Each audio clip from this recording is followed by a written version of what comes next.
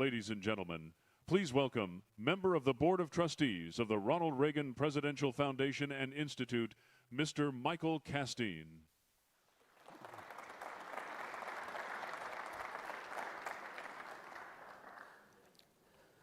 Good morning. On the morning of October 20th, 1981, the USS Constellation was off the coast of California. President Reagan arrived via Marine One to address the crew. He declared, "Let friend and foe alike know that America has the muscle to back up its words. And ships like this and men and women like you are that muscle." President Reagan had a vision of a 600-ship Navy, a key part of his plan for achieving deterrence and peace through strength. When he took office, the number of ships was at a post-Vietnam War low of 521. Toward the end of the Reagan administration, the number had risen to 594, close to that 600-ship goal. But ever since, that number has been steadily declining, down to 287 ships today. The United States must realize that to restore deterrence, we need to rebuild our Navy. And the urgency grows day by day as China's warships outnumber America's, and their shipbuilding capacity is over 200 times our own. It is 200 times. Our next guest understands that. In fact, he's made it part of his mission as a director of the Office of Management and Budget to change the current trajectory. Director Russell Vought has become a partner with the Pentagon and Navy Secretary John Phelan, visiting shipyards and bringing the weight of the White House to the goal of rebuilding the defense industrial base. Director Vought has said, "Just giving an additional $1 billion is not going to give you a ship anytime sooner. We also must, in his words, bulldoze bureaucracy. And with his leadership in the White House, we are sure to do so and to get our ships." So today, we are honored to welcome for the first time to the Defense Forum stage the Director of the Office of Management and Budget. He'll be joined by Shannon Bream of Fox News Sunday. And gentlemen, and ladies and gentlemen, please welcome Shannon and Director Vought.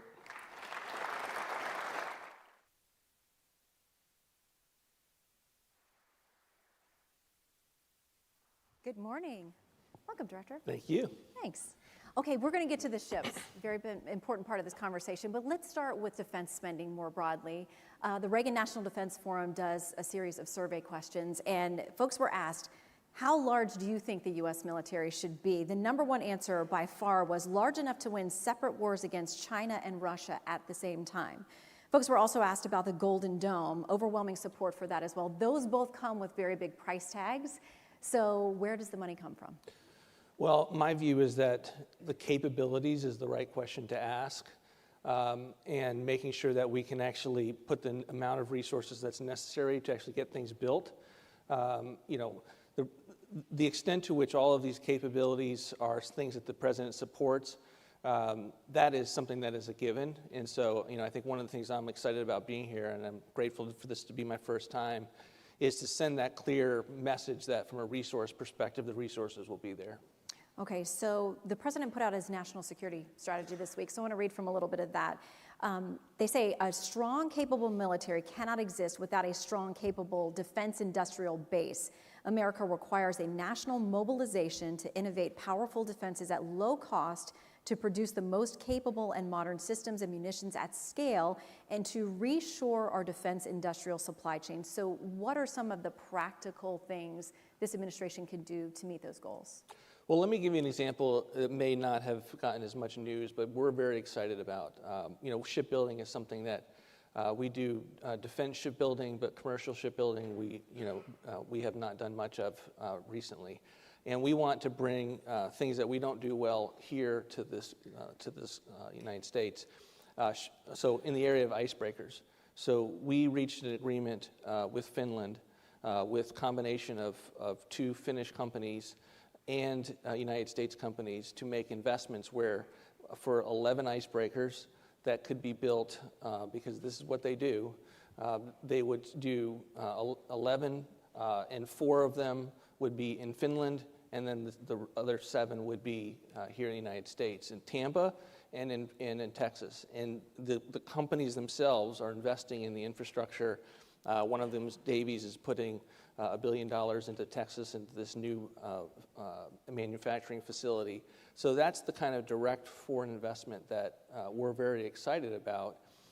And it will mean that we've got icebreakers, of which it's horrifyingly lacking in our national fleet right now.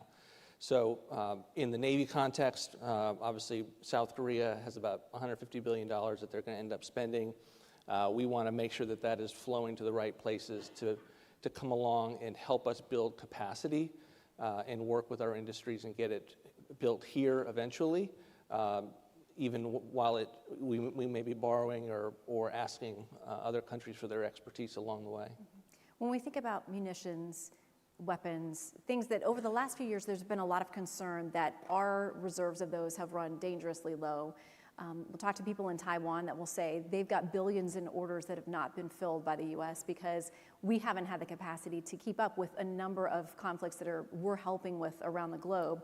So what about that level of production here in the U.S. as well? Any incentives or ways to solve that problem? Well, I know it's one of the main priorities of the Pentagon. They're working on it every single day.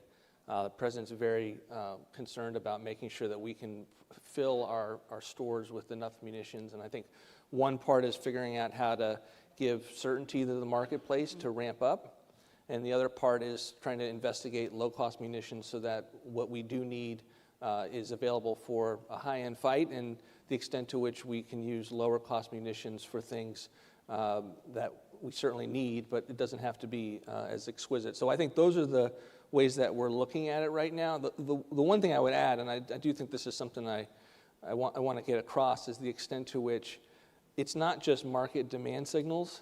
I mean, we've had market demand signals. I don't know how many times we've said, we want more Virginia submarines and ships built, and it's not just market demand. It's execution at these companies to be able to make their contracts and stay on time. And we have a massive backlog. We have many programs that are overrun, and this team is currently fixing them. But it's going to require doing things differently to be able to crack that cycle. When we left the first time, and I got to do this job the first time, Robert O'Brien and I put out a shipbuilding plan because we wanted to give the market certainty on shipbuilding, and we wanted to send the message specifically from OMB and NSC. Even though we were heading out the door, this could be done. You can have the resources there to do this. But as we've come back into office, the thing that I've been blown away by is how far behind we are in these programs. It has gotten worse. So Frigate, for example, was only 15% deviation away from the model that we had picked and we were all very excited about when in the first term. Come back into office, and it's now an 85% deviation. And it's over budget, and John had to cancel it. And I mean, that's what we're up against. And so there's going to be both market demand signals, ingenuity and paradigm shifting at the level of Secretary Hegseth and Deputy Secretary, and then it's also thinking about these things in a way we've never done before. When you talk about walking into the second term, a little bit shocked by what you found, and now this is it. For this Trump administration, we think there are only going to be 2. We'll have to see what the president says in his latest tweet about that. But assuming this is it, where do you go knowing you've got the clock is ticking on less than 4 years to actually get this done? Well, that's, our scarcest resources. Political capital is not our scarcest resource. You can always build it. Time is our scarcest resource. And so that's why we are going at it with everything we've got and trying to bulldoze bureaucracy where it exists. That's why I do as much as I can to actually see things as they are on the ground, because I come away with the complexity of the situation. It's not here. We haven't gotten to this point because there were clear, easy solutions, but we believe that we can fix this, and we have very, very innovative thinkers, and we've got a great team in place, and I think we'll be able to make progress. Okay, before we leave the national security strategy, I want to read an assessment from the New York Times and get your response. They say, gone is the long familiar picture of the United States as a global force for freedom, replaced by a country that is focused on reducing migration while avoiding passing judgment on authoritarians, instead seeing them as sources of cash. Your response to the critique? Well, I think it's an unfair and inaccurate critique. I mean, I think the notion that the president and this administration is not actively involved around the world to go after peace is wrong, and to use it with the strength that this country has built up. I think it's a shift to think through specifically through the filter of what is in the American national interest, and that may cause a change in how the language that we use and the extent to which we view certain things in our interest. I mean, there's a priority for the Western Hemisphere. It's not something that would have been foreign, quite frankly, to the first generation of our presidents. Very consistent with the Monroe Doctrine. We want a big maritime supremacy effort to be able to ensure that we keep sea lanes open and we can be wherever we need to be. So again, I think this president is doing diplomacy personally in a way we haven't seen in generations. And as a result, you're seeing amazing success, and we're going to have to continue to provide the strength, the peace, the strength that is the basis for the American projection of power. So when it comes to the goals, meeting these expenses that the defense production will necessarily entail, you've got allies on the Hill in the sense that they share your love of and need for a strong defense, but they have questions about how it gets funded. So I want to read something from Senator Mitch McConnell, a Wall Street Journal opinion piece that he wrote. You've probably read it. He says, in June, OMB submitted a request for 2026 that would hold annual defense spending stagnant against inflation. In the One Big Beautiful Bill Act, administration officials then created budgetary chaos, he says, by pressing Congress to squeeze multi-year efforts like shipbuilding into a one-time spending measure using a process known as budget reconciliation. This complicated maneuver left critical programs on the cutting room floor. Pentagon leaders have since acknowledged that total 2025 shortfalls after reconciliation exceed $25 billion. He goes on to say a full year bill capped by the OMB at their requested level or another full year continuing resolution would be devastating to the U.S. military and would imperil the president's military legacy. So. Thank you for bringing this up, because I think this is one of the paradigm shifts that we've seen in the last year that I actually think, A, worked, and B, is a lesson for how we can ensure that defense increases are not hamstrung by the rest of the national agenda, by some that are on the other side. So when you hear all of those arguments about how defense was capped and at a certain level, it's not reflecting the mandatory amount of spending that we did through reconciliation. So we hit a $1 trillion level with a combination of the base through discretionary and $150 billion over 2 years, most of it in this first fiscal year of 26, that allowed us to get all of these priorities, Golden Dome, shipbuilding, nuclear modernization, in a mandatory account that now has certainty. So that's not subject to the highs and lows of the appropriations process. And why this is so important is because we've had a bipartisan appropriations process that requires 60 votes in the United States Senate. And that means that defense increases has led to a ratcheting up of non-defense spending for decades. And we're just never going to be able to get our fiscal house in order with that ratchet. And that's one of the reasons we're $38 trillion in debt. We're not in this kind of debt because we can't afford to pay for our defense needs. We're in this rut because we have, A, not had victories until this administration on fiscal responsibility, and we've been in a situation where our defense increases have been held hostage by the non-defense needs. So I believe, and this is something that we were very, very intentional about, we wanted a strategy that was a Republican-only strategy in terms of votes to secure our defense needs and to do so in a way that provided, I think, also more certainty to the market, because that money is now there. The second installment doesn't have to be fought for as hard. And I think we'll continue to do that. Have we made a decision yet on another reconciliation bill? No, we have not. And we will make sure that we continue to grow. There will not be a hole there. But I think it is a paradigm shift that we're excited about. And I think that people are coming to realize it for what it was, which is a major, major success that can unlock us to be able to do the kinds of things that the president is asking the Pentagon to do. So how do you answer the perception, though, that some of this is being done piecemeal? When you do a continuing resolution, you're not going to get those increases. You're going to hold things stagnant. And yes, the big, beautiful bill gives you another tranche of funding. But that when you're doing long-term planning for things like shipbuilding, which we'll get into, that people need more certainty than these continuing resolutions, and the fact that Washington doesn't do things by normal procedure anymore when it comes to appropriations. So CRs are not a way to run the government. We're not saying that they are optimal. In the same way, it's not optimal for us to have to be able to get a 60-vote threshold to be able to pass legislation. And you've heard the president talk about this often.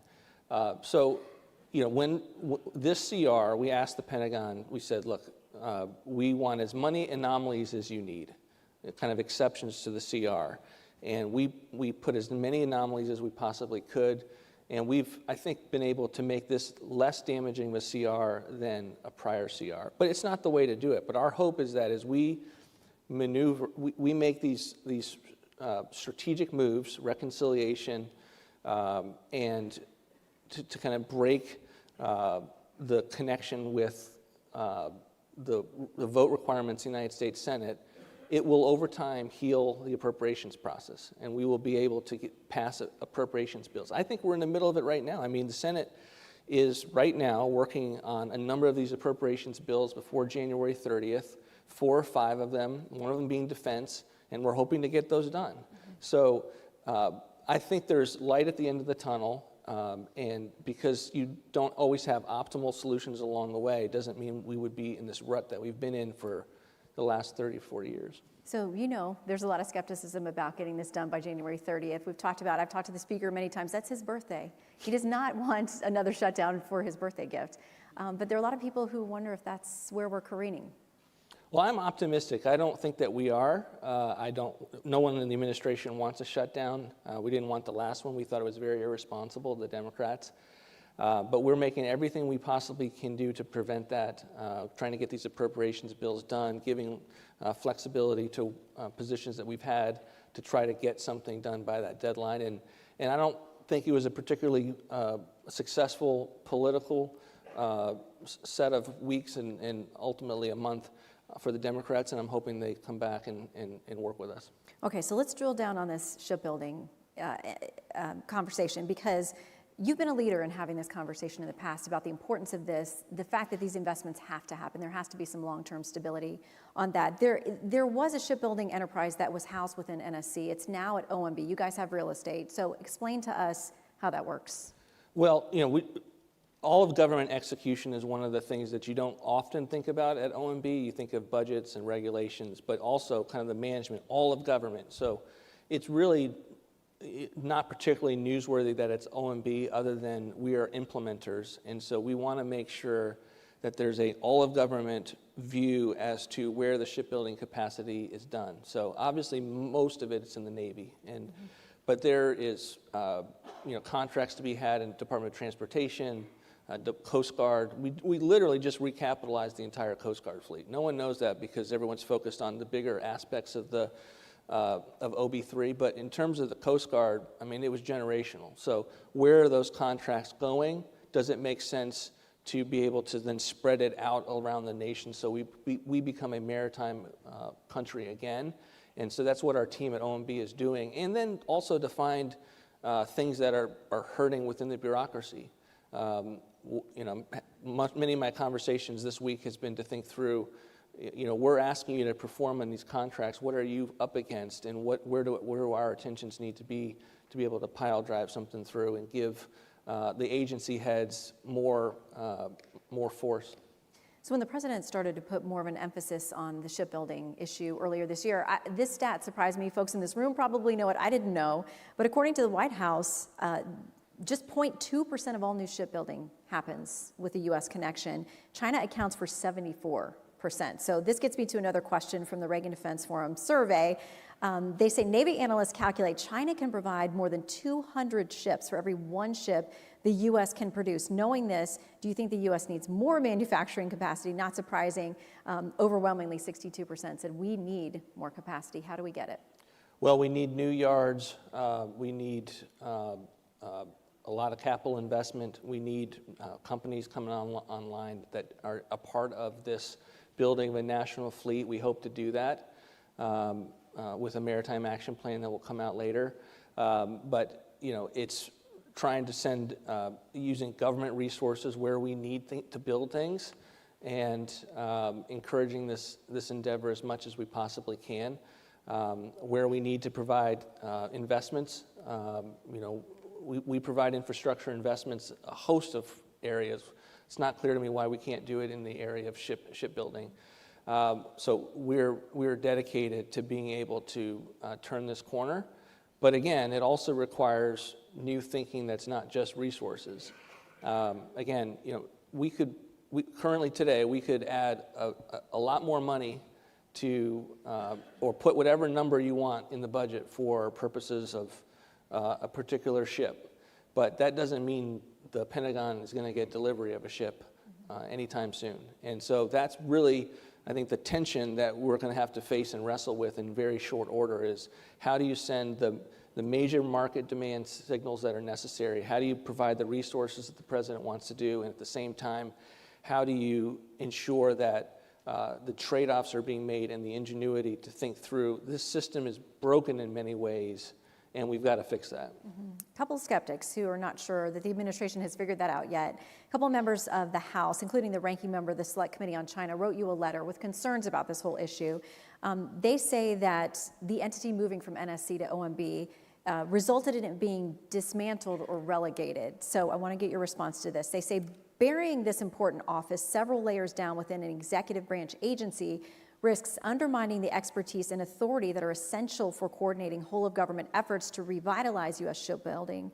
We are concerned that OMB's structure and expertise do not lend themselves to succeeding in closing the People's Republic of China, already considerable shipbuilding advantage. They say, how do you plan to reconcile the imperative to revitalize U.S. shipbuilding with, they say, your historical opposition to industrial policy?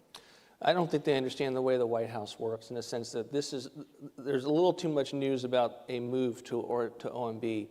We are working seamlessly and integrated with NSC and the Pentagon on this.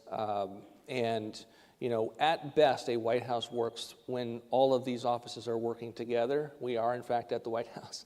And so this all-of-government execution is what has been lacking, to use the statutory tools that OMB has. And we have statutory tools that a president who wants to tame a bureaucracy can use, has used. And if you don't use OMB, you don't have those statutory tools. And that's something that we learned in the first term. It's one of the reasons why there was such a great partnership with Robert O'Brien at the time, and now with the current NSC with Marco Rubio and the team at Department of War. So there is a seamless integration, but what is different now is we've been given a little bit of responsibility for success, and we're going to do everything we can to make sure the president his team is able to deliver on time. Mm-hmm. So much of this conversation happens in the context of our push and pull with China. And not surprisingly, the forum results, again, the survey results this year show that China is viewed as our biggest foreign policy threat. But when drilled down on asked which most concerns you about China, the number one answer was Chinese economic practices, including technology theft and its trade relationships with other countries. What's your biggest economic concern when it comes to China?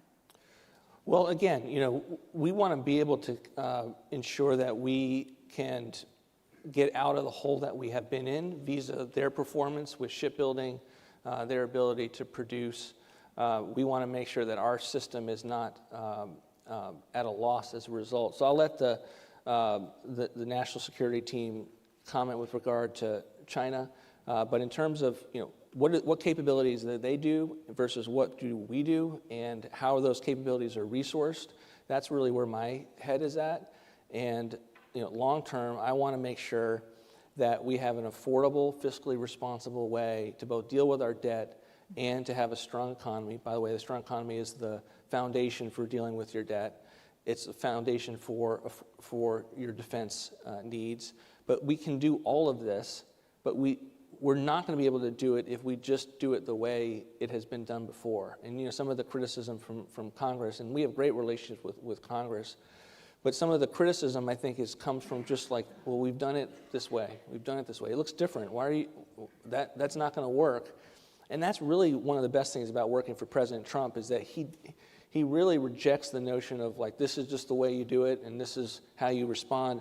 He actually wants to be successful. He wants to solve a problem and then challenge his team to do that. And that's, I think, what we're trying to do. So you mentioned a couple things there. The economy. So the debt service that we have now outrates, by most estimations, our spending on defense. Yep. Entitlements are also ahead of that as well. Those are really tough things to tackle, but when it comes to debt, when it comes to entitlements, what can we do? What is the administration willing to do on that front? Well, I would just bring us back to the success earlier this year, and I remember coming on your show to talk about it, but the One Big Beautiful Bill did many things, including the tax cuts, but it had historic levels of mandatory savings. It had $1.5 trillion of mandatory reforms to the various programs that you were just referring to.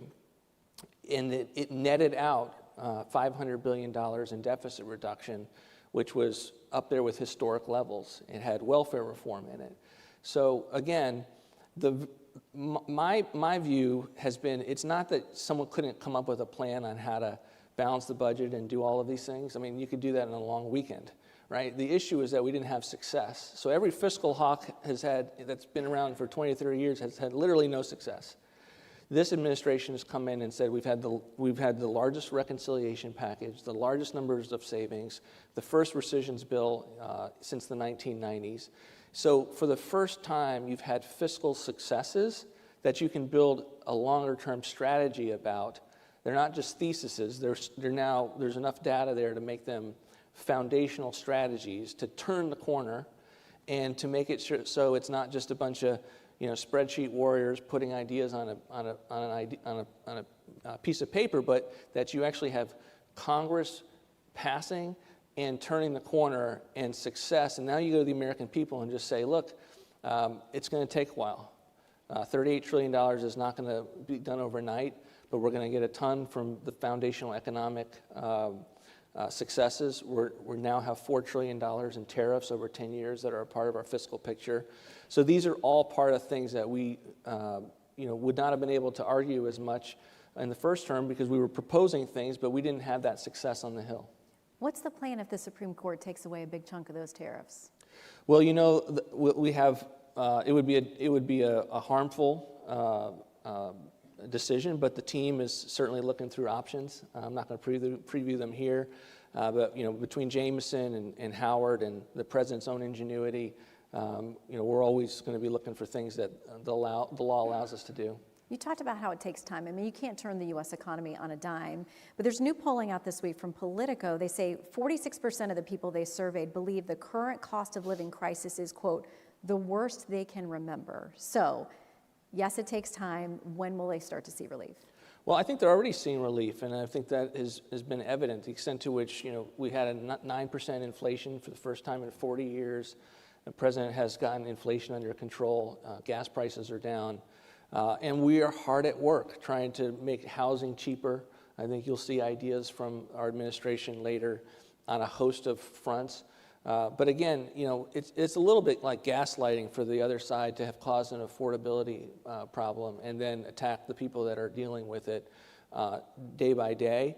Again, another thing, that when the tax cuts that were put in the One Big Beautiful Bill come online, I think you will see a great amount of relief at that moment. So we're very optimistic, but again, Shannon, we're working at it very, very diligently because we know that we can always do better, and we want to take whatever folks are send whatever signals, whether market signals or just constituent levels signals, we want to take them seriously. So one of the things, obviously, folks are worried about with their own budgets is the potential skyrocketing of some of their Obamacare premiums with the subsidies expiring December 31st. Insurance companies tell us they need to know something by January 15th. There's a little bit of pad in there, but there's a lot of skepticism about whether the House and Senate can get anything done substantive in that time frame. So any indication from the president what he's going to be willing to sign on to, an extension a year or 2 or 3, any other policy ideas that the White House is ready to coalesce around? Well, I think the president has said he is always willing to tackle the types of issues in healthcare that have led to exploding cost from Obamacare, and so we're always looking for an opportunity to speak into that. We want to make sure that money is going directly to consumers, to have consumer-driven healthcare that lowers the cost, as opposed to funding insurance companies that have been a part of just these exploding costs. So that debate is in real time. And we'll be participating and trying to guide and put forward our ideas, but it's also going to require, on a bipartisan basis, people being willing to not expect just a stark extension of a program that we don't believe has worked for the American people. When do you think we'll hear something from the president? Because we have a number of lawmakers that are floating plans. Is there anything of interest or that? Well, I think our team is working with those lawmakers, and sometimes it's we lead very, very loudly, and sometimes our leadership is behind the scenes to craft something where the votes might be there for. Okay, so this is your second round of doing this job. Comes with a lot of challenges. I want to read some of the things that have been said about you, give you a chance to respond. Christian nationalist, wrecking ball, holy warrior, dangerous, grim reaper, and powerful. How would you describe yourself? Look, would you pick any of those? The beauty of doing the job for the second time is you've gotten a chance to think about it for 4 years, and that is something that the president, I think you are seeing at a national, global level, of a president that got a chance to do this job again. And I've been thinking about it for 4 years, and there were lessons learned, but there was also theses that became conclusions. And so we have tried to think ahead, to put a team in place to be able to deliver for the president. And we're excited about what we're able to accomplish right now. And, I largely don't pay attention to anything that's being said because I think it's distracting, and honestly, it doesn't bother me. We want to continue to perform.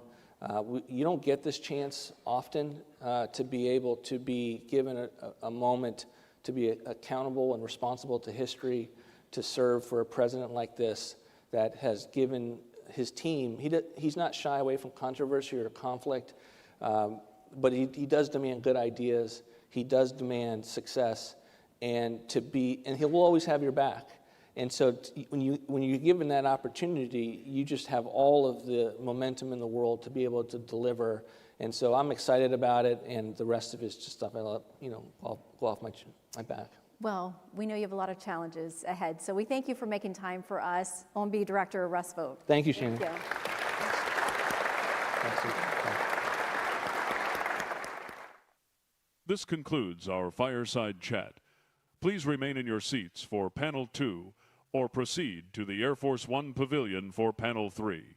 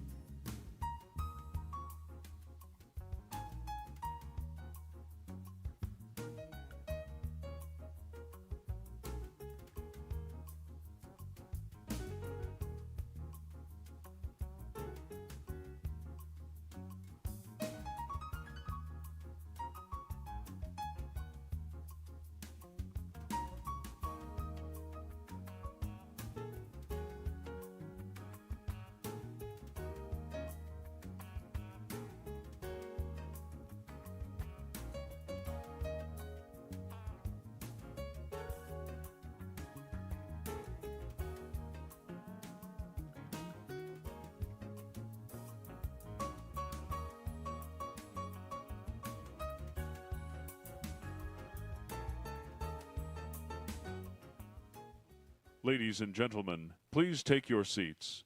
The panel is about to begin.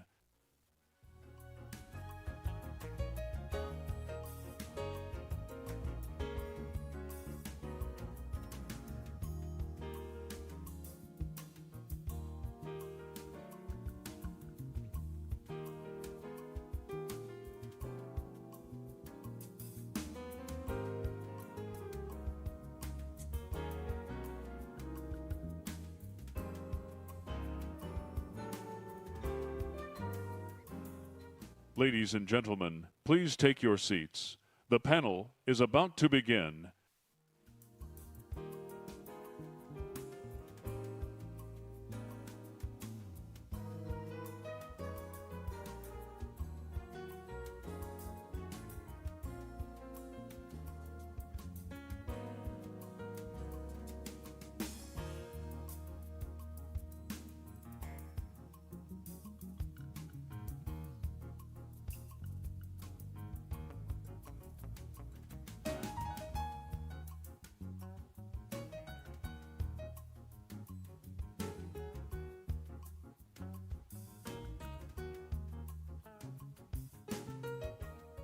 Ladies and gentlemen, please take your seats.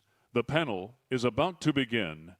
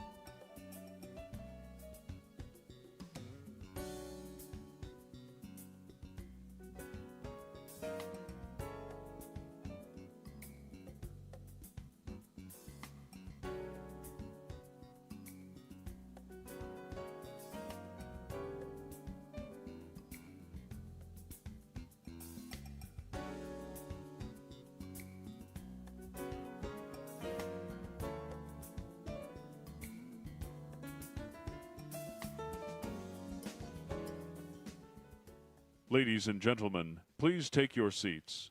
The panel is about to begin.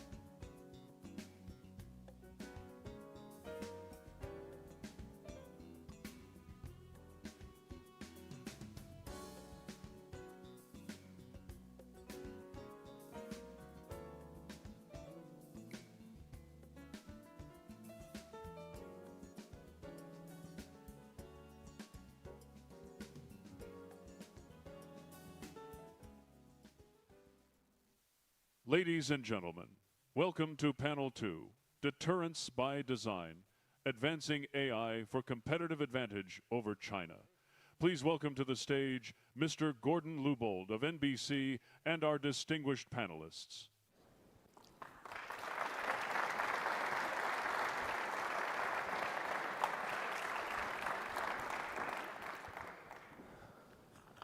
Hello, everybody. Great group. Thanks for everybody for coming here. We've got a great discussion. I'm going to forget, so I'm going to say it right now. We encourage audience questions. We hope to get to them. It's a big panel.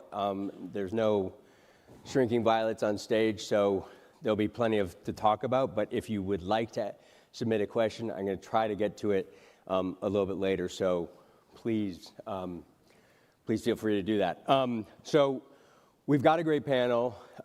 We are here to talk about China and AI, to kind of start to think about how AI can be is kind of the defining feature of competition with China and deterrence vis-a-vis China. And so I think that what I'm hoping to do is to give you guys and whoever else is watching like some takeaways on all of this. It can get very, I think for a lot of people, AI is kind of this distant subject that people they think that they should learn about someday and don't ever do it. So I'm hoping that like today we can kind of do a little bit of learning. So we have a great panel here, and I'm going to try to do this right. Next to me is Stephen Ihekian of C3AI. We have Joe Lonsdale, who's the co-founder and managing partner of ABC.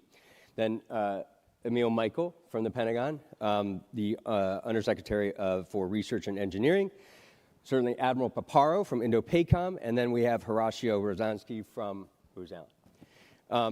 And I think what I would like to do is start out with one quick question for Admiral Paparo. I kind of gave him a heads up, which is not about AI, but instead of, I'm not going to do a bait and switch. We are going to talk about AI, but I am going to ask him first off about the national security strategy because, God, you're so far away. There's a long group here. The NSS came out the other day. I think a lot of people thought that Indo-PACOM, it figures prominently in thinking about our national security strategy and potentially ultimately our national defense strategy. But I was just wondering, Admiral Paparo, if you could kind of like speak to what you make of the document as it came out, and you can weave in some AI as my seguer today, and then we can get to more. Thanks, Gordon. Good morning to everybody. Great to be back here at Reagan, and thanks to everybody for being here. And, obviously I was very watchful to see what would be in the national security strategy as well, and equally anticipating the national defense strategy. And of course, homeland defense, as a bit of opening matter, remains the #1 priority for the United States military, and the strategy makes that quite clear. And then the strategy makes clear that the priority theater is the Indo-Pacific Command because of the presence within that area of responsibility, not Indo-Pacific Command, but the Indo-Pacific, making quite clear that that's where the priority threats are to the security, freedom, and prosperity of the United States of America. And so I thought that the strategy was quite clear on that. And it was quite clear also in stipulating a strategy of denial, a denial defense that focused first on the first island chain and then emanated to the homeland, making note of the requirement to be proactive versus reactive. And so I found all that very welcome. And in the context of artificial intelligence, and really what is the changing character of warfare. We hear people talk about the changing character of warfare. The nature of warfare never changes, which is the continuation of policy by other means. But from the standpoint of the changing character of warfare, there are 3 metatrends and 1 megatrend that are actively affecting the character of warfare.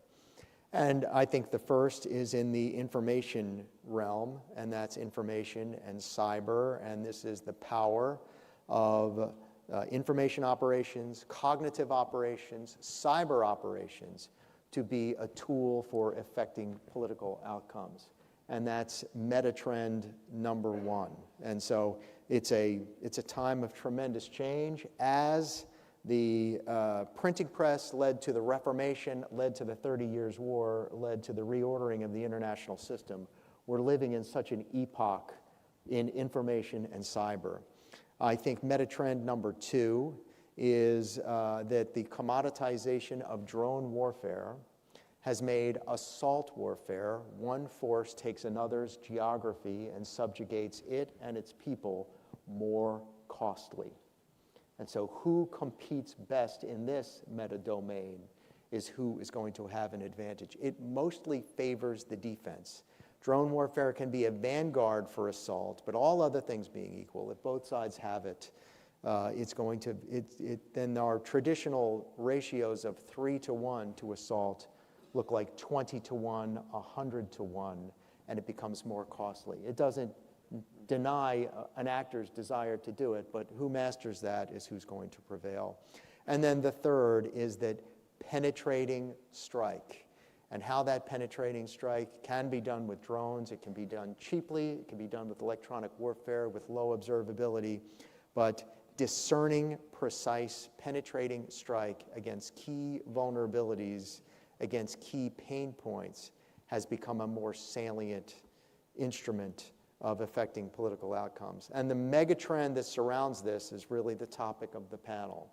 And that megatrend that surrounds this is the ubiquity, the use, the quality of data, of compute, of algorithms that put those to best use, and human employment of those at the tactical level, and that's swarming drones, that's mass data analytics for targeting, at the operational level, which is how units move, how units effect fires, effects, how units are protected, and then at the strategic level, decision superiority.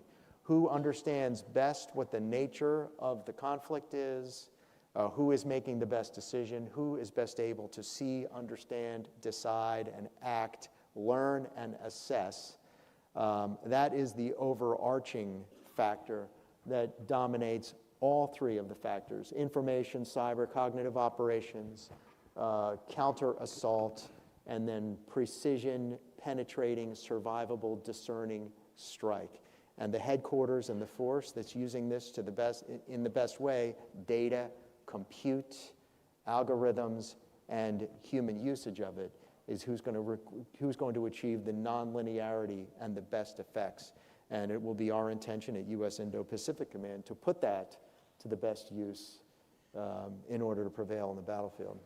Tremendous way to frame it, Admiral. Thanks. I'd like to open it up. I think here's my little softball question, which is to the group, and you guys can all just jump in. Not everybody has to answer every question, but I mean, just generally the U.S. is assumed to have the competitive edge on AI.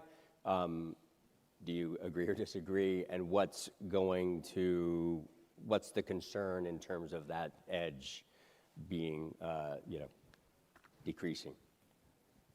Anybody? I mean, Stephen, you. Well, can I just start off? Show of hands, how many people use AI every single day? Raise your hand. Okay. 2 years ago, this was like 25%. And I hat tip to the administration, this AI action plan, this focus of actually driving adoption of AI. 2 years ago, if you remember, it was like a moment should we pause, we slow down development of AI, and that would have been the wrong decision. And so this administration is leaning in, is recognizing that AI is still early, but it's accelerating, and it is a core competitive advantage if used correctly. And so I'm very encouraged by the future here. I'm very encouraged by the fact that we're talking about deterrence, the ability to integrate. AI is not just a tool to me, it's like a building design material to build decision advantages, build resilience into our supply chains, think about contested logistics. And so I think that is happening today. And startups, companies like C3, like others, we're racing ahead. And I'm really, again, this administration has opened up opportunities for companies to come in and actually showcase what's possible. By the way, though, wouldn't you say that everybody should raise their hand here? Because everybody's using AI whether they know it or not, correct? Well, I'm surprised this morning it was such a, the sentiment around AI was negative. AI is new, and I think new things are scary, but the fact that most people are raising their hand is a testament to how much the pull from the market is needed, you're seeing it, and I think that's a very positive trend for us. Joe, go ahead. Well, listen, AI is obviously existential for the question of warfare, right? And so I think a lot of us were trying to actually put the AI preemption into the NDAA, which it looks like it failed, unfortunately, but there's this big battle going on where we need America to win in AI. We need the infrastructure to be able to be built. We need the companies to be able to be profitable. We need this to be allowed to happen. And America has a natural advantage over China. First of all, we did make the breakthroughs here first. They're very good at copying and catching up and altering them. But second of all, for AI to thrive, it requires creative destruction, right? It requires actually like new businesses to outcompete old businesses. That's going to be very, very hard in China, where a lot of the local businesses and businesses being disrupted are owned by the local government officials. They're not going to allow that. Hopefully we do allow it here. The big question is right now today, there's over 1,000 laws being proposed to regulate AI in our 50 states. If we just let all of these go through and we have different regulatory regimes in every state, it's actually going to not only damage growth in the US, it's not only going to put in lots of, really silly things, it's also going to damage our ability to defend ourselves because we're not going to win an AI against China if we block everything through these crazy regulatory schemes. So that's a really big question. Yeah, let's definitely come back to regulatory stuff. Emil.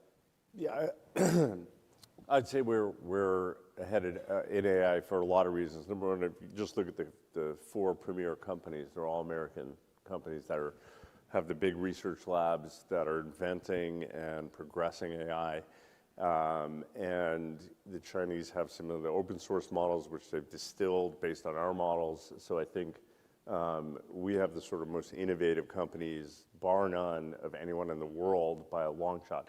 That doesn't mean that they can't catch up by using techniques that we might not do in the inverse. But we also have the most advanced chips, and we have an administration that's pushing this extremely hard and to remove any roadblocks from energy to making sure we have the right data centers and remove permitting obstacles and so on.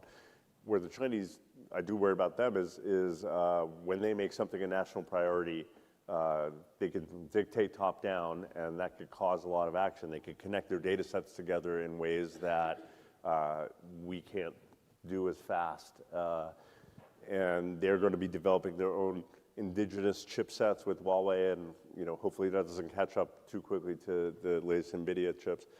But they have a lot more people to put on the AI research problem. So it is imperative to stay ahead, and it is imperative to make sure that these rules that people want to implement on a local level don't slow down these companies, because they're the crown jewels of America for our economy and for our military, and it's critical that we support them as such.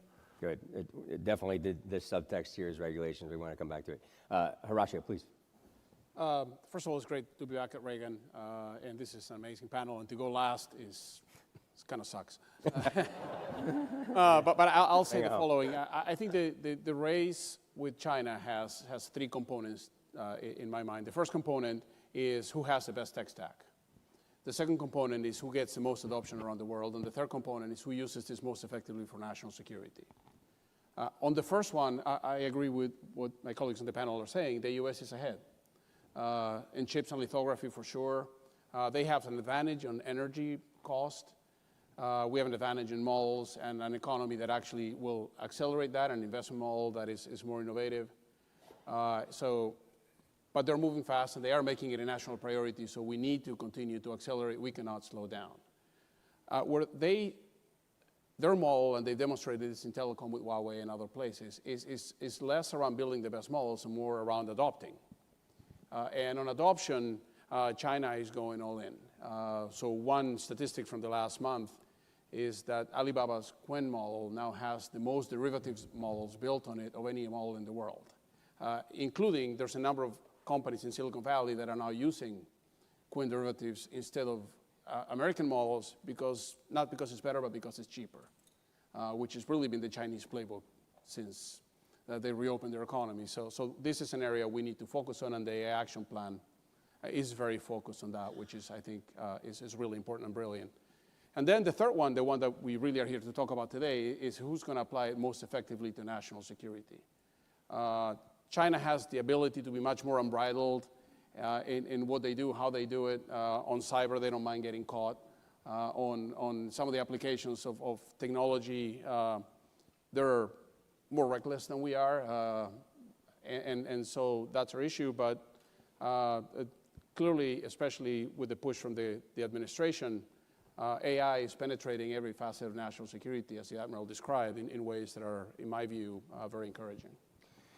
So fascinating. So I'd like to also, just as part of the conversation, I really want to kind of have examples, practical things people can kind of take home in their brain after the conversation. But Emil, I would like to put you on the spot and just, if you could talk about, just to kind of touch on the administration and the Pentagon's policy on AI, what it is, what it means, and in a way, hopefully, that people can understand, because a lot of people, I think, don't necessarily understand what any of this means. Well, for a department of 3 million people, we're vastly underutilizing AI relative to the general population. If you ask the same question and the same hand raises of who's using it for work purposes at DoD, it would be a lot less. Admiral Paparo and his command is probably one of the premier users. They've adopted it faster than sort of any other component because they've seen the utility and they're most urgent about it. And so we work most closely with them, and then we take the learnings that he's developing and bring it to other places. But I think in the next few weeks to months, not years, you will see this proliferate throughout the entire Department of Defense across 3 different layers, sort of the corporate and enterprise use case layers that any big organization would use for efficiency purposes. The intelligence layer, how do you get intelligence, fuse it, analyze it, get more out of what you're collecting? And then the warfighting layer, which is logistics, modeling, simulation, targeting, all the things that you essentially are trying to increase the human context window using AI as a tool for that. And we're going to be doing that on all networks at DOW, sorry, and it's going to be sort of my #1 priority for the rest of my term. Interesting. I love it. Anybody else jump in, but I do want to, so go, Joe, please. No, and I think we're really lucky, by the way, to have top people from industry like Emil doing what he's doing and have such amazing leaders like the Admiral. These are 2 of the guys I really admire. I'd say the other thing we should think about when we think about what AI is doing is it's changing the possibilities in general for how you even build the military and build armed forces. So for example, with our Navy, it's now possible to build an autonomous boat, there's a ship that's 180 feet long, that because it doesn't have to have crew anymore, because autonomy and AI changes what's necessary, you can have as much weaponry on that 180-footer as you would have on a 400-plus foot destroyer. And that would not have been possible 5 or 10 years ago, wouldn't have been practical. And so now all of a sudden you can have a lot more of these ships, for much lower costs that are actually, and by the way, I'm not the expert here, but what happens when a battle starts and there's 500 people on a destroyer, you're probably going to want to run in a lot of cases because you're going to lose 500 lives, whereas instead you have multiple of these with the same number of weapons, you no longer have to necessarily run without as many people on them. I heard somewhere that the U.S. needs more ships. I don't know if that's right. Admiral Paparo, but talk about that, because what I was struck by when, I think whoever Rashi was just saying, is the tyranny of distance in your command in particular. Is that what kind of animates your use of AI? It's kind of your thing, as Yes. you told me before. But I'd love for you to speak to how you actually use it. Well, And to Joe's point. I'm seeking to get to theoretical limit. And theoretical limit is the maximum effect out given mass, people, and energy, which are the 3 factors, really the 3 physics factors. And so we want to achieve our objectives while suffering the fewest costs that we possibly can, too. People talk about risk. What risk is A, that you don't achieve the mission, and then B, it is what loss in people, capability, money, and time are you giving up, and what are you giving up in the post-conflict phase in your ability to project power and to fight again. And so, I'm seeking the maximum efficiency for the force to put the right energy and the right mass on the right target in such a way that I'm paying the lowest bill for people, capability, money, and time. And it's part of what Joe is getting at on this, and it is to be able to make decisions faster. And so with a lot of the discussions as they talk about Indo-PACOM, they say, well, we're not going to commit this to the objective area because we're afraid of losing it. Well, I'd like to use AI to do something about losing it, which is use AI to dazzle, deceive, destroy the enemy's ability to see and sense so that their weapons are ineffective, to be able to parry those blows, and or to be able to bring kinetic and non-kinetic counterfires that anyone who tastes combat gets hurt real fast. And so the idea of AI is kind of the rules of autonomy. Don't send a human being to do something that a machine can do for you. Don't lose human agency over the offensive operations.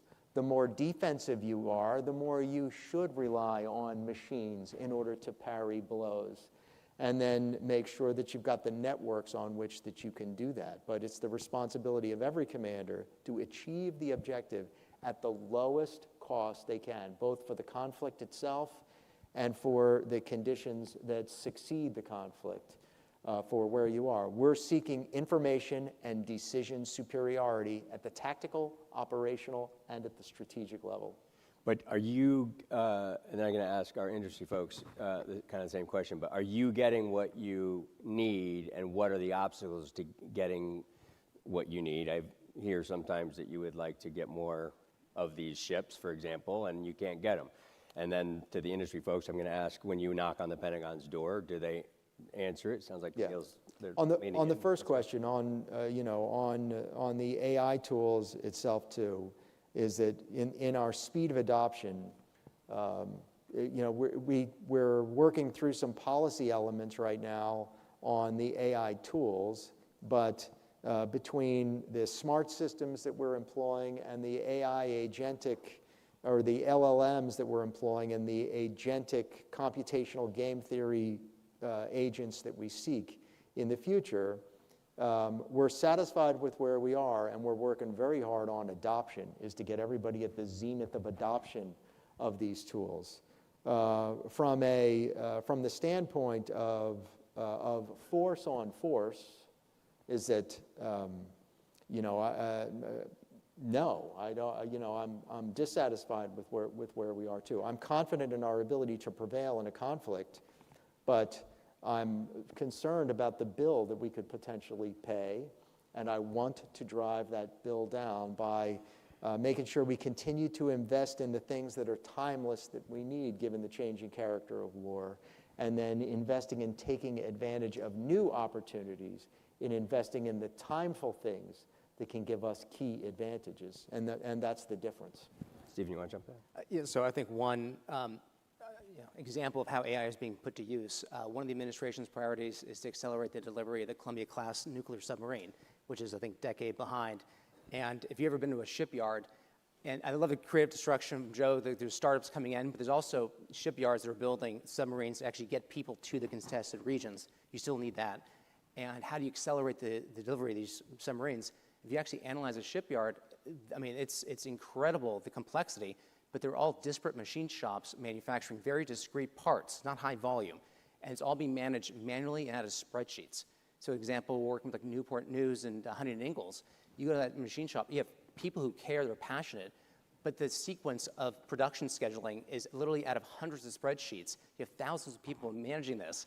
And you can imagine if a part is out of sequence, it's sitting on the docks rusting. If somebody doesn't show up to work one day, you have to literally rerun the schedules.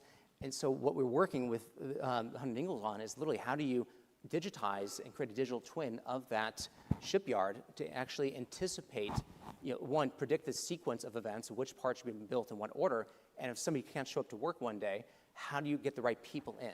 And that, again, that's a highly manual process today that we're going to be automating. So that's a good example of how AI is actually being put to use today. When would you kind of realize that? When would that happen? It's happening now. It's happening. I mean, is it like, I assume, a work in progress? Or it's a work in progress. And I think, again, the hardest part, talking about the data, it all starts with the data. Everyone has data locked in silos, not interoperable. We spend the most amount of time finding integrations in, cleaning that data, transforming that data, making interoperable, creating a common semantic layer. Then you can start driving actions, insights off of that, and applications. But I think that vertical stack is really where I think the private sector can help out, where you take a legacy operation that has a lot of context and institutional knowledge and create a digital version of that that's continuously learning. So it's an opportunity to complement all these autonomous vehicles being set up, but ultimately you do need to get physical people to the contested regions and then within the region disperse as well. Who else might want to respond to the Admiral's kind of position, like we could do more, we need more? Where this fits from industry folks, like what are the problems of helping? Yeah, and and I think a lot of what we're doing with our very best companies, we're just starting to build even before we get the contract, which is very different than how it used to work. And what you're really seeing is partially AI, it's partially advanced manufacturing, and it's partially just the will to push through. Like, let's be honest, there were 18,000 ships built in 1943. Like, this country didn't have AI then too. So I think AI is a big part of it. But you also just need people who are willing to like run ripshod over the bureaucracy and just tell them to go, go take a hike and we're going to get this done, or we're going to make it work. And so what we're doing with a lot of the best companies, you're seeing that the military-industrial complex, whatever you want to call the legacy companies, they had a cost-plus incentive, they had bad regulations, they lost a lot of talent. It looks like we can do things about 10 to 100 times cheaper. Not 2 times, 3 times, but 10 to 100 times cheaper for a lot of areas. And that's just starting to ramp up now with modern advanced manufacturing and with this kind of more like the 1940s attitude of how these things are supposed to be done. And we're just going to get those to scale as fast as we can with our top companies. And you're just, later today, I'm not going to preempt it, but there's a big announcement on another big deal with one of our companies delivering a bunch of ships and selling more ships to the government. Like, a lot of these things are ramping up for interceptors. There's going to be a lot of this stuff that does get done in the next few years. And what we need is the most competent people in the Department of War to grab onto those and help push the ones that are working. And we're starting to see that right now, so I'm very optimistic. Roger. I want to complement the conversation about kinetic with the discussion of a non-kinetic that the Admiral also talked about. If you think about it, the intersection of AI and cyber is an explosive area of innovation and growth and, frankly, risk. We talk a lot about drone swarms and attritable assets, and those are going to come online over the next few years. But the notion of independent cyber agents attacking a network with essentially no human in the loop or on the loop that's immediate. We're talking 2026. We're not talking into the future. And both those tool sets need to be developed faster, and the defensive mechanisms, which also need to be AI-driven, because there's absolutely no way for humans to play at that speed, need to be developed faster. And while we're working on that, and the department is working on that, I think this is an area that could and needs to be accelerated, because I think that threat is now. Yeah, and we John and I were talking about that backstage. You could say it's 1 or 2 orders of magnitude for some of these other areas of production. It's multiple orders of magnitude for the cyber thing. And the thing we have to realize is actually very scary. I don't even know how much you should talk about it in public, but it's really been a sort of a major change in the last month or two. I don't know if singularity is the right word, but the agents are clearly significantly better than people, and just massively so. And we have friends who can break into almost anything at this point with the latest technology. It's very scary. So this is like an immediate need we got to figure out fast at the Department of War. Yeah, and I would add, Horatio said something a bit ago, that the adversary has no rules on this, none. There is no, it's almost cost-free for them to do what they did to one of our kind of national champion AI companies, using agents to sort of infiltrate the model. And that could go to the industrial sectors and lots of other places. And we have to really change our mindset about how we think about defending ourselves and imposing cost when that happens. And if we don't, we are going to be sitting ducks. And I'm not okay with that. The Department of War is not okay with that. Secretary is not okay with that. Neither is the President. So that's why we are leaning as far forward as possible. AI was sort of introduced in the department 8 years ago, and we sort of didn't make progress. In the next 8 months, we're trying to do more than we did in the last 8 years. But I'm hearing everybody's kind of chomping at the bit about talking about regulatory issues. And I think, Joe, you said 1,000. There's 1,000 new proposals for regulations, laws in 50 states right now. So it goes back to kind of one of the original points I was making, is like people don't understand AI, and members of Congress, a lot of them don't either. And so is there a fear is there kind of a default to regulate because of this fear? Yeah, maybe I can take this one a little bit. And so I with my Cicero Institute, we have teams in 23 states. We started seeing this a lot 2 years ago, and it ramped up a lot last year, and even increasing. And listen, I think what we need is some kind of reasonable compromise, because there are some of the laws where obviously, like, you want to protect children and you want to have some transparency on big tech, and we shouldn't just let big tech do whatever it wants. There needs to be some framework where we have regulations to protect copyright owners, these sorts of things. And so I do think a compromise needs to be had. The problem is several hundred of these laws are frankly just not written by people who understand the technology at all, and so it becomes almost comical nonsense. They want to put developers in jail. They want to stop us from using any kind of scoring of people because China scores people for their credit system. Therefore, we shouldn't score people. By the way, every app that we build in AI has to score customers and services and stuff. So it would just break everything if these things got through, and it would also make you have to walk through all these Byzantine regulatory things to deploy something, and that would not be good for any of our companies or for America. And so what we try to do is preempt it nationally. The problem is they preempted it without holding AI accountable at all, and so a lot of the populace said that's not fair. So now the question is, can we get a compromise? That's what we'll try to work on. Anybody else want to weigh in on that? Because I think this is an issue of speed, and we just simply cannot slow down. I mean, I think the stakes couldn't be higher at the national level, and to slow down the adoption of AI. And yes, we need to be responsible, of course, and we need to do it the right way, but to slow down the adoption of AI through a patchwork of regulations where you cannot achieve scale because every state does it differently is going to be fatal. And by the way, we're talking here about AI, and this is the wave that is beginning to build, but the quantum wave is coming right behind it. And so whatever we are doing here will set the framework for the next big challenge to national security. And so we can, the idea that we can defeat China by slowing them down has proven to be not true. The idea that we can win by slowing ourselves down is clearly not true. So we absolutely need a different mechanism to do it, and it has to be done at the national level.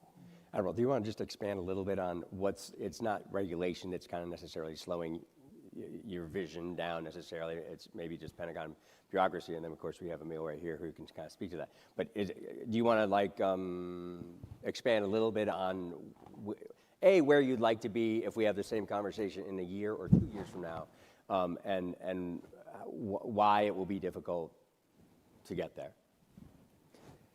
Yes, well, one on the issue of ensuring that we've not put in place an asymmetry with the part of our potential adversaries in that they have no guardrails and are using all of the computational power of an AI tool, and we are not because we've got the vapors over something in the future, is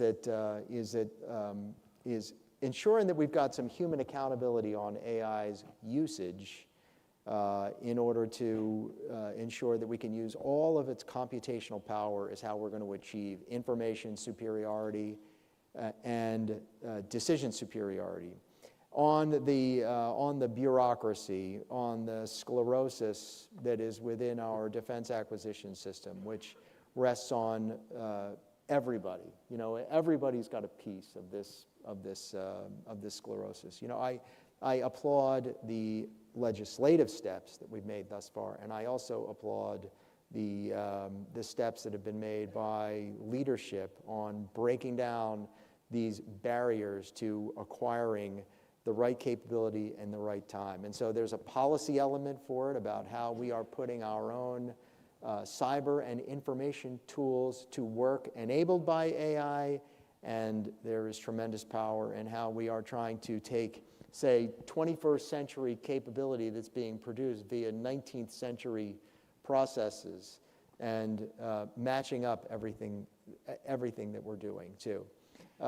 In fact, we're going to have to take a little bit more legal risk to reduce our physical risk, because that's the space. That's the space that we're into. And as a commander, your troops will take way more physical risk than you're comfortable with, and your troops will take way less legal risk than you're comfortable with. And so, I think understanding these risk frontiers is really important in setting these policies too. And this balanced approach that Joe talks about, where we're not eschewing regulation writ large, but we're understanding that in order to move fast, we have to be ready for the proposition that something as bad is going to happen, and to be ready to deal with that aftermath and accept the responsibility for it.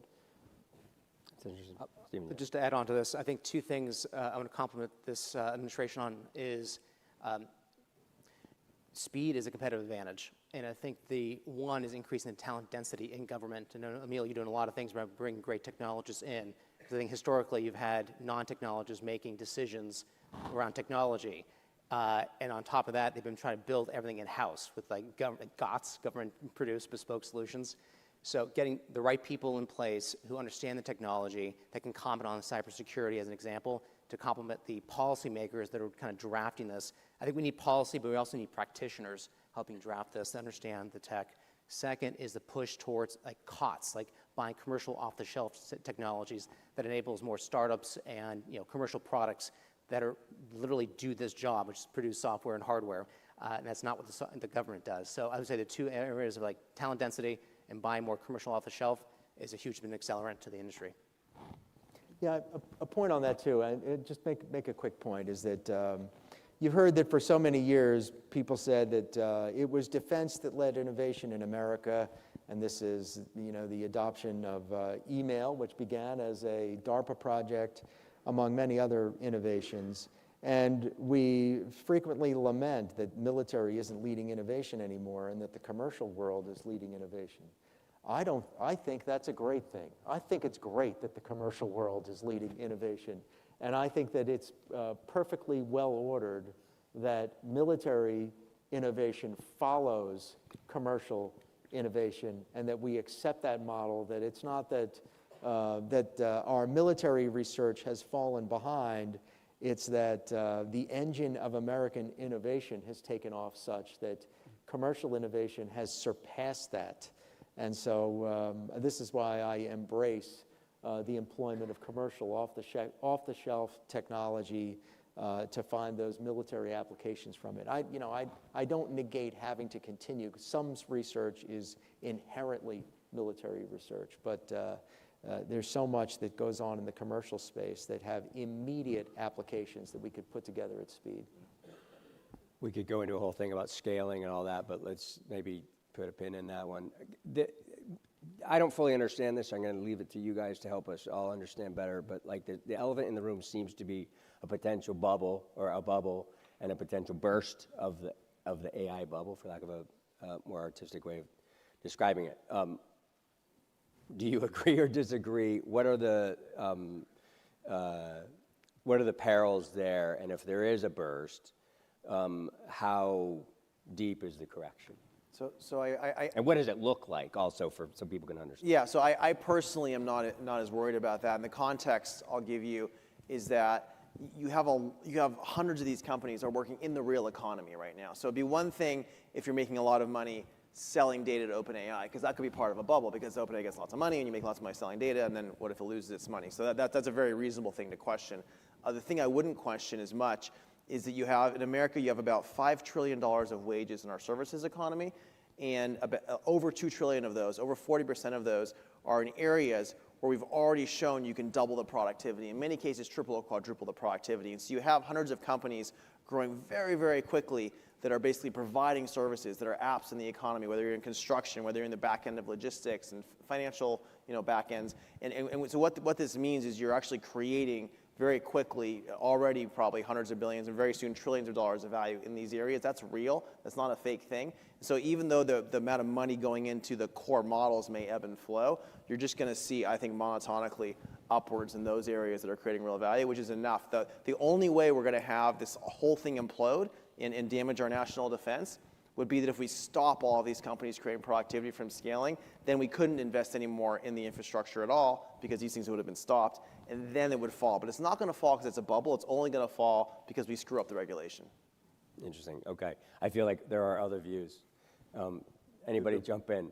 Emil. I want to address one other. Bubble or no bubble? Sorry? Bubble or no bubble, or what's the problem? I'm not in business anymore, so I don't know. But I will say that, to answer one of the question before a little bit, in the last 10 months, in less than 10 months, with Secretary Hegseth, under his leadership and President Trump, we've launched the most aggressive acquisition and requirements reform in the department's history. The Secretary of A&S, Mike Duffy, has championed and led that. We're about to do something similar with AI. We've launched incredible reforms, understanding that the bureaucratic way of buying things off the shelf with small companies, from small companies that have great technology in a different way, using AI and COTS and those things. It's, we are at the very beginning of a full transformation of the department, and it's going to take years for us to push it all the way through culturally, but the will is there at the top, and that's why we created organizations like the Defense Innovation Unit that has rapid contracting authority, the Office of Strategic Capital, which we've done 3 deals on critical minerals in the last 45 days to make sure we're reducing our dependency on our adversaries. We are moving out and fast on this, thankfully due to leadership sort of impetus on this, because we do need an arsenal of freedom.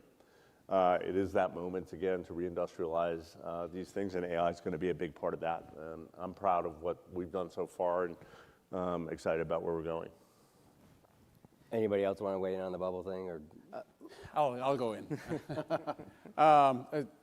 Look, there's two. I think you're asking 2 questions at the same time. One question is, are there some valuations that are excessive? Are there some companies that are going to see their value decrease over time? It always happens. It probably will happen here. So if you want to call that a bubble, then that element is clearly there. There's a lot of exuberance around the topic, and so that's that. There's a separate question, which Joe was alluding to, which is this technology going to create real value or not? And so is it a bubble, or is it a mirage, or whatever you want to call it? And that, I think that is settled. I think that the power of these technologies to transform just about every aspect of the economy, of national security, and so forth is well proven. We're just at the beginning of that, and that is going to continue to drive. In my mind, in addition to the regulatory conversation, the biggest risk to the value creation of this technology is adoption and the speed of adoption. Because all these models are amazing. They do things that are incredible. They're getting to places that a year ago were unimaginable. But you need to build on top of that the things that actually create the use cases, create the specific value, and so forth. You cannot simply take a large language model and take it to the PACOM and say, well, give me a whole new military doctrine. And you probably could, but I think what you would get would be entertaining as opposed to useful. But you can build on top of that a lot of the applications that ultimately will allow Admiral Paparo to have information superiority, decision advantage, and so forth. And to me, that piece is the next level that we need to focus on. And this is where we're mostly interested, is how do we drive adoption by making this useful at the edge, in the mission, in the places where it's most needed, in a way that it is resilient, that it is effective, and that it is cost manageable. Yeah, quick, and then go ahead. If I can just add on, the other risk in my mind, is it a bubble or not, but the biggest thing ultimately are the people building these technologies and the human, and I think talent is going to be a big, big gap. I mean, the demand for AI talent, engineers right now is insatiable. I know immigration is a hot button topic here, but I can understand both sides. But we have to find ways to bring the best people from around the world to come to the U.S. that want to come here. They want to be educated. They want to build companies. We have the best environment. I wouldn't want to be anywhere else in the world to build a company than right here. So I think we got to figure out a way to make this continue to be a beacon home for people who are smart, motivated, and care to be able to come here and build using the technologies, the resources, the capital markets that we have available. Good point. I had a question that came in from a friend, and it's probably for Admiral Paparo and from Emil, and then I've got a couple other things, and there's a bunch of nice questions here. I'm going to try to get to a couple of them. But under the previous administration, the replicator program was going to give you, I think, Admiral Paparo, hundreds and hundreds of autonomous drones that I think that you don't have. And can you give us a status update on that? And then to Emil, is that program, which maybe, again, from a previous administration, but maybe had some good bones to it, is that a dead program, or where's it going? It's alive. It's alive. It's resident. The Deputy Secretary of Defense has focused it in an autonomous warfighting group, and it's very much alive. We are simulating to it. We're exercising to it live, not in any space in the Western Pacific, but in secure spaces where we can do our our maximum learning. Say more. And, I'm sorry? Say more. It's intriguing. Anyway, go ahead. So the answer to your question is yes and yes. It's alive. It's been renamed from Replicator, but the quality of it is the same, which is that in some spaces you need not fight for air or maritime superiority. All you need do is deny it to another. And this gets back to that second changing character of warfare, is that assault warfare with the commoditization of drones has made assault more costly, and taking that into account, having the kind of operation and having the kind of capability that can be quickly deployed in that space and make assault cost prohibitive will inherently benefit a denial defense and will inherently benefit a state that does not care to have another state change the rules on change the facts on the ground with force. And so these principles of cognitive information operations, cyber operations, of commoditization of drones, making assault costly, and the growing salience of penetrating strike, and to do all of these as cheaply as possible, are very much alive and are making even greater strides in the most recent months. Not enough for me, because I'm never satisfied, and you pay me not to never be satisfied. Emil, do you have anything quick on that one? I would add that we have embarked on a drone dominance initiative at Department of War that the Secretary just announced a couple of days ago, and it was funded by Congress, and that's for smaller drones. And what we're working on with Admiral Paparo and the group that does the autonomous warfare group is larger drones, one-way attack drones. We have to be dominant in both. We can be dominant in both. What we've learned from the Ukraine-Russia war is that the front lines of a conflict over territory are robot on robot now. That is what happens when you're fighting over inches of territory. I hope we don't have that problem with Canada and with Mexico, but we do have to think about counter drones coming in from Mexico with drugs and all those things. So we have to have a robust small drone program, a robust large drone program, and an even more robust counter drone program. We have 3 big events coming up next year in this country: the World Cup, 250th anniversary, Olympics. We've got to make sure those sites are protected. Counter drones is important, as our drone one-way attack drones. So those things are, again, things we talk about every day, every week, and making progress on. Good. I want to get to a couple of the quick questions from here, and there are good ones, and we're obviously not going to get to all of them. But I wondered, especially, well, anybody, the kind of anti-nationalist sentiment from the Valley, from Silicon Valley, and concerns about working on security issues. I think we generally thought that some of those concerns had lessened over time. Yeah. I wonder how you all see, particularly you guys see that now, and is that a concern? Yeah, I think it's no longer as big of a concern. When we started Palantir 23 years ago, people thought we were from some other planet. Like, what the hell are you guys doing? It was like, why are you not working on social media or something? And then fast forward, I wasn't quite as involved in defense for a little bit, and then in 2017 is when Anduril first came up with Palmer and 3 of our former colleagues who started this amazing company, and we were involved investing in the first round and co-leading the second round. And in doing that, I got messages which were like, "We're never working with you again. You're evil." Like a lot of people from the bio world said, "We're trying to save lives. You're trying to destroy lives. Please don't talk to us again." I mean, it was just like you basically isolated or excommunicated from polite society for doing defense in the Valley. It was this really negative thing, and that was true for maybe 2 or 3 years.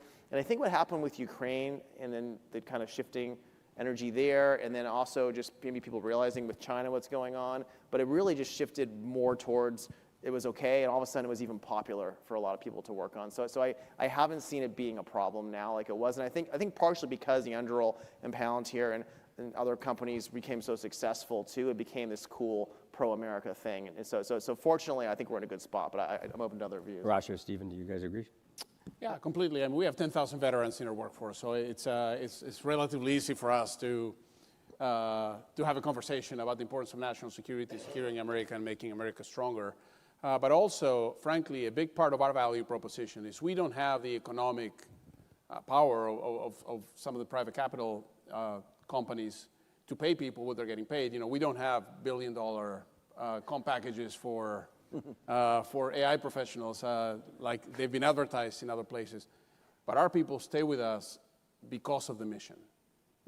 They come to us because of the mission. They stay with us because of the mission. They care deeply about not just advancing these core technologies, but advancing them in this purpose.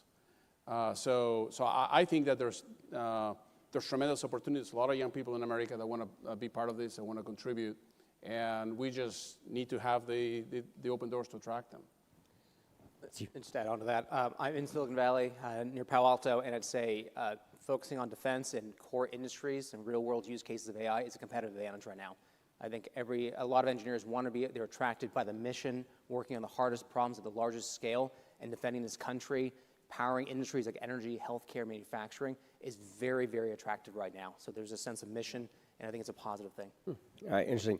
Here's a question that gets to some of the practical issues. We only have a couple minutes left here. It'll probably go to anybody but to Admiral Paparo. I'll just read it. With the adoption of AI in defense, how will the designation of the front lines change should the U.S., who has traditionally not had to worry about conflict on our shores, begin to plan for warfare closer to home? If that makes sense.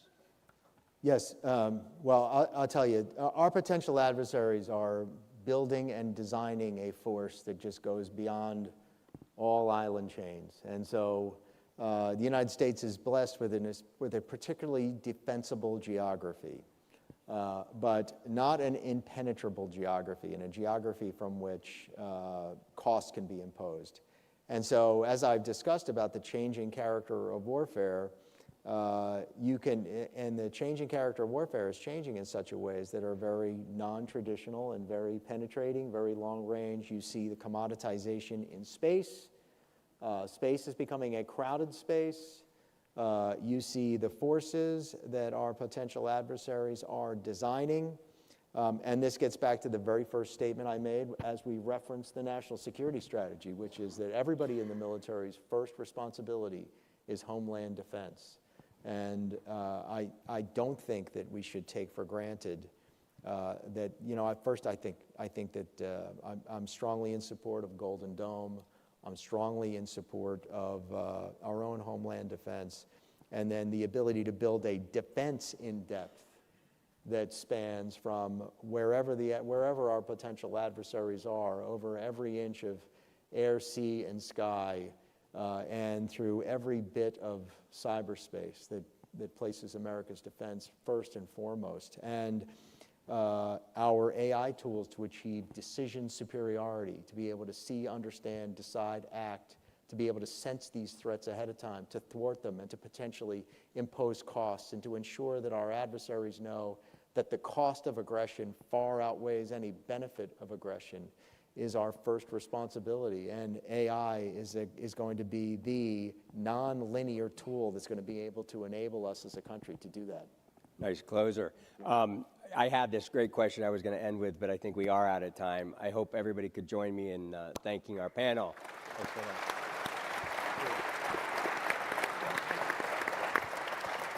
That's awesome. Thank you. Thanks so much. Really good. Ladies and gentlemen, this concludes panel 2. Panel 4 will begin in 10 minutes on this stage, and panel 3 will begin in 10 minutes in the Air Force One Pavilion.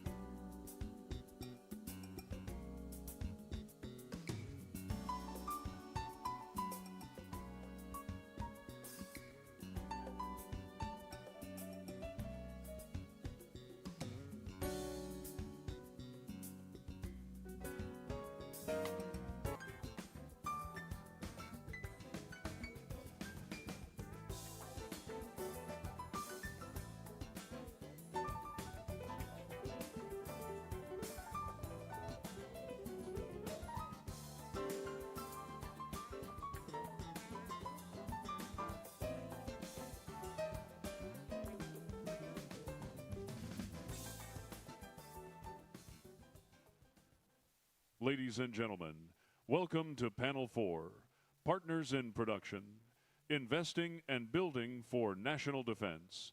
Please welcome to the stage Ms. Caroline Hyde of Bloomberg and our distinguished panelists. You're going to go in the middle. That's where you should go. Onto the stage comes the CEO, Jamie Dimon of JP Morgan, and Chris Callio, CEO of RTX. All that stands between us with you is lunch. And we are going to put fire in your belly. We are going to give you some enthusiasm and some energy to go into that conversation. And we hope that we can stave off any hunger, because we're going to add a little bit of caffeine to the situation with this discussion. And I want to, first and foremost, talk about this entire conversation is about partners in production, of which you are both, but it's also about investing in building. Boy, have we got some investing going on.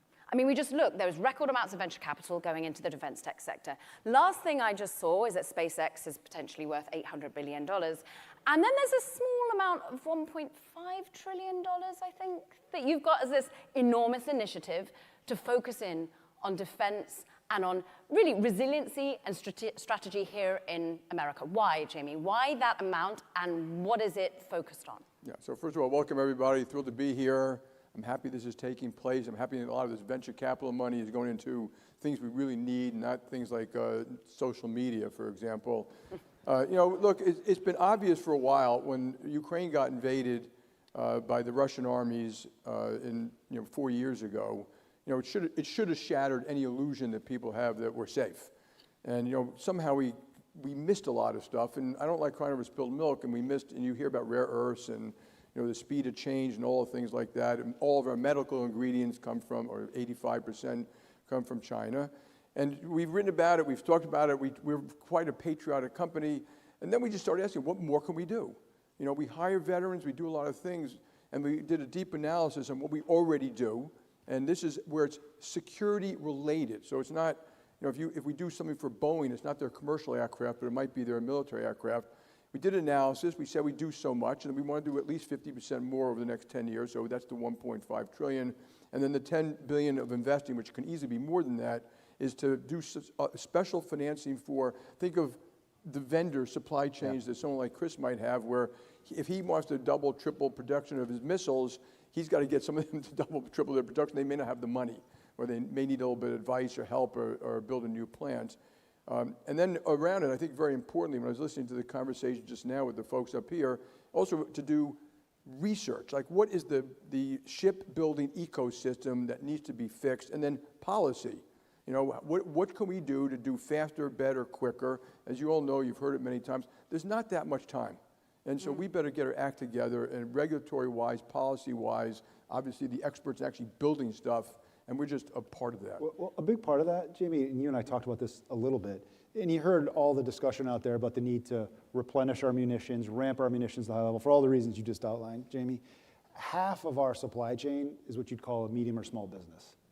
So making sure that they have the access to the capital, that they have the confidence to be able to purchase that long lead material, that long lead equipment, or even better, hire and train people and getting the labor that we need. So that's why I think the fund that Jamie's talking about is actually pretty exciting and goes right to the heart of what we would need to ramp.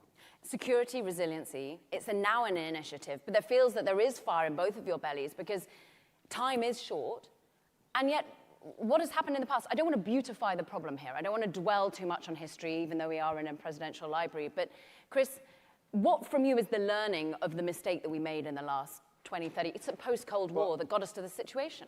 Jamie and I talked about this. Neither one of us likes to take out our violin and complain about what happened in the past. I will say this. When you think about what the Secretary of War has laid out in terms of his key transformation initiatives, I think many of those go to the heart of sort of how we got here. And I think there are actually pretty compelling visions for how we get to the types of levels we need in terms of production. That's the reduction in bureaucracy, the speed and agility, the leveraging of commercial technologies. Half of our business is commercial, so the convergence of the commercial and defense, together. And then the longer term contracts, so people have visibility and have confidence to invest in order equipment and to hire, all those things we just talked about. Jamie, it's interesting. Can I use one thing to it? You don't need to be a strategic genius. Having the best, strongest military is the best deterrence to bad things. And you've had changes taking place in the world, which is the rise of China, whether you think they're an adversary, potential adversary, competitor, but having the best military, that should have been a policy of the United States writ large. And you talk to some of the politicians, it was not. It was, the military was subordinated to other things, which, may be very good social values, but, now we're in a position where we have a major war in Europe, a much bigger threat in the Indo-Pacific, and now's the time, and so we should have been thinking about it more, and so, but, let's not cry over spilled milk, let's just move on and get the job done, right? Peace through power is something actually you've been writing about for a few years in your annual letter. I think I'm just going to recite what you said in this one's for 2025 April. It was for the year of 2024. If it were up to me, I would be stockpiling ammunition, air and missile defense, rare earths, and other critical components, importantly to preserve peace. Did something happen? Was it Ukraine, Russia that first made you sit up and think, wow, we're behind? Or was there other anecdotal evidence, Jamie, that you were responding to in that moment? No, it was Ukraine. I mean, I knew it before Ukraine, but Ukraine was an obvious thing. We had, for the first time, there have been a lot of wars since World War II, but they were usually isolated to smaller parts of the world, smaller parts of the GDP, didn't threaten directly some of our biggest allies. I mean, I see Ukraine is here, and last night I met with the ambassador from Estonia, and these people are threatened. This is not the same thing. Now, we in America, we got the Atlantic and the Pacific. We have peace with our neighbors, which is a wonderful, wonderful thing. We feel secure. But these other nations don't feel secure. The thread between Ukraine, and there is a thread, and you can debate this all day long, between Ukraine, Iran, North Korea, China's aid and abetting all of that, their desire to dismantle the system set up by the Western world after World War II to avoid a world war. There's a clear thread there. I was in, you travel, I'm sure you do too, you travel to Japan, Philippines, Taiwan, almost anywhere you go, the question is, will America be there for us if and when the time comes? That's a very big question, that is both economic and military. It's just America. We were like a consistent big brother you can rely on, and we've become a little less consistent. So it was that kind of threat of stuff that now's the time we have to move. A bunch of things changed, and so you changed with it. I would say Ukraine taught us a significant lesson about the fragility of our supply chain and, frankly, of our own ability to ramp. Yeah. I mean, again, orders needed to happen, programs needed to ramp, but there were huge production gaps in some of our major programs, like Patriot, for instance. There was like a 2-year gap. Javelin, multi-year gap. You've got thousands of suppliers that haven't had an order in a couple of years. Well, what do you think happens to that supply base? They either atrophy, they lay people off, they go into other endeavors. Reconstituting that supply chain in a moment where you've got a ramp is quite a challenge. And whose responsibility, therefore, is that? In many ways, Chris, what's so fascinating is you're responsible in many ways for that supply chain. So is it up to you to give that sense of security, and you're able to get through death valleys that startups had to have because you had the power and the force and the size? But then we were just hearing from Joe Lonsdale, apparently all of this can be done 10 to 100 times cheaper. What is your responsibility in this moment to help sure that your supply chain feels confident to invest so that you're there to buy up and to ensure that you're there for the government to be able to take that? No, it's a really good point. And when I say supply chain, I don't mean to refer to it as something separate from us. As when we sit in front of our customers, I'll say we are our supply chain. We are the ones responsible for delivering this munition, this all up round. So we are responsible for that entire ecosystem. So yes, we are responsible for making sure, are they investing? Are they hiring? Are they doing the things to be able to meet this ramp? Just from an anecdotal perspective. Again, you go look at all your bottlenecks, you look at all your key suppliers, you send people out into the field, into factories to make sure things are happening. And Chris, they've mentioned to me a couple of things, like it's also workers. Like, for him to do this, he needs workers who are experts in advanced manufacturing, welding, and things like that. So, and part of the effort should be and will be, that will be philanthropic. So if you need to build more welders, then we may go in and help double that welding school. Do something like that creates the ecosystem. And this is what happened, by the way, before World War II. Before we got involved in World War II, you got Freedom Forge. It's a book I haven't read yet. A bunch of generals gave it to me. I am going to read it, and I'm going to double down again. to just get America's got to get its act together.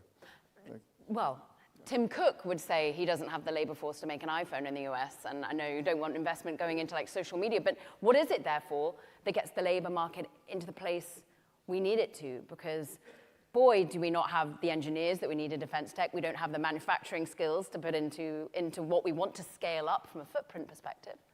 First, I think we've got to continue to invest in the training and development. We've got a number of partnerships with trade schools, community colleges, where we help shape the curriculum for what we need today. Not everyone needs to go to a four-year college, and we want to show people that there are high-paying, highly skilled jobs in defense and commercial aerospace manufacturing, and how do we tailor the curriculum to draw those people that have those skills. The second piece is that's only going to get you so far.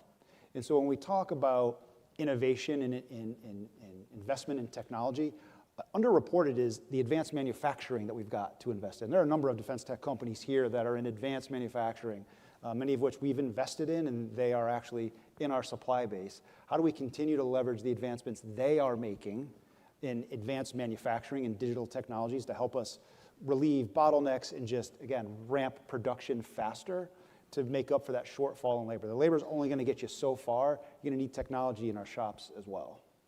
On the labor front, as I know this is something you think about a lot, are we thinking about it as early as we should be in terms of like primary education? At what point do we need to re-kilter the way in which people are coming out of formal education in the US? If I could change one thing, I start right away. Like I would go to K to 12. And I'll give you one example. There's a school I grew up in Jackson Heights, Queens. There's a school right next to that in Queens called Aviation High School, which you're probably familiar with. A lot of people go there, minorities from all around the city. Their parents make them go, by the way. Regular high school, math, science, history, et cetera. But they also learn how to maintain a small Cessna aircraft, hydraulics, electrical systems, engines, et cetera. I think 1,000 kids or 500 graduate a year. 95% get jobs making $70,000 to $80,000 a year.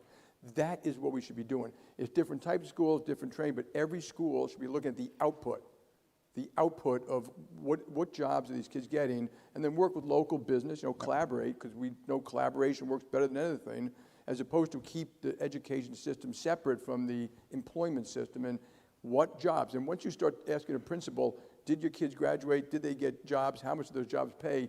That'll be pretty powerful. And maybe we can have policy to do things like that. Chris, there are examples like that around the world. We just have to deploy it, effectively in the United States. How much do you have to pay for entrance at the moment, Chris? How much are you thinking that it's about showing there's a good salary at the end of this? Frankly, that's not even the concern, because the demand is there. The demand is there on the defense side. The demand is there, again, half of our business is commercial aerospace. So we need that highly skilled labor, and we're willing to pay for it. So it's not a matter of we're worried about what we'd have to pay people from an entry-level perspective. We will pay a full and fair wage, competitive wage, because we need it. The demand is really, really robust, and we've got commitments to a lot of our customers, many of whom are sitting here today, that we've got to make. And so the labor is a big part of that. Labor's a big part. Then there's, as we said, the advanced manufacturing, the innovation. This is where, in many ways, what your initiative is also about, because we talked about security, resiliency, about 1.5 trillion. There is bits of it that, as you said, are being allocated to funding startups. How much do you see that as an obligation of the banks as well as the venture capital community? Because it feels as though the VCs are running towards defense tech right now, willing to lend. Well, there's a whole mosaic of how you finance these things, from venture capital, and we get involved in some of that. But one of the uplifting things is just listening to folks like Joe Lonsdale, the military.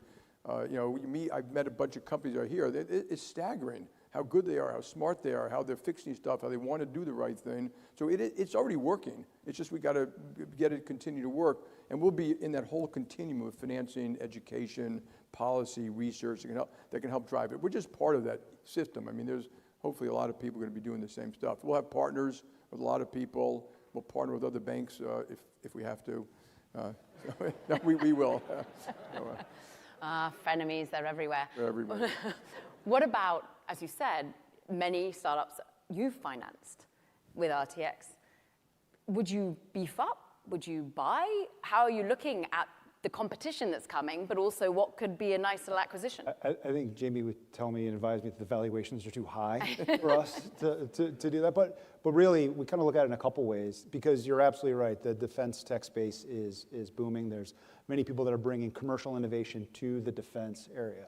And so, yes, in some cases we are investing, and then we end up using them as a supplier or a partner, do demonstration programs to advance technology. In other places, we're looking at our legacy products and say, where can that defense tech be infused, whether that be AI, autonomy, other things, to extend the life or the capability of that legacy program. So it's across the board. And then for us, again, it's continuous investment. This is a long cycle business. Yes. So we're gonna invest at the RTX level about $5 billion this year in E&D and CapEx. We've got to continue to invest. When we look at our technology roadmap, it's the investments in things that can apply to both commercial and defense. Things like AI, things like autonomy, things like high temperature materials, advanced manufacturing. Again, you're seeing the commercial acumen in companies coming into defense. We've got to continue to leverage our commercial business for the good of the defense industry. And I just give a real example. So MP Materials, Emil Michael, we have people in the Department of War who are now doing work on how to do this, like a takeout. It's a magnet company. It was a very smart way to do it. Gives them a chance to succeed. We helped investment bank them, but we already invested in a company that's going to do the same thing for antimony. And we have a bunch of companies already working on, literally 10 or 12 on the medical side, to do exactly the same thing. So, you seek them out, but they will be there. They may need sometimes a government contract of sort, but it's already happening. So, in theory, taking 10% of certain strategic companies is a good thing. We're hearing Gavin Newsom rail against that. That's anti-capitalism. That's from the People's Republic of California.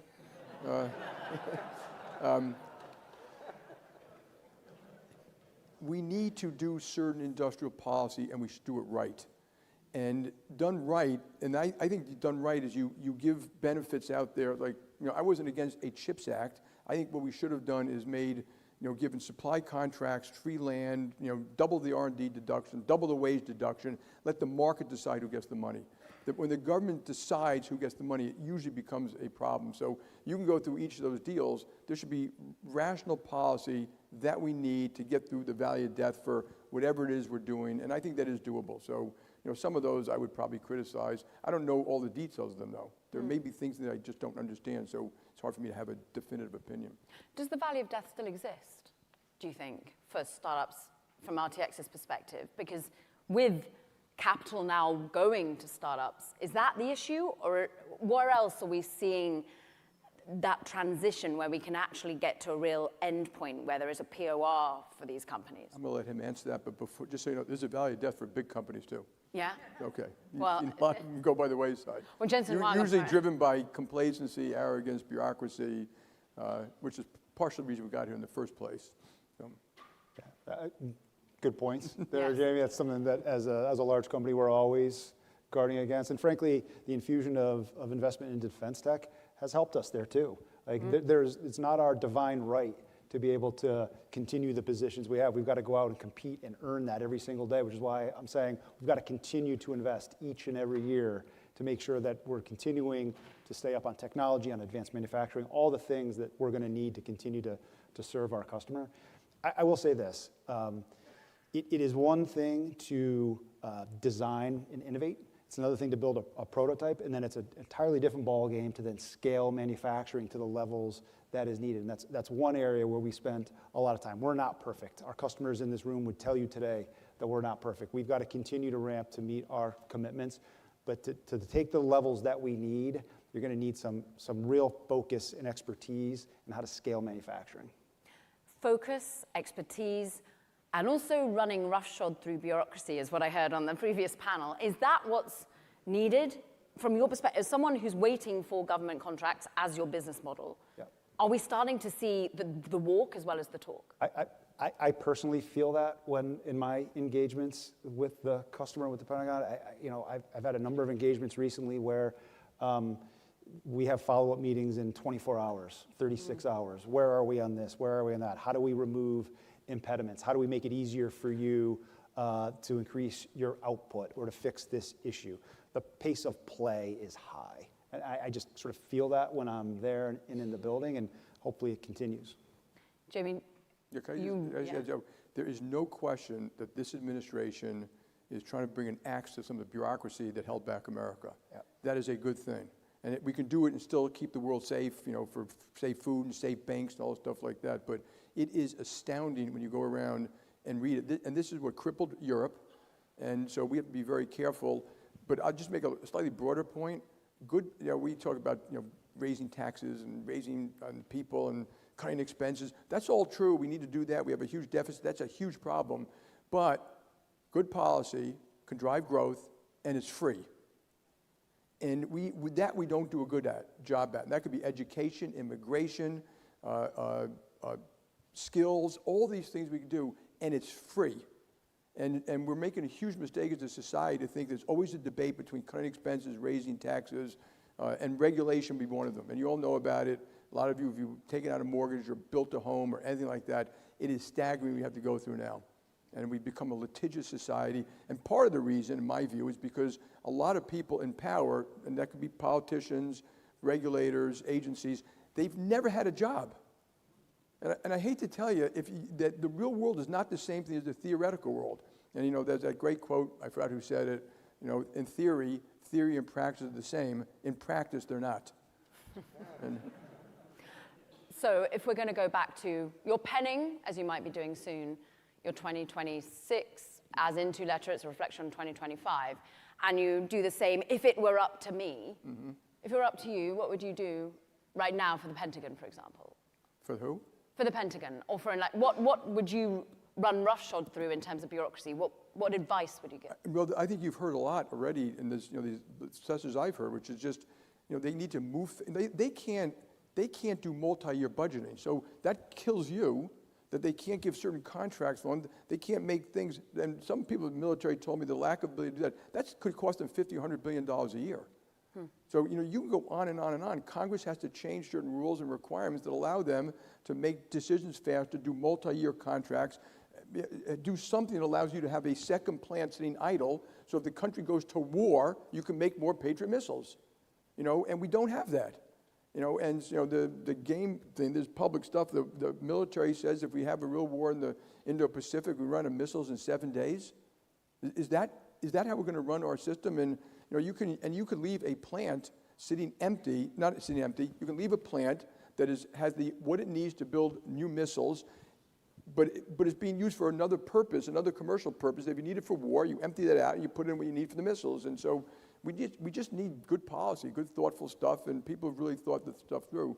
Some countries do a great job. When we travel around the world, you see a lot of countries that have actually done some very smart things that we just need to replicate. Well, I think vocational training in Germany and Switzerland, younger people, like call it 18 to 30, unemployment rate is very low. Like in America, 70% do not go to college. And I think college, by the way, has less and less productive outcome. 70% go to college, but they learn skills. And these are real skills. They're not, but even plumbing, electrical, anything you do in a plant, advanced manufacturing, you can advance up almost like an engineering degree, and you go back to college. Unemployment, 4%. In France, who's got these very tough labor laws, if you want to fire someone, you have to pay them for 5 years. Unemployment is among the 18 to 30 is 20%, and it's been that way for 2 generations now. It's just policy. And so one of the things we're going to write about is trying to push just good policy, educate people on good policy, and kind of make that a permanent thing in how we run our country. I do want to pick up on something Jamie said before on bureaucracy and complacency. You asked, what would Jamie do to the Pentagon? Frankly, we've had to look ourselves in the mirror. In many cases, we've reflected some of that bureaucracy that we've seen in our customer, and we've gotten complacent in that way. And so we've had to take a good hard look at ourselves and say, well, wait a second, why do I can't go and blame the customer all the time for what's happening, or Congress or whatnot. We've layered some of that into our own processes, into our own infrastructure. How do we be more productive? How do we be more efficient? How do we be more agile? So it's a mindset change. It's a mindset change that I think that the Secretary is going to lay out his vision later today that he has previously about agility, and speed and whatnot. Those are the things in our company that we have to really take root. How do you do that Well, one of the things that he's mentioned is this idea of like the 85% solution. Can you field an 85% solution and iterate to get it to 100%? We're not, generally speaking, wired that way. We're wired to probably give you 110% of the requirement, not 85 and iterate to the best. To the rest, excuse me. It's a mindset shift that we have to bring to bear. Now, there are certain things that you're going to have to be at that 100% level. There's certain exquisite technology that is going to be necessary to meet certain, mission requirements. But there are other areas where I think we can take a little bit more risk in terms of the requirements and the specifications and work with our customers to say, hey, we can get this to you faster. It'll be 85% of the capability you're looking for, and we'll work with software upgrades, hardware upgrades over the next couple of years to get it to that 100%. That is a paradigm shift, and I think one that the Secretary's pushing, and we've got to pile in behind that. We've got a big customer in the building, but you're a global company. So when you're thinking about your customers, we are not working in a silo. Defense spending is going higher in Europe in many ways because the US is pushing them there. Same thing is happening in Asia. Which countries are executing that well from your perspective, Chris? Well, I don't know that anyone's executing it well. I think, again, I'll give the administration a lot of credit for pushing Europe to get to that 3.5% of GDP, pushing others to make sure that they've got the replenishment that they need. And so you're seeing global defense budgets rise as a result of that. And so I think, again, what we've got to continue to work with is, are there places where with some of our partners and allies, it makes sense to do co-production or help set up sort of additional pieces of the supply chain, more locally. Andrew did that in Australia, for example. Absolutely. So are there continued opportunities to do that? We've done it successfully on certain programs, like Patriot in Poland and other places. Where else can we do that to help relieve bottlenecks? I'm interested in the customer perspective. Are you seeing, Chris, Europe increasing their spend with you, or are they wanting to spend their budget, theoretical budget, with European defense companies? Well, I think you hear them say some of the latter, but I think the reality is that if we want to make sure that we can meet the pace of the threat here, you're going to have to continue to ramp up with the existing the ones that can do it. But here's what I will say. There are plenty of partnerships that we do have with large European companies, for instance, where we will each make investments and invest in a complete system. We have a lot of very strong partnerships to be able to do that. So again, I'm trying not to look at it like a binary, by Europe, by US. There are places where, with partners and allies, we can develop a combined solution. There's a lot of talk of partners and allies, Jamie, and you referenced that, this is why Europe got itself into its problems, but also then you're highlighting the strengths they have in their education system. Some of the strengths, yes. Some, Germany, Switzerland, two you called out. What do you think they will have made of the strategic announcement that we just had? The idea that, I think, civilization erasure was something that was named in the National Security Strategy published this week. Do you think Europe, from your perspective, wants to work with America right now? I think Europe has a real problem. It's very hard to look at the world and we have moving tectonic plates. You've heard us spoken about. It's AI. The enemy's in the satellite up above and in your computer systems right now. And the world changed. The other tectonic plates, the rise of China, huge global deficits, social network programs that probably can't be maintained over a long period of time. So Europe has a problem. I think they accomplished an unbelievable thing when the Euro got together, the EC, and they said, let's live in peace and not war. They had World War I and World War II, but they had the Franco-Prussian Wars, the Napoleonic Wars, the 100 Years' War, the War of the Roses. And so living in peace is a good thing, but it got bogged down. They never finished the common market. It takes 27 nations, to make a decision. They let their military drop dramatically. It's very bureaucratic, which is why part of the reason that they lost Britain to the EU, which I think makes it bad for both of them, by the way. And so you got to be honest about this. So, and those tectonic plates may move over 20 years. But if we ever write a book about how the West was lost, it will be because of the following. It will be because of we didn't get our act together here, and we go through all the policies here, that we didn't have the strongest military in the world, and that we allowed Europe to fall apart. And so I have a slightly different point of view about Europe.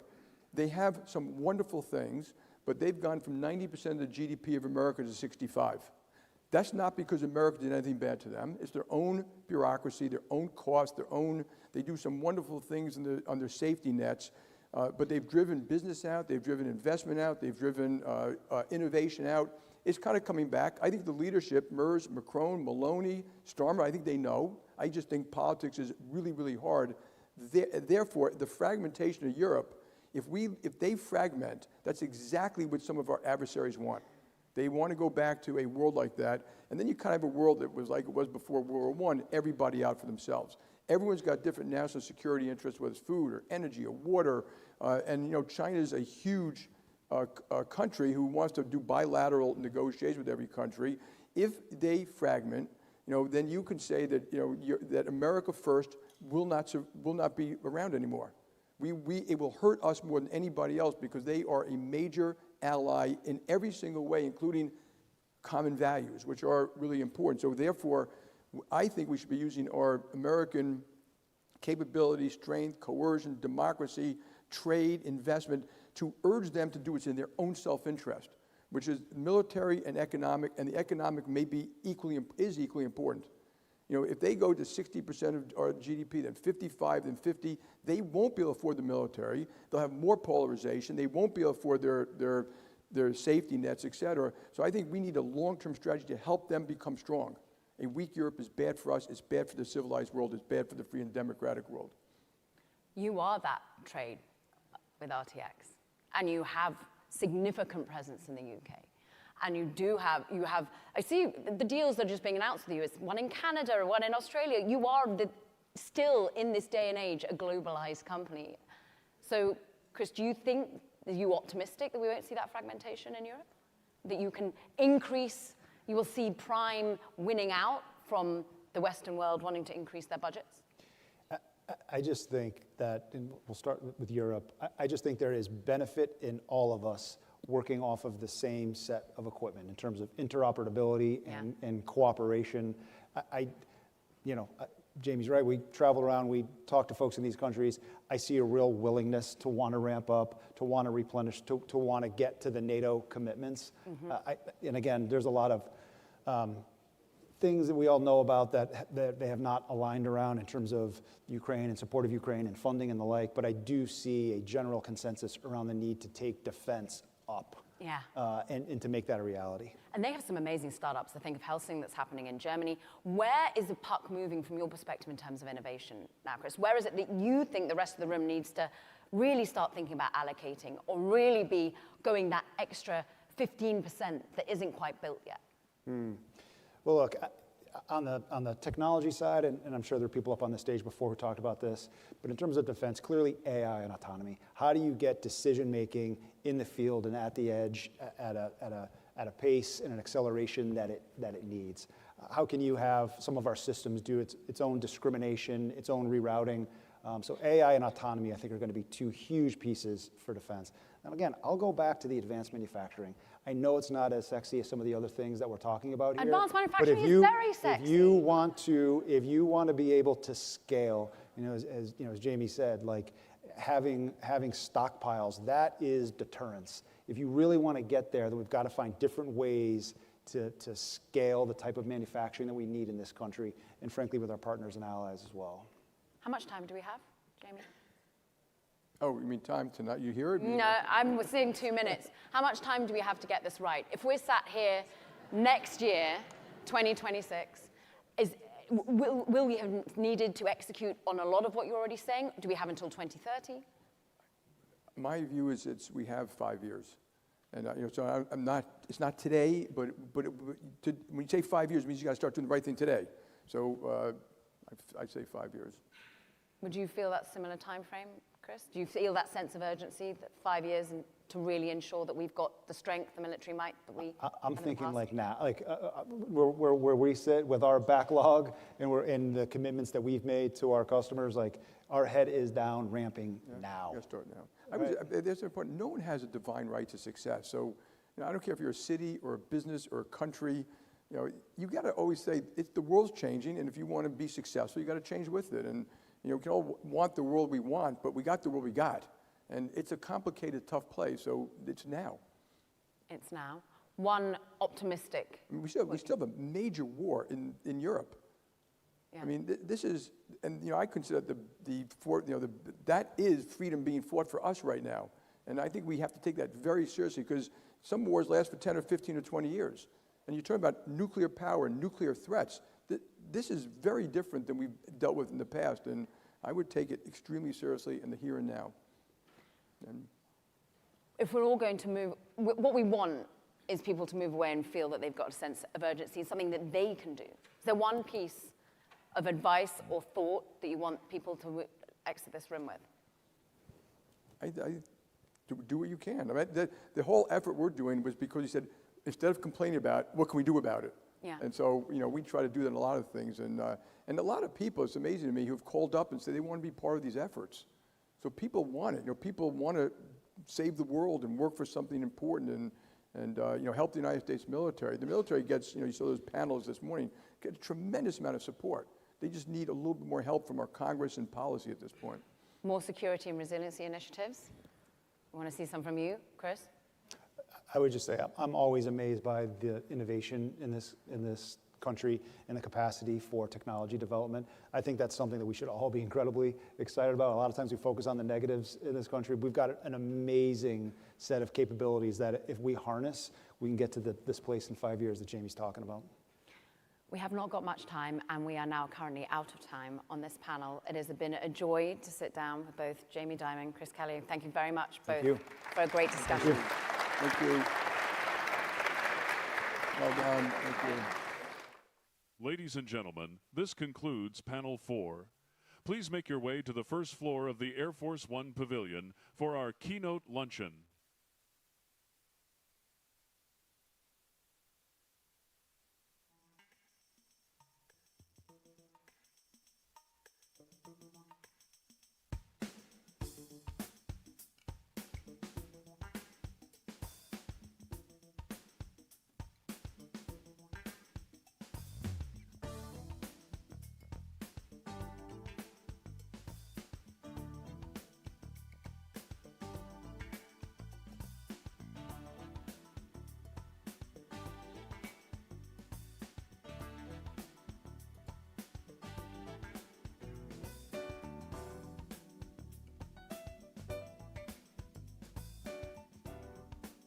Please welcome President and CEO of the Ronald Reagan Presidential Foundation and Institute, Mr. David Trulio.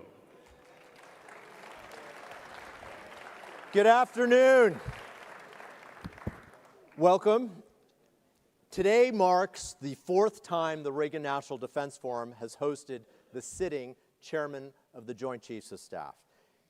It's the first time, but we hope not the last time, we welcome the new chairman, General Dan Kane. General Kane's path to the chairmanship was not a conventional one, but we wouldn't expect conventional for someone who goes by Raisin Kane. President Trump nominated this warfighter to, quote, restore peace through strength. And President Trump was confident General Kane could do that based in part on their first meeting in Iraq years ago when Raisin Kane shared with the commander-in-chief how ISIS could be destroyed swiftly.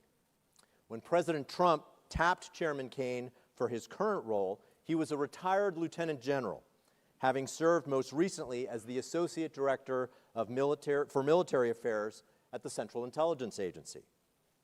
Indeed, General Kane brings a wealth of additional perspectives. He has served in a wide range of operational, staff, and joint assignments, primarily as an F-16 fighter pilot, weapons officer, member of the White House staff, and special operations officer. As a command pilot, he logged more than 2,800 hours in the F-16, including more than 150 combat hours. From 2009 to 2016, he was a part-time member of the National Guard and a serial entrepreneur and investor.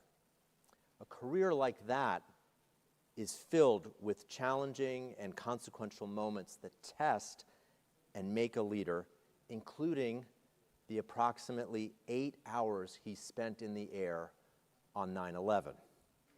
Back then, he was Chief of Weapons and Tactics for the 121st Fighter Squadron at Andrews Air Force Base. when he jumped into his plane on that terrible day, he heard on the radio, "Anybody around Washington, D.C. will be shot down." He realized that he would be the one doing the shooting. 24 years later, no one can doubt General Kane's strength in crisis or his decisive leadership, clearly on display during the successful Operation Midnight Hammer. But there's one more thing, something that might not come through in a typical biographical sketch. As someone who had the enormous privilege of working with this great leader many years ago in an earlier job, I can personally attest to the great love that he has for this country and for all of those who serve it. We are fortunate indeed to have him in this crucial role of our nation's highest-ranking military officer, and it is an honor to have him here on the Defense Forum stage in conversation with CNBC's Morgan Brennan. So, ladies and gentlemen, please join me in warmly welcoming Ms. Morgan Brennan and the 22nd Chairman of the Joint Chiefs of Staff, General Dan Kane.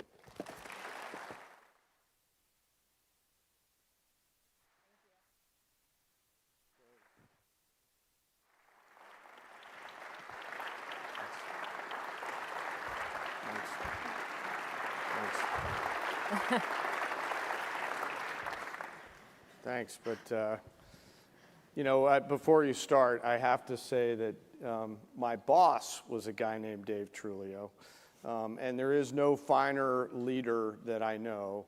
There's an old Super Bowl commercial about herding cats, and when I was a young White House staffer serving there, Dave Trulio was the master cat herder, and so thank you for your leadership here at this foundation, and thank you for the invite. Thank you for letting me join you. Thank you for letting me join you. It's an honor and privilege to be sitting the down other and way having around. this conversation Yeah. with you. I mean, there's a lot to get to. 30 minutes is not a lot of time, so we're going to see what we can do here. Depends on where you're sitting. Yeah, I've heard that before. I've heard that before. Sorry. Listen, just given the conversation that we just saw at lunch, the conversation over breakfast too, this idea of trust, I think that's where we need to start the conversation today, Yeah. especially in light of the news cycle and what we've seen with these Caribbean strikes and the reporting around them this week. Yeah, you know, I was struck this morning and really enjoyed the breakfast and the study that the foundation has done. And I was struck by the suggestion and the data that points to a sort of loss of confidence in the American military by the American people. And that's deeply concerning to me. Someone who, along with others in the room, has spent their entire life serving and seeing every day the examples of great courage and selfless service that goes into the pleasure and honor and privilege of wearing our nation's cloth. I wanted to just to add one other detail to the Secretary's conversation today about the boat strikes, and that's that, you know, as this all played out in the somewhat frothy information space, it was Mitch Bradley and I's idea to go up and share the information that we could share with the Congress so that we could continue to sustain and scale that trust that we must earn every day from the American people through the Congress. And so, you know, I think that's an area that is very important to us, is having the trust of the Congress, the trust of the American people.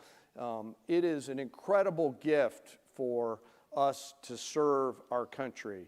You know, there's some service chiefs here, my fellow Joint Chiefs, other members of the military who I've served with. One of my longest and oldest friends is in the room over here, a much better F-16 fighter pilot than I am, Bob Winkler back there. And all of us who've been lucky enough to serve our country know the special gift that is. And so as you're moving around through this holiday season, please continue to say thank you to those uniformed people and know that we will continue to earn your trust every single day. We get out of bed with that in the forefront of our minds. And I don't want to add anything else other than that to what the Secretary already covered on the boat issues.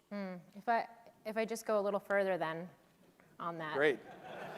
Not the boat issues. I was hoping you... But just in general, what not only this room, but I think also the American public that's tuning into this conversation needs to understand more broadly about this war on drugs and what that means to implement it? Yeah, I mean, we're all sort of pouring through the president's national security strategy, which was just released a day and a half ago. And what's clear in that document and the things that we do on behalf of the country is that protecting the homeland is not just a term that we say anymore. It's a real thing. And homeland security is national security. And, I won't get into the operational matters, but there's plenty of visible examples, as the Secretary talked about, on where we're going to protect our neighborhood and do that pursuant to the things that we're able to do to make sure America's a safe and secure country. How should we understand, especially after the lunch, and what I would call four pillars of policy that were just laid out at lunch, about implementing that strategy when it comes to this hemisphere? Because I don't feel like there has been a lot of focus on that, at least from a military standpoint, more recently. Yeah, I mean, we have not, if you look back over the arc of our deployment history over the last few years, we haven't had a lot of American combat power in our own neighborhood. I think I suspect that's probably going to change. We'll see what we're ordered to do, and of course we follow that guidance, but we're definitely spending some time there now. How are you advising the president on Venezuela? Carefully. Look, I joke about that, but our job is to present, and my job with the Joint Chiefs and others, is to present the range of options that this president or any president should consider, with all of the secondary and tertiary considerations that go into those options, so that a president can make whatever decision he wants to make, and then we deliver. And so we are always presenting options through the great work of our armed forces and our services, through the great work of our combatant commanders, all the way down to the youngest service member. And I wouldn't want to share any particular advice or options that we're giving, but we present a lot of them. Understood. Let's talk a little bit about deterring China through strength. What does that look like? What is the biggest challenge to doing that? I think the Secretary sort of gave his views of the narrative around the Chinese advance. I think for us in this room, and I have a really, I think I'm very lucky to have this perspective, but I look at these issues as a person who served in the military and then had a chance to serve as a special forces officer, and then I actually served at the agency twice. One is in my bio, one is not in my bio.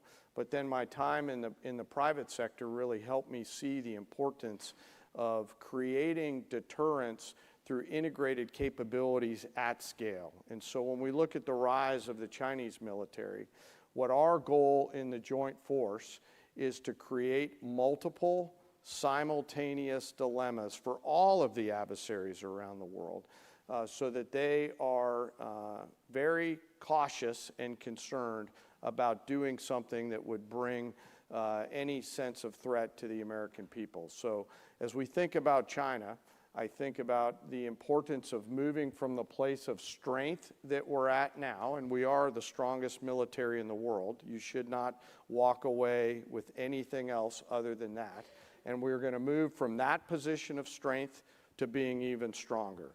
And that is where we, teammates, everybody in this room, has to get in there together to deliver the combat capability and capacity that we need at scale. And we can double click into any part of that you want. When you do look. Now I'm scared. No, when you do look at that region of the world, does the warfighter have what they need right now, in real time? I think, I think right now, today, the answer is we have sufficient scale, but the challenge, and you know this from your day job, that technology is evolving really, really fast. What the American system, as it's been running for a long time now, is really, really good at is buying behind the technology development curve. And what we need to do is get in front of the technology development curve.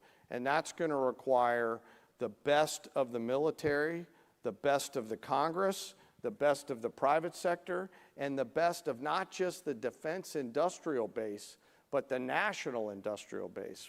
Back in my life, I ran a small mom and pop machine shop in Denton, Texas that made parts for America's aerospace and defense industry, and I'll tell you that everybody needs to up their game here, and that's sort of one of the big things that I'm hopeful through this conversation with all of you, that we all get a sense of urgency, that it's not just the DIB companies that need to up their game, it's the entire country's infrastructure and frankly the Western world's. Are we in an AI arms race with China? I think there's the possibility that we end up in an AI arms race. I think we could end up in a variety of different things because technology is developing so fast. And what I'm trying to create with my other Joint Chiefs who are here is our ability to win from the seabed up to cislunar space and beyond, and to create more dilemmas for other people than they create for us. And I think we can totally do that. If we take the best of the military, plus the best of the intelligence community, plus the best of our allies and partners, plus the best of the private sector, coupled with Congress and others, and private capital and public capital coming together, we can build the force that will allow us to maintain the dominant position that we have on the globe and deliver peace through overwhelming strength, which is what our people deserve. I mean, I come here every year, and for the last, I don't know how many years, so much the conversation has been about replenishing stockpiles, growing stockpiles, producing more, ramping that production, munitions. Should we, well, let's start right there. How do we do it? What would you like to see happening in terms of that relationship between all the different stakeholders you just laid out? Yeah. What do you think needs to happen? What do you want to see happen in terms of that process? I think it's a couple things. It starts with culture, and we have to change the culture inside the department. We have to change the culture inside companies, and I've been in both, so I can see both of these things. We have to create and sustain and maintain competitive forces out there in the market where we are driving innovation in our corporate structures and systems that are going to give better combat capability to the joint force. The military and the government needs to be better buyers, and we have to write better contracts. I am still on step one of my 12-step recovery process from selling to the government when I was a part-timer in the military. And I think we have to find a way to share risk between us and the private sector. And that means everybody's got to work together. But in the end, it's about capacity, back to what you were alluding to in your question. We have got to scale our ability to create more combat capacity for the joint force. The Secretary of War designated the acquisition process of warfighting function, has designated the acquisition process, I should say, as a warfighting function. So how do you see your role evolving in all of this? Well, aside from, I really have two jobs. One job is to do the advisory work that I do for the President, the National Security Council, the Homeland Security Council, and of course the Secretary. The other part of this is the chairman is on the hook to look at the joint warfighting design of the future and think about what does that look like 25 to 30 years down the road. And then working with the services, figure out how we're going to actually field that capability and do that quickly. And so for me, that's how I spend my time, is working with the other Joint Chiefs in the services.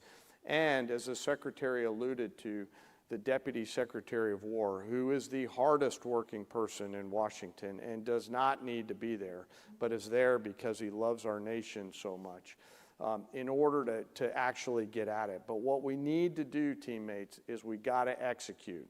We got to execute together. We have to find a place to achieve shared risk between the government and the military and the private sector in order to create the capacity and capability that we need and frankly owe to the warfighters as risk holders contemplate actions and activities not at the point that we're in a crisis or a conflict somewhere. So I'm asking everybody, let's all together up our game. And it's, you know, I think it goes back to shared risk, really, because I've seen it from both ends. You mentioned that it's not just the defense industrial base, it's the national industrial base. Should we be not only stockpiling munitions, but semiconductor chips and rare earth magnets and other things? Yeah, I mean, I think if you take a look at supply chains and you go down to second, third, fifth, sixth supply chain, it all starts with raw materials. And I think we need to be really thoughtful and strategic. I was, you know, sat in on Jamie Dimon's conversation, and he suggested that, and I absolutely agree with him and have for some time. When you look at some of the strategic investments that we're doing on rare earths, that's an indicator of the need to ensure that we have that bench stock when we need it to do the things that we have to do to build that capability and capacity. There seems to be what I would say some bifurcated narratives out there in the ethos, if you will, this idea of exquisite systems versus cheap expendable ones, legacy contractors versus new commercial-oriented startups. How do you see the ecosystem evolving here, and just as importantly, can industry deliver?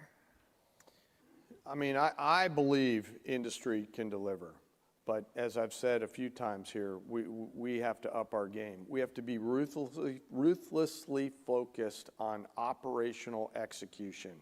And when I was a young CEO running a manufacturing business in Dallas, it was hammered home to me that we've got to deliver quality things on time, shorter lead times, and lower costs. And I think the private sector is focused on that, but we got to do more. And so I think there is a way to do that, and it's really all about execution. We have to be very focused on it. The only thing that matters is getting combat capability and capacity in the hands of the warfighter before they need it.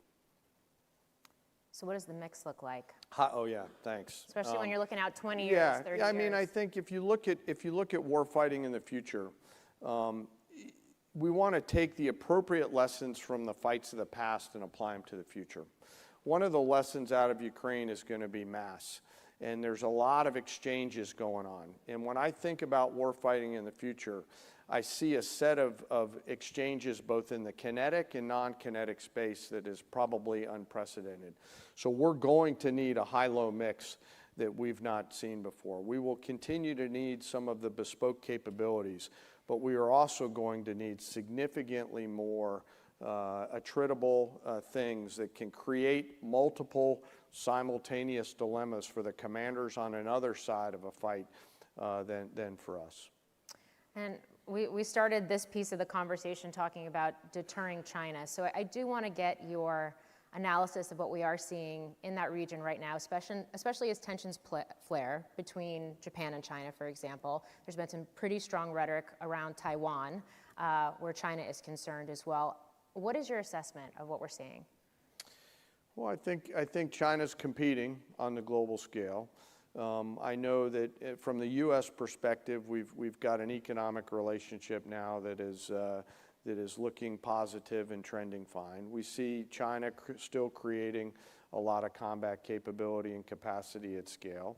And as the national security strategy says, we owe it to the nation to deliver a free Indo-Pacific and a free and safe and prosperous Indo-Pacific. So when I think about actions in the Pacific, mindful of the president's guidance, that's how we think about it. And I think the secretary talking about Roosevelt's carrying around a big stick, you know, it's my job to carry around a big stick, and it's your job to help us make the large stick so that we can.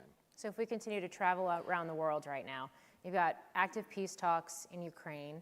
From a military perspective, from a battlefield perspective, how is what's happening there in real time factoring back into those talks?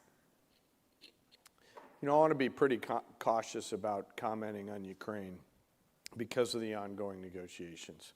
And I'm mindful that anything that I say could get spun one way or the other. I think for me, I believe that we always want to be striving for peace. And what's happened in Europe there is a tragedy out on the Ukrainian front lines. So I'm gonna be pretty cautious given the meetings that are going on, now in that regard. There's been a lot of talk over the last couple of years about lessons learned from the battlefield in Ukraine and how it factors back into how we're thinking about our own readiness and military modernization. How do you see it? Well, as I mentioned earlier about numbers of systems, what the Ukraine industrial base has done to create tens of thousands and hundreds of thousands of drones is extraordinary. Those are the kinds of entrepreneurial lessons that we want to take from that fight. It's another case study in the importance of the ability to put air power over a battlefield. And when you look at the fixed and frozen lines that we've seen out in Ukraine, it's an opportunity for us to learn about the importance of protecting the force on the ground. And having been one of those guys on the ground earlier in my life, I value greatly the ability to have an Air Force or some kind of capability that can come in there and put an adversary in a particular place of pain. And we haven't seen that out there in Ukraine. So it's, in some ways, it brings us to new places in terms of mass and simultaneity. In some ways, it brings us back to old lessons learned about the importance of maneuver warfare and integrating fire and maneuver, something that we need to do at scale. But when you look at the number of FPVs that are flying around out there, we have to make sure and scale our own capabilities to be able to do that. At lunch, we heard about burden sharing of allies. We have seen defense spending globally increasing. We do see NATO quotas rising as well. National security strategy earlier this week talked a little bit about Europe. How do you see the alliance with Europe evolving? Well, I think that a lot of that's a policy decision around around fair. how, and we don't do policy in the Joint Force. We execute those policies. From a military perspective, military alone, our relationships are good in Europe, and I'll let my bosses talk about the policy there. What does that mean, though? I guess as alliances and the relationships around alliances continue to evolve, what does that mean from a military? Well, certainly, allies and partners are key and critical to us as we fight together. NATO remains a key, important ally for us. They are, I think, going to own European security, both through NATO and bilaterally and individually. The military leaders that I talk to are encouraged by the defense spending that's happening inside their countries. I would say and have said to them the same narrative around their defense and national industrial bases as we try to scale European defense so Europe can own Europe. And the SACEUR over there, General Grinkovich, is carrying the same message through his EUCOM hat. So, but that said, allies and partners remain a key part as laid out in the national security strategy. Your assessment of the Middle East right now, especially given this incredible operation that was carried out over the summer? Yeah, the Joint Force I'm very proud, along with others in this room, of the Joint Force that was able to do that strike. That is very difficult to do, and the quality of our Joint Force makes it look easy. They train for those types of things all the time in places like Nevada and elsewhere. The Middle East remains critical. It's still, I think, undecided. I carefully watch through the CENTCOM commander what's happening in Gaza. I remain, as always, concerned about what Iran's intentions are down there. These are conflicts that have been going on for a long, long time. I'm hopeful for peace, but need to be prepared for any number of eventualities there.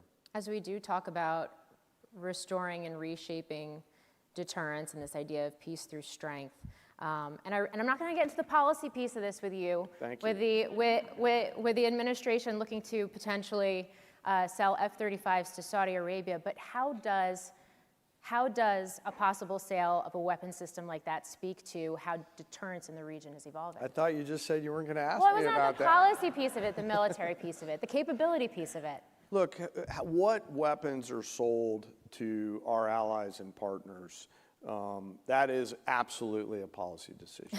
What I strive for is a little bit higher, and that's the interoperability of that military's force with ours, with the assumption that hopefully we're going to sustain those relationships, and we will for many, many, many decades. And as we build the force of the future, both inside the United States and with our allies and partners, I'm constantly seeking an interoperable, coalition-capable force that we can go do the things that our mutual governments would ask us to do. When we talk about protecting the homeland, Golden Dome. Golden Dome, How are I've you heard of it. thinking about that? Look, I think it's an important program. It will, if it fields the way we hope, it will provide layered defense for the United States. And as a warfighter, if I'm tasked to defend something, I always want to be building defense in depth. I want multiple layers of that, whether I'm in Europe or wherever I'm at. And I think Golden Dome will deliver on that. We've got strong leaders who are at the helm of that. It's going to require strong engagement and execution by the private sector to deliver on that. It's scientifically tough, but I'm confident because we're great innovators here in our country, and I think it'll be a good system when it comes online. We've touched on this already, but I'm going to ask you some broad questions too, and that's, what do you want to say to members of Congress in the room today, to members of industry in the room today, to folks that are on the acquisition side? Go faster. I mean, look, I think it's, we've spent many years building a system that was built to mitigate risk. Every layer of our acquisition system, people were always trying to do the right thing. I don't doubt that. But now we need to find the innovative spirit within both the private sector and the government that will accept some risk, but in the end, we will go exponentially faster to deliver the combat capability and capacity that our young warfighters need and deserve. And we need entrepreneurial leaders in government. We need entrepreneurial leaders in the private sector. We need to be focused on execution, and we need to be doing it together. So how does all of this speak to how you think about how you see deterrence evolving and being reestablished? Well, I think it comes right to what the Secretary said earlier, peace through strength, building on the same models that President Reagan built so many years ago. The ultimate goal of deterrence is to make the other person afraid of getting into a gunfight with you. And that is exactly what we're focused on, is how do we create multiple, simultaneous, cognitive, physical, fiscal dilemmas for other people who would be deeply, deeply unwise to come at the United States or our allies. All right, I'm going to ask you the question I think I've asked every chairman of the Joint Chiefs that I've interviewed over the years, and that is, what does keep you up at night? Nothing. I sleep really well. This seems to be a very popular No, I do. answer. I sleep. I'm a bit of a sleep nerd. I go to bed early. I get up early. I mean, look, I think I really do sleep well, by the way. But time is the one thing that all of us cannot get back. The stoic in me reminds me of the importance of time.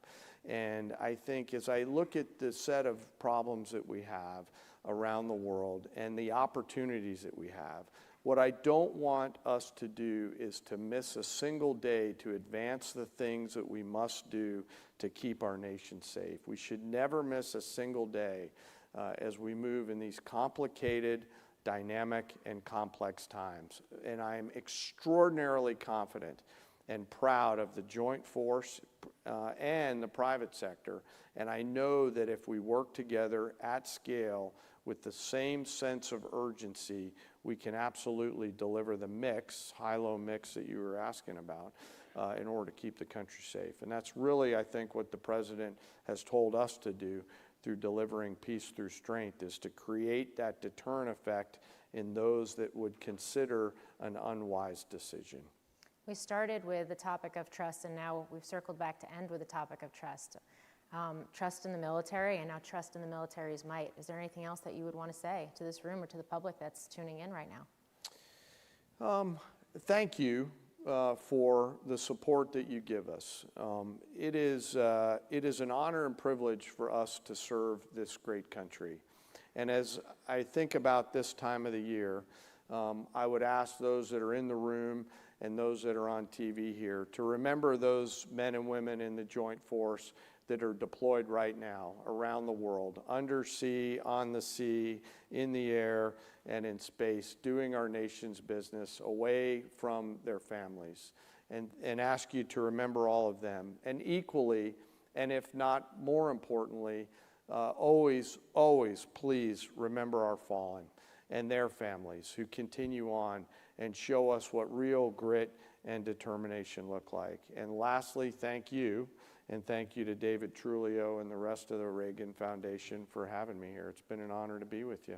General Dan Reason-King, Chairman of the Joint Chiefs of Staff. It's an honor and privilege. Thank you so much.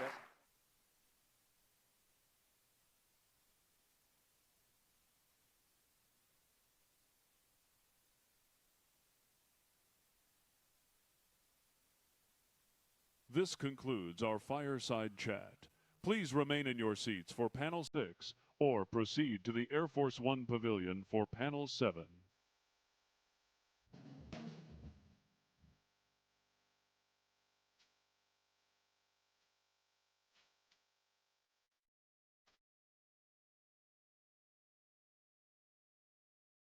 Ladies and gentlemen, please take your seats. The panel is about to begin.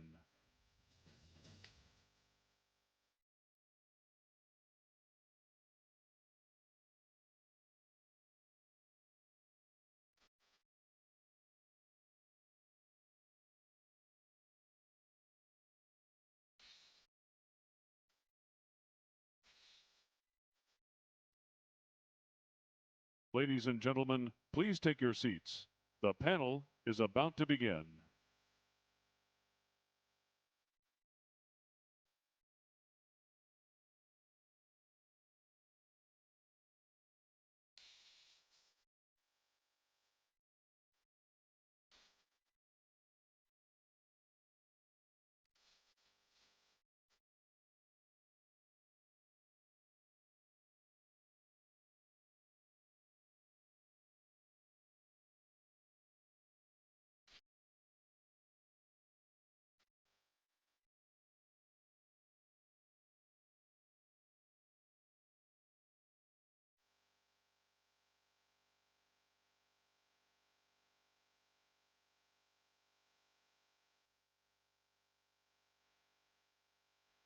Ladies and gentlemen, please take your seats.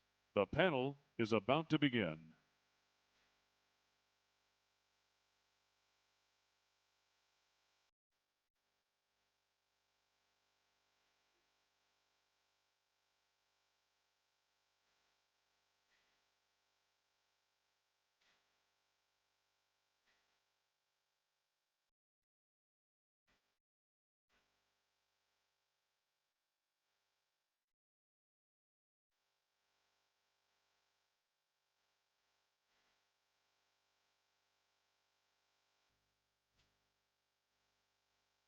Ladies and gentlemen, please take your seats. The panel is about to begin.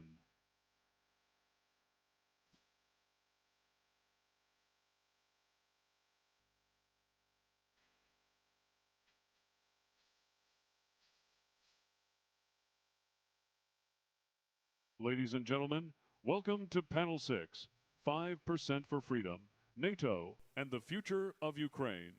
Please welcome to the stage Miss Kate Odell of the Wall Street Journal and our distinguished panelists.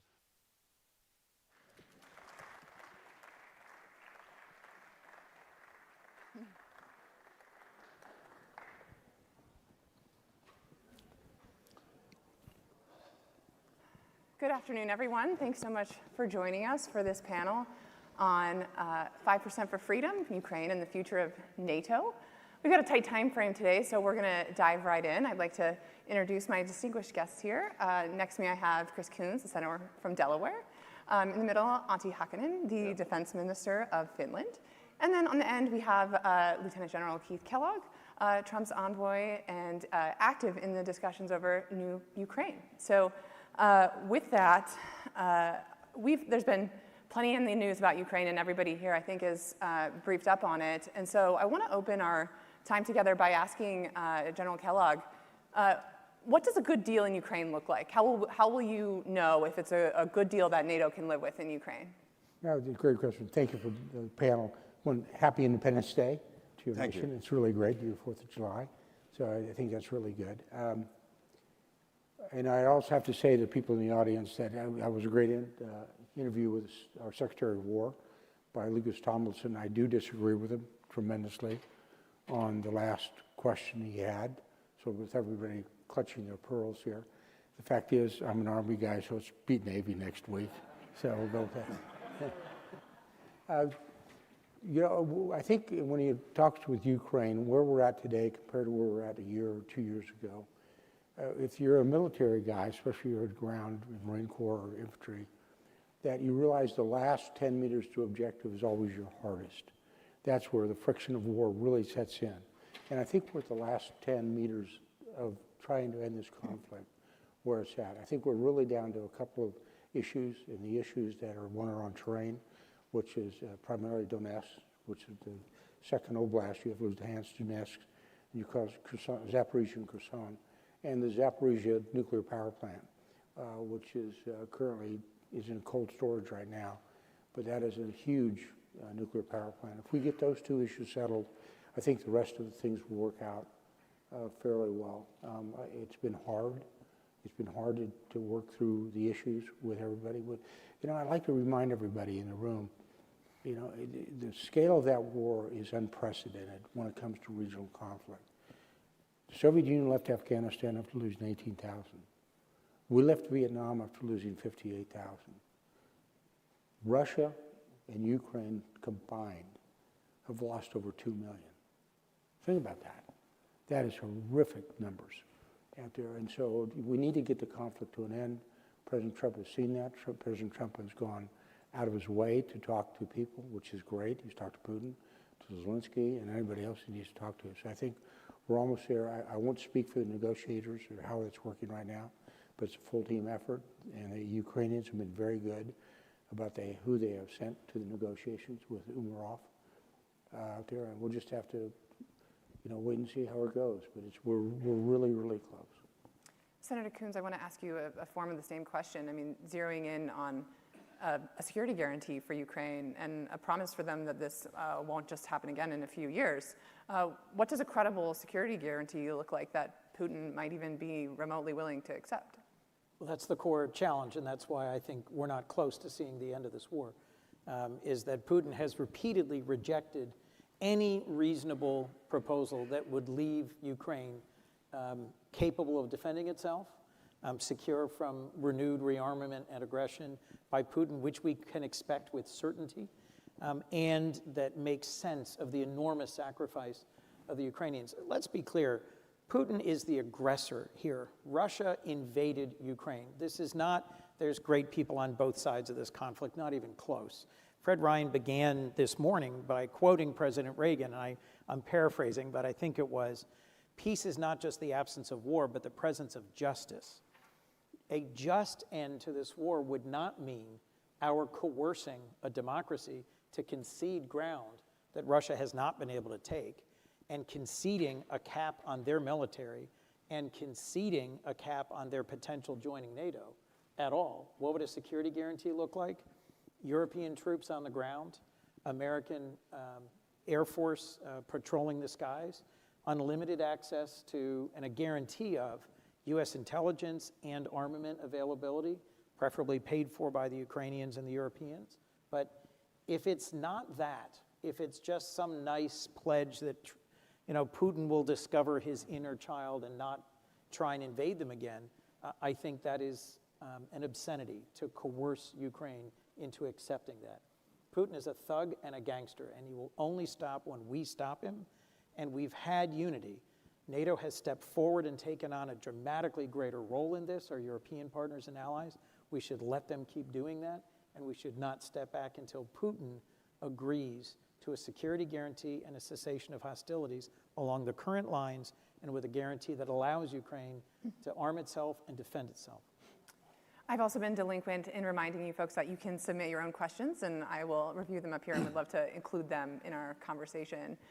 To take it to the defense minister for a moment, why don't you give us Europe's view of these negotiations. I mean, we have had some noting today that if Europe views what's going on in Ukraine as an existential threat to Europe's security, how do we account for the reluctance to seize Russian frozen assets, the discussion around buying Russian oil?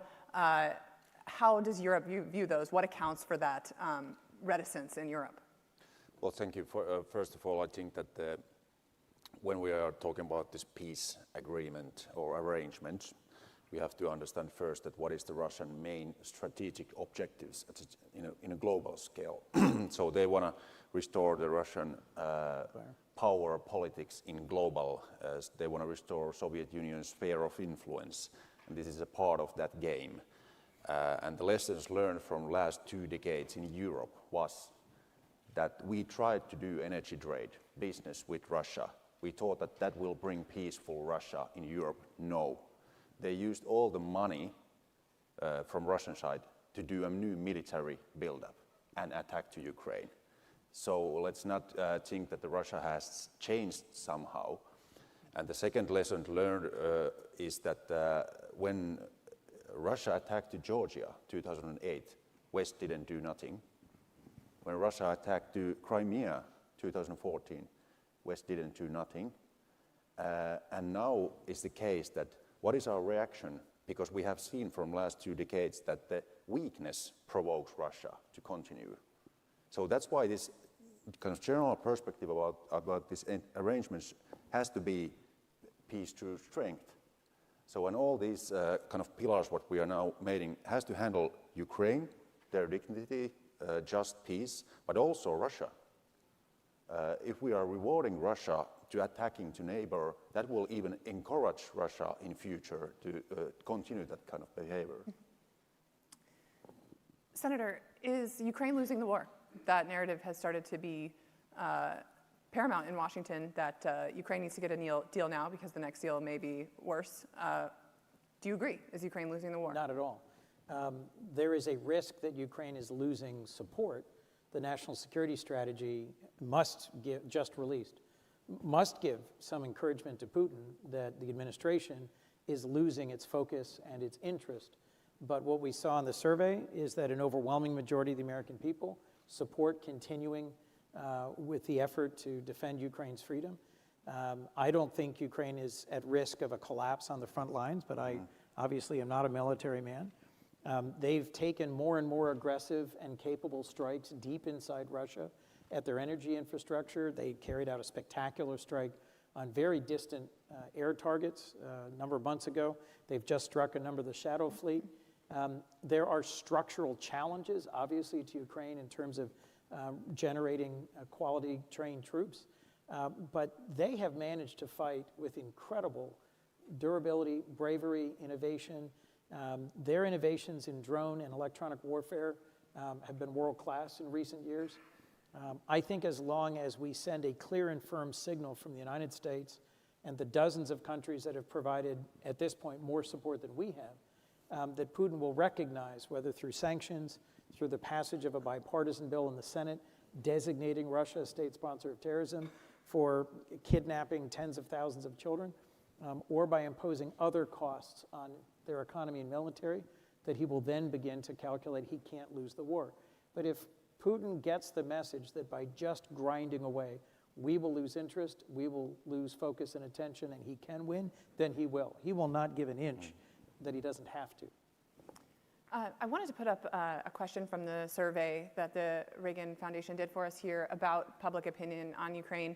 And public opinion on Ukraine has shifted in several directions over the past few years. I mean, you saw Republicans under President Biden saying that we were doing too much for Ukraine, that there was no end game in Ukraine. There's been some, I think, change in that a little bit. But I want to look at the slide and talk about there's clearly a plurality of the country that doesn't think Ukraine should give up a lot more territory in exchange for a peace deal. Thank you. That's great. So there is, on this slide here, 45% support Ukraine's full territorial liberation, and then there's significantly less enthusiasm here for trading territory for for security guarantees. I think some of that is because you see in the poll that Americans don't think Putin's going to follow them.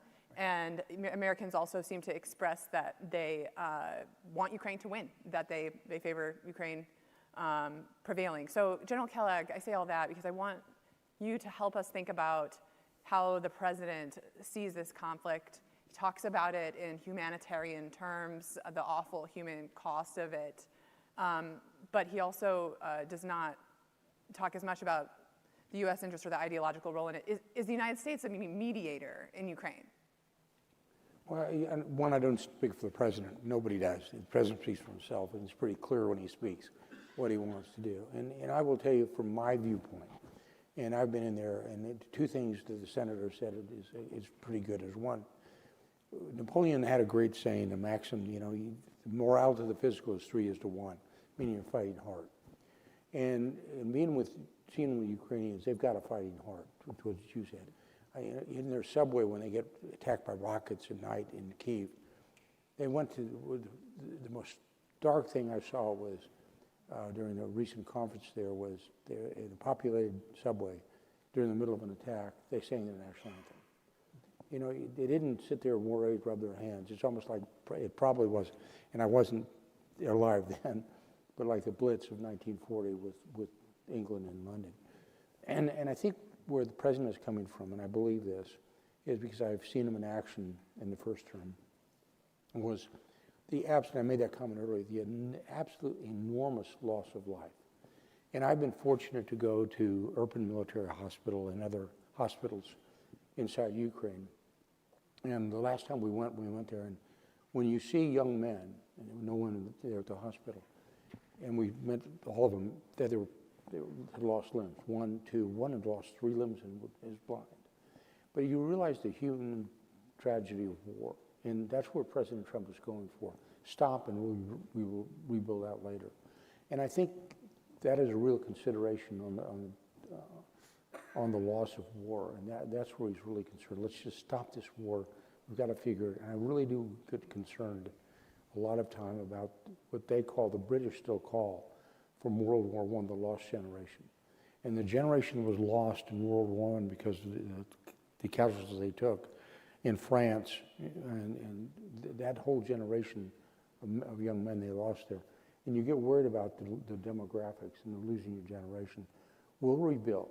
They'll be able to rebuild from where they're at today with the support primarily of Europe. And by the way, Europe can get a bad rap, but I will tell you, Europe has really stood up. They've really come up to the table and done a very, very good job in military support, in personal support, humanitarian support, in building out the country. So give them credit for that. And your president and I have had a lot of talks, President Stubb, on that. And so, we just want to get the thing over with. It's just that the human tragedy is enormous. Defense Minister, please. Just shortly, that's obviously at this point at the negotiation, United States wants peace, Europe wants peace, Ukraine wants peace. But Russia is continuing bombings. Russia is continuing full-scale war and preparing to continue with it. Even though they are using huge amounts of money and manpower in casualties and achieving almost nothing in the battlefield. They are achieving a couple of 100 meters with tens of thousands of casualties. And they are day by day more dependent on China, and they know that their resources and economy is hitting hard now. Why Russia still continues? They think that West is weaker, that they can still a little bit continue and get a good peace for Russia. So that's why I think that the game changers, what we have to now decide, is the European decision in frozen assets, 100 billion euros for Ukraine's 2-year defense, and harder sanctions on oil exports for Russian economy. So those two game changers will create Putin's dilemma. This will last at least 2 years, and Russian economy will fail really hard. And that's what will bring the Putin to the table. And that's too costly for his economy. Mm-hmm. Did you have a point? You want to jump in? When I have had the opportunity both to visit Ukraine and to meet with veterans who've lost limbs in this war, They often ask, and I often reflect on, for what? I respect and recognize President Trump wants the fighting to stop and the dying and the suffering to stop. But for what has all this sacrifice been made? You're clear about Russia's aims? Expansionism, imperialism, reassert their role in Europe. We've heard from a number of European allies, they believe Russia is not just preparing to fight further in Ukraine, but rearming in order to be able to carry the fight further into NATO territory. Ukrainians have sacrificed, suffered, and died for their freedom and their sovereignty. And if we force them into a peace that does not guarantee that sovereignty and that freedom, we will have made a lasting mistake that Xi Jinping will notice and that authoritarians around the world will notice, and we will pay for it at a much greater loss and at a much greater expense. Well, Senator, jumping off of that, I mean, I think that seems to suggest that there's not a ready deal right now, and that we're going to have to try to get more leverage to make a deal. So I wanted to ask, the argument against providing more weapon systems you hear is that, well, we tried giving this weapon and that weapon, and my own view is that we did some of that slowly and not particularly at large scale. Yes. But my question for you is, would Tomahawks make a difference? Look, Tomahawks would help at every step. I respect that presidents get access to intelligence and assessments at a higher level than I do. I felt we should have delivered more advanced systems earlier in this war and advised President Biden that that was what I thought was urgently needed. Tomahawks now will not be a game changer, but they'll be additive and important.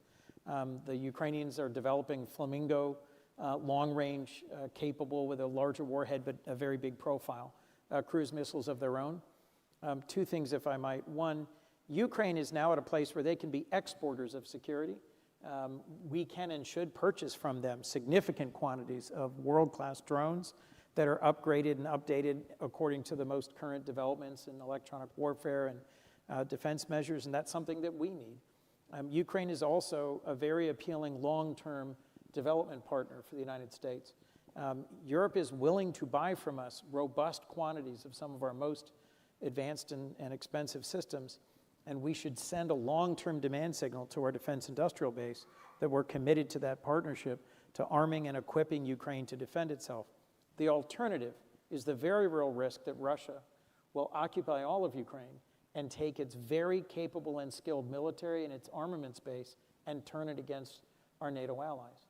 I think the outcome couldn't be more stark, an outcome where our partnerships and our alliances in Europe that have lasted for decades and provided security for us would be at risk, and where we signal to authoritarians that we do not have the courage or the persistence to defend freedom, and an outcome where Putin ultimately learns that aggression doesn't pay, that we will hold together the West in defense of freedom, and that will send a signal to this generation that may be worth the huge sacrifices that have been made. Nobody knows better than the Finns what it means to stand tough against overwhelming odds and Russian aggression, and to have to make concessions and to have to fight and to have to arm. And I'm so grateful that Finland has joined us as a NATO ally. But I think if you ask Finns what they think is the right outcome here, it is not a peace deal that is on the wrong terms and too early and not sustainable. Defense Minister, could Vladimir Putin continue this war if China decided it should stop? Well, first of all, without China's help and partly also with India's oil buyouts, their cash flows are going really low. So, and without the industrial cooperation between China, Russia, and military components and all that stuff, Russia would have severe problems at this point. Now they have problems, but China is the key player. And that's why I said that we have to do two things to show Putin that Ukraine will have their military support money. That will be 0.2% of the European GDP, 0.2. So not that much for freedom. And second pace, US, Europe, stronger energy sanctions and financial sanctions to Russian economy. We can do it. It's only political will. And that will give the signal to Putin that it will be too expensive to continue use a little bit stick, not only carrot, in these negotiations. General, a question from the audience here. What do you think is the most effective way that President Trump can pressure Russia and Putin that he's not already doing?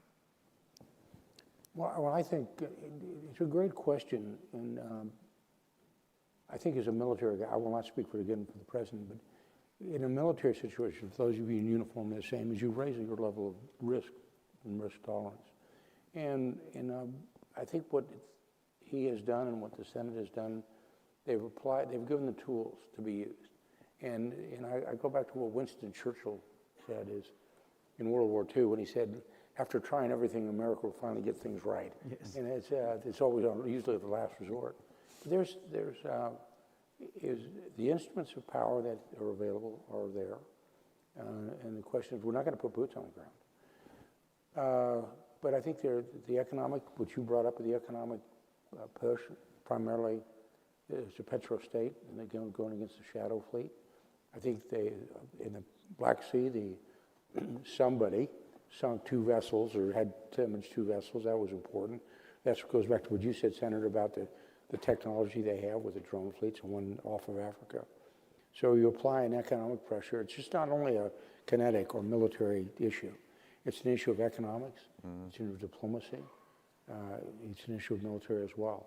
And I think President Trump is engaged quite well. I mean, he's at the very least, people will tell you, at least he's talking to him.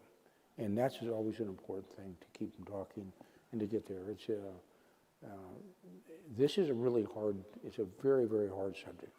Not for him, but people would have thought, I would have thought that this was solvable.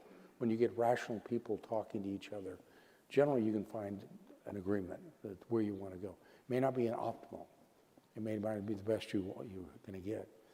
But, if somebody had said after World War II, well, the situation's bad, look what happened eventually with NATO and the Baltic countries.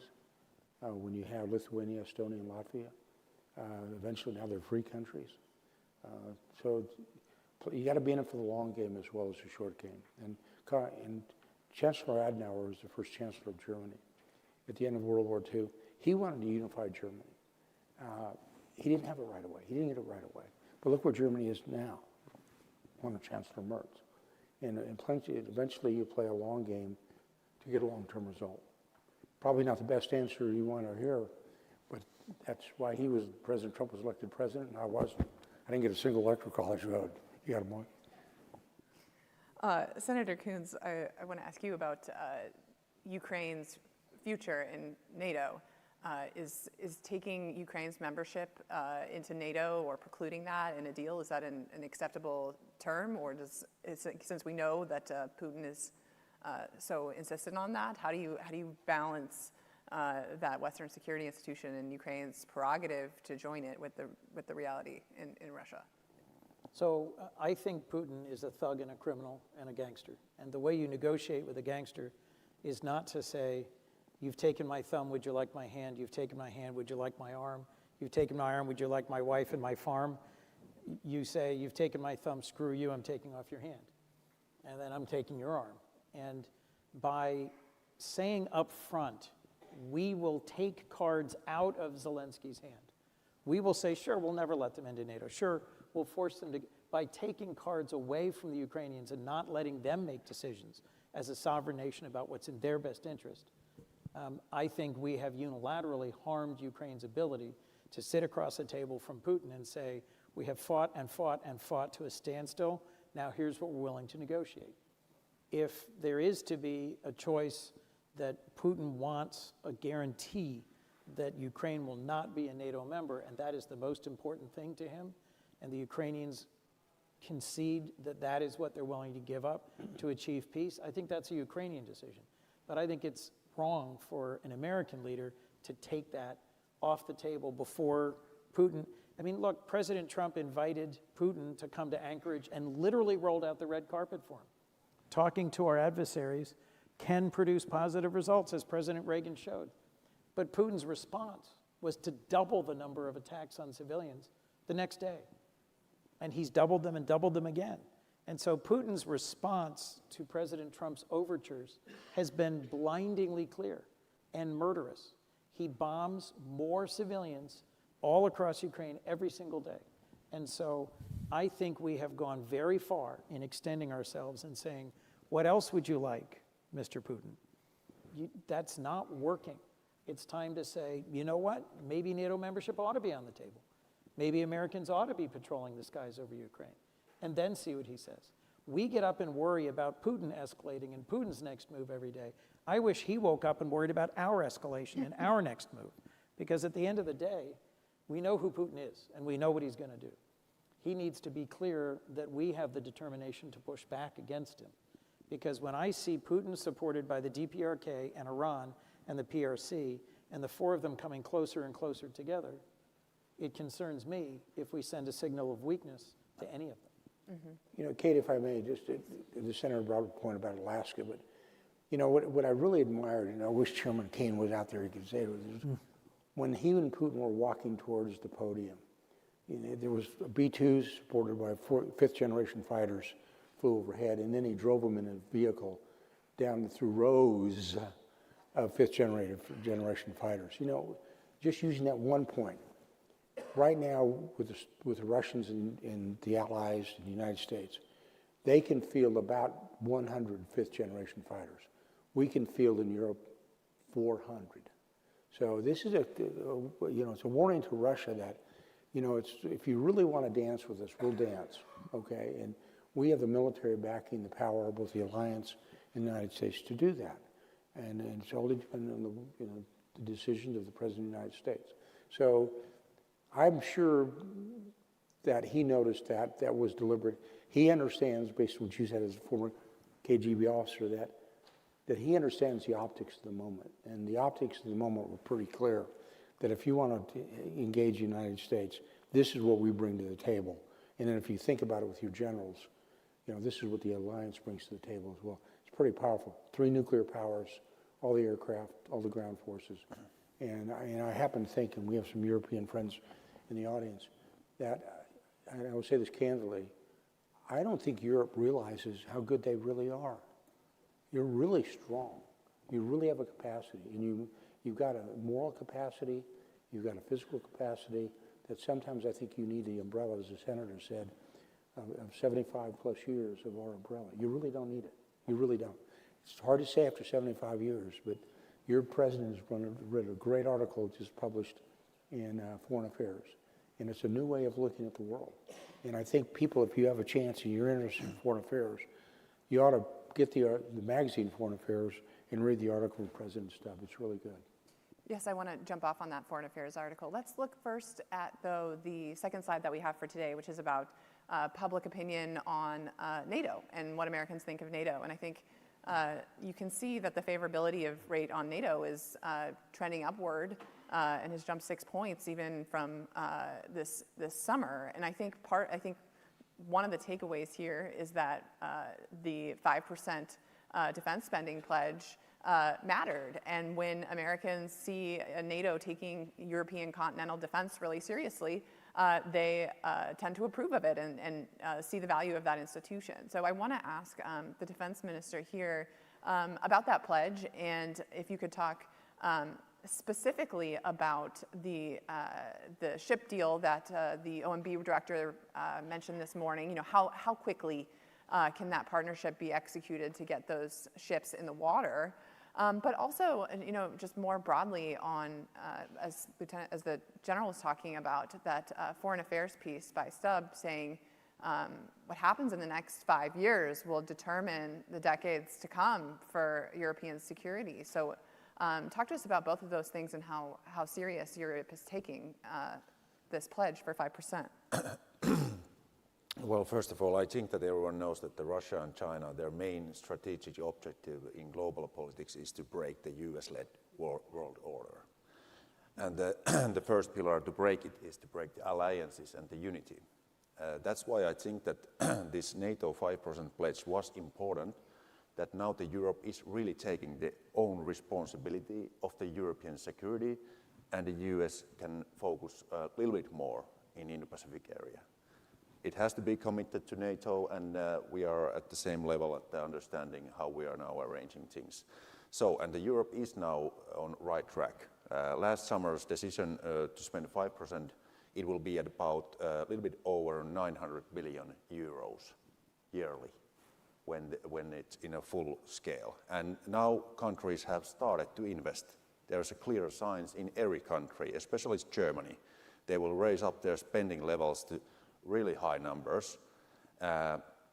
Finland has invested heavily for decades, but we are also raising our spending levels, and I'm quite sure, and this at the end game, even though China and Russia will be aggressive in next 10 decades, Europe and US will be stronger than ever with these spending rates, and that will bring peace to the table. And what comes to this wise usage of money, how to do an industrial cooperation between US and European countries, I think that the icebreaker deal between Finland's and US presidents and our countries is a really good example how to do cost-effective way mutual benefits in industrial level. We are producing 4 ones in Finland and rest of them in US. About 80% of the icebreakers in the world has been designed in Finland. And that's a good way to also elaborate to the other defense industry and security industry fields that we can get benefits for our taxpayers, a lot of more capacity to defense and security. If we look at the China and Russia's industry, they can produce several times compared to Western countries. 4 times cheaper ammunition, 4 times cheaper ships, naval vessels, submarines, icebreakers, all that stuff. So we have to also do this kind of joint, and maybe we need some kind of investment to your home country, US and Europe, but still taxpayers' money has to be used wisely. We are running out of time much faster than I'd like, but General, to finish up with you, the Defense Secretary said today that it was hard to imagine several years ago going to a NATO target of 5%, and certainly from my time covering it, that's true. My question is, can the United States stay around 3% on Japan on defense if our allies are going closer to 5%? Well, the president has said with the Hague Agreement that everybody's going to 5%, and that's a lot of money to do that. And at the same time we're spending the money, remember we're also modernizing our nuclear fleet, the bombers, the missiles, and the submarines as well. That costs a lot of money. So it's up to our representatives, the Senate and the House, where they're going to go with that. But if you get to the 5% level, that is, for the Americans, that's an enormous expenditure. The allies are different. Now, we know the Poles have gotten there. They're going there, and we know the other countries. Some countries won't get there. I guarantee you they won't. There are certain countries that are 1.5% today, even though you agreed years ago at Wales. In the Wales Declaration, they'd get to 2.5% of their GDP. They never even got to that. So, but it's important because the weaponry we've gotten has become so expensive. It's so complicated to use, and I think it's going to make a hard American decision as well. Where do you get to defense? We haven't been there in a while. It's almost like we've been flatlined with 2.5%. But part of that is because it's their strategy of how we intend to fight and create war and deter. And for people, I'll make it a shorthand for you, the Army back in the day, back in my day, we had a 2.5 war strategy. And that meant you could fight an active war in the Atlantic, you could fight an active war in the Pacific, and you could have 0.5 as your contingency. We now fund at 1.0. You can fight a major war in one theater.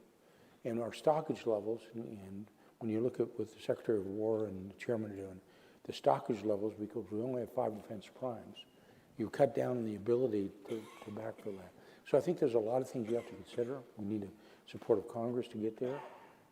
When you get to there, everybody needs to understand what does it mean when you get 5%.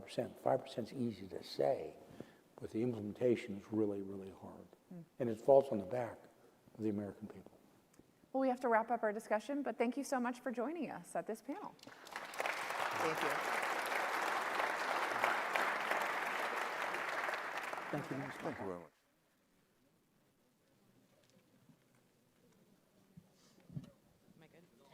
Ladies and gentlemen, this concludes panel 6.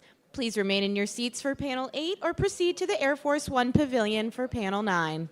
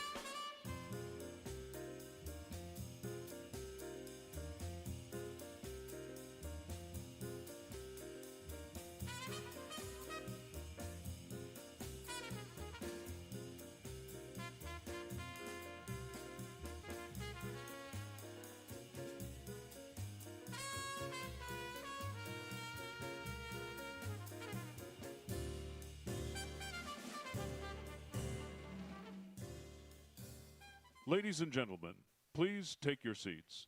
The panel is about to begin.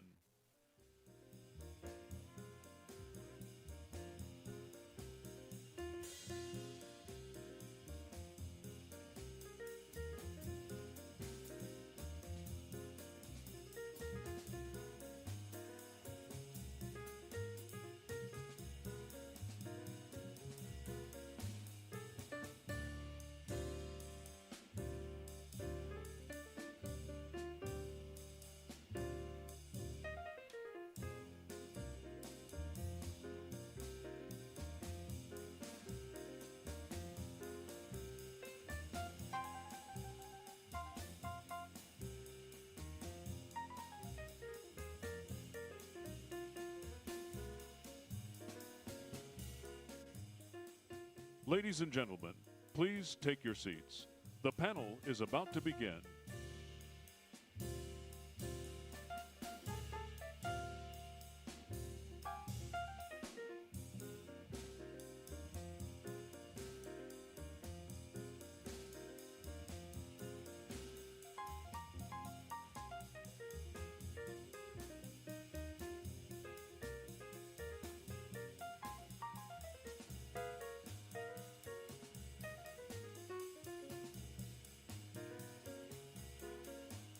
Ladies and gentlemen, please take your seats.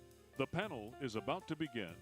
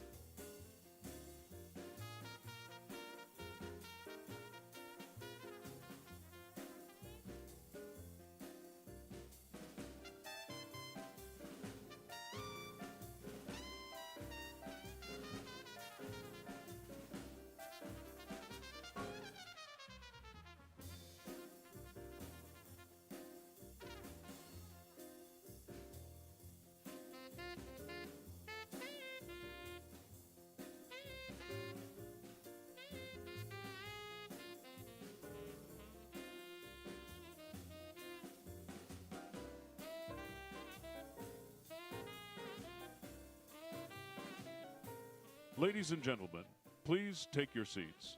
The panel is about to begin.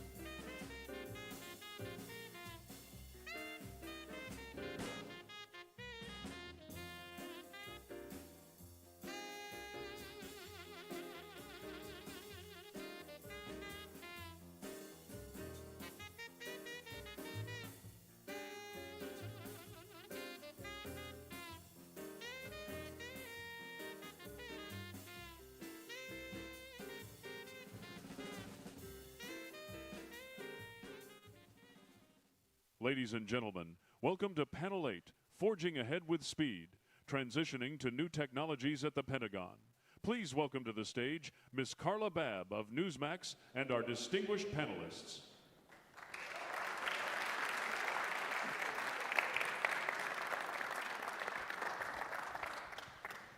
Well, hello, everybody. I am Carla Babb, the National Security Correspondent for Newsmax. This is my first time moderating a panel at Reagan, so normally I would be pretty nervous about this, but I'm not because I have such a great panel right here.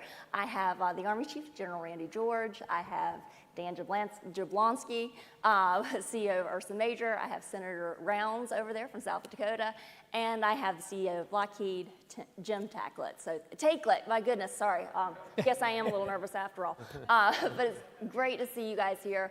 We are going to be talking about forging ahead with speed, transitioning to new technologies at the Pentagon, rapid shifts in AI, next-gen systems. They're all redefining what it takes to move promising technologies from development into operational use. And as the requirements are evolving, the department now has to figure out how we're going to identify these capability gaps and align our acquisition priorities with what's needed in contested environments. We need to modernize acquisition pathways, and I'm staring at you, Senator Rounds, because we need congressional oversight. Amen. And we need investment to accelerate transition. So, and I want to remind everybody that I have this handy-dandy access to your questions. So I've been told that you guys know how to submit questions, and if you want to submit some, I will be asking these wonderful gentlemen your questions as well. But before we go into the tech panel, I do want to first ask a little bit of news of day just on the national security strategy that was just released. And since we are here at the Reagan National Library, which represents a president who significantly contributed to the fall of the Soviet Union through a strategy of military buildup and also anti-communist movements, and through rhetoric that rejected the idea of moral equivalence between the United States and the USSR. Reagan asserted a clear moral battle between freedom and totalitarianism, which he believed was crucial. But there are concerns in this NSS that just came out that the Trump administration lays out a very different approach on Russia. It says, and I'm quoting it, many Europeans regard Russia as an existential threat, but it does not explicitly say that Russia is a threat to the United States. It does not mention that Russia attacked Ukraine, and it appears to put the blame on Western Europe, not Russia, for the lack of a peaceful resolution to the war in Ukraine. This comes as the majority of Americans, according to a survey put out by the Reagan National Defense Forum, Americans overwhelmingly responded that they want Ukraine to be victorious. And the policy director here at the Reagan Institute says that Americans, quote, perceive Russia as an adversary and they perceive Ukraine as an ally. So Senator Rounds, I'm going to start with you. Is the Trump administration making a strategic blunder here in the NSS? Do you, like the majority survey, view Russia as the aggressor and the adversary? Well, I think the idea that the president is trying to lay out is, once again, peace through strength. And I think the secretary today made it clear that they want to reinvigorate the Reagan approach, which is peace through strength. I agree with all of that. The challenge that you're asking is well, what about Russia? I know that they focused on China primarily and about the challenges in the Indo-Pacific region, which is in front of everybody's minds right now. I've shared in the past, and I continue to believe, that Russia really doesn't want peace. I still think that Russia really doesn't want peace. I should say Mr. Putin really doesn't want peace because he thinks he can win against Ukraine. I think Ukraine is putting up a marvelous fight. I think the vast majority of us in the United States Senate feel that we should do whatever we can to assist them. We're not interested in putting our young men and women in harm's way, but anything that we can do to assist Ukraine in the defense of their freedom, that's probably the right thing to do. So I'm not going to second guess what the president is trying to do with regard to his focus, which is on rebuilding the military. I think this is a great lead-in for additional funding, for additional military capabilities that we know we have to have. And so I think we should be focusing on what the president is trying to get done here, which is peace through strength. Be so powerful, be so strong that, that the adversaries decide that it's just not the right day to have that effect. But there's one more piece in there that I think I should also tell you, and that is I think the president right now, in the middle of negotiations, probably does not want to be seen as anything other than an arbiter in terms of trying to find peace in Europe right now. And perhaps because of this particular product coming out right now, maybe is not the best time to be going in and specifically charging Russia as an adversary when he's trying to be a person stopping a war. So I'm going to give him a lot of leeway on that just because of the current events around trying to find a peaceful solution there. And we wish them all the luck in the world at getting it done. I'm just not optimistic. I just simply don't believe that Mr. Putin really wants to find peace. General George, to you, he kept using the word adversary. Do you find Russia to be our adversary? And you were just in Ukraine recently. Can you tell us a little bit about what you saw, what you did, what you learned from that trip? Sure. Yeah, I spent about 3.5 days with all of their drone brigades, with a lot of their units, visited tech companies, talked to their Minister of Defense, and there's obviously a lot we can learn from the Ukrainians. And everybody gets really focused on just the drones sometimes and the technology, but how they're organizing for the fight that they're doing, and coming back, and we are trying to take those lessons on a near daily basis. A lot of that is feeding into it, and I know we're going to talk about it the rest of this panel on what we're doing to change, but I think it kind of reinforces what Senator Rounds was talking about on how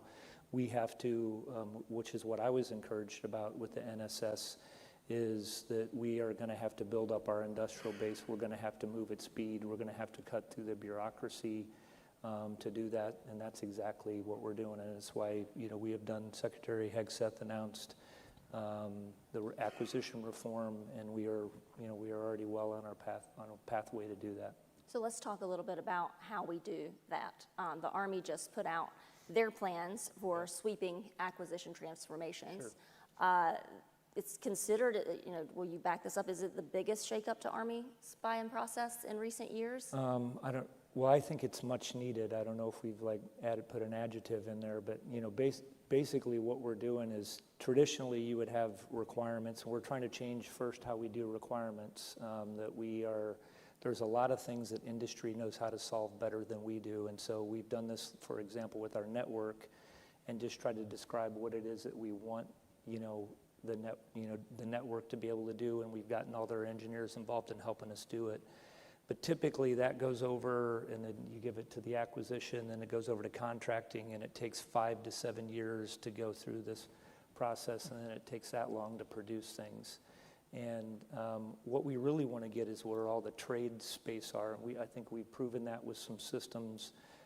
We've fielded next-gen squad weapon, and we're already on our 4th iteration in about 18 months. So we have changed that based on soldier feedback, and I think that that's what we're going to have to do. The other thing that we're trying to do is get a lot of more commercial companies, basically undo the Last Supper and get a lot of people back involved with this. And, we're going to unveil a tank, new M1E3 that everybody said would take 6 or 7 years to build.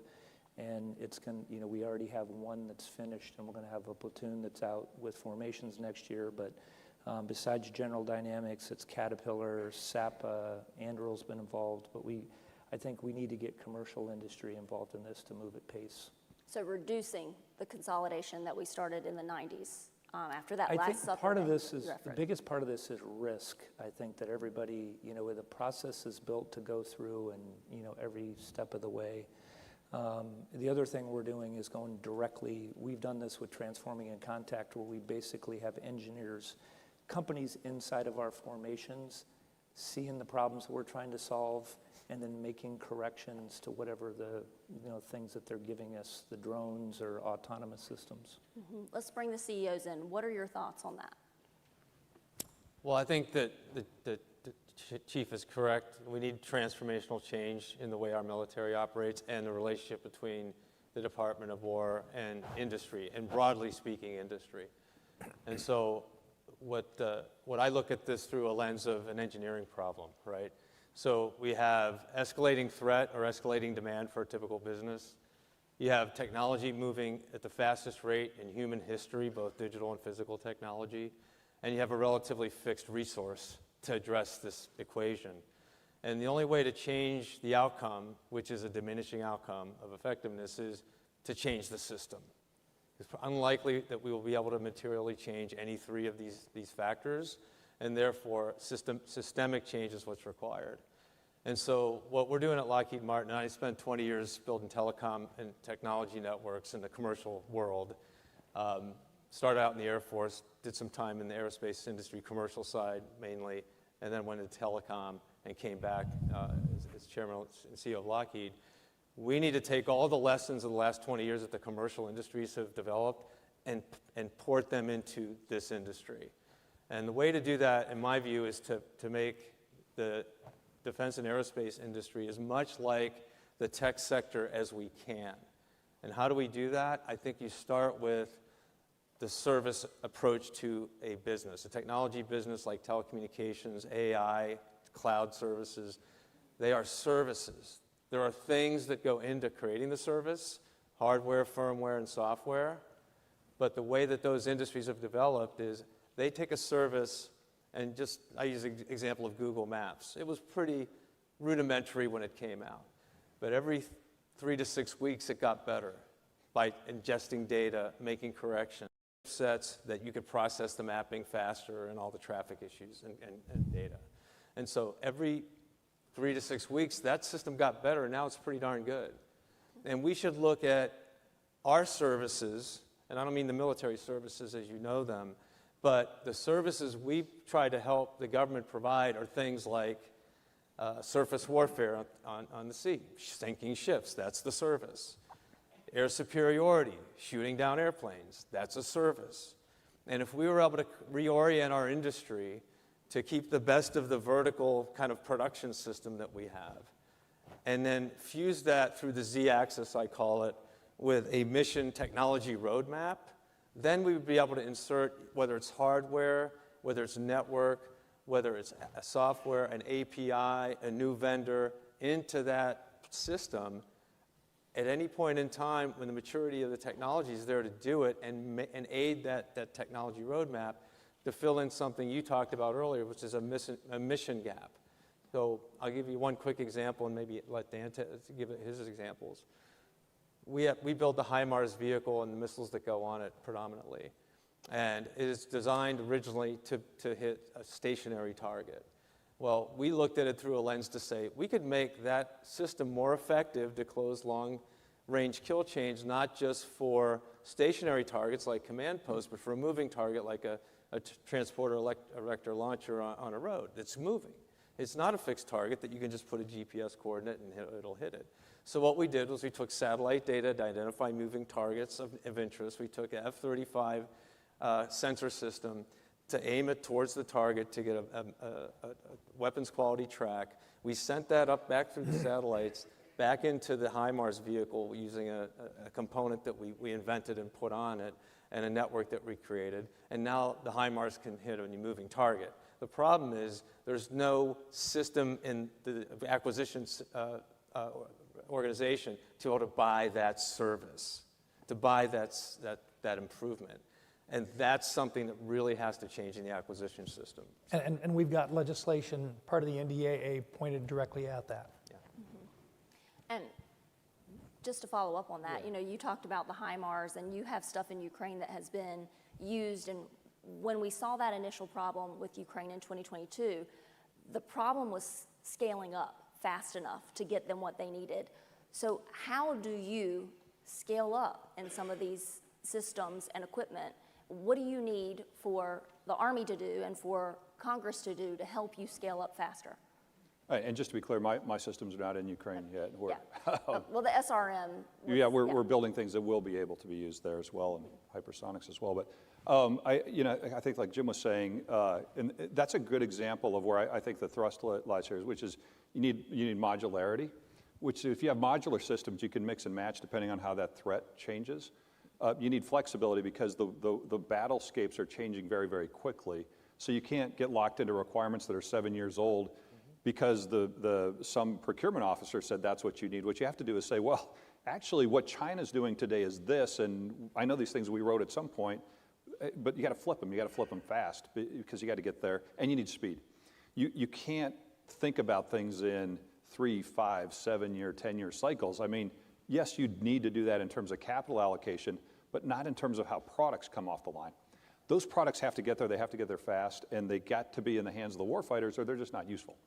And if they don't overmatch a Chinese or a Russian or whoever's capability, it's also not a good thing because then it's blood and treasure and you don't have enough of these things.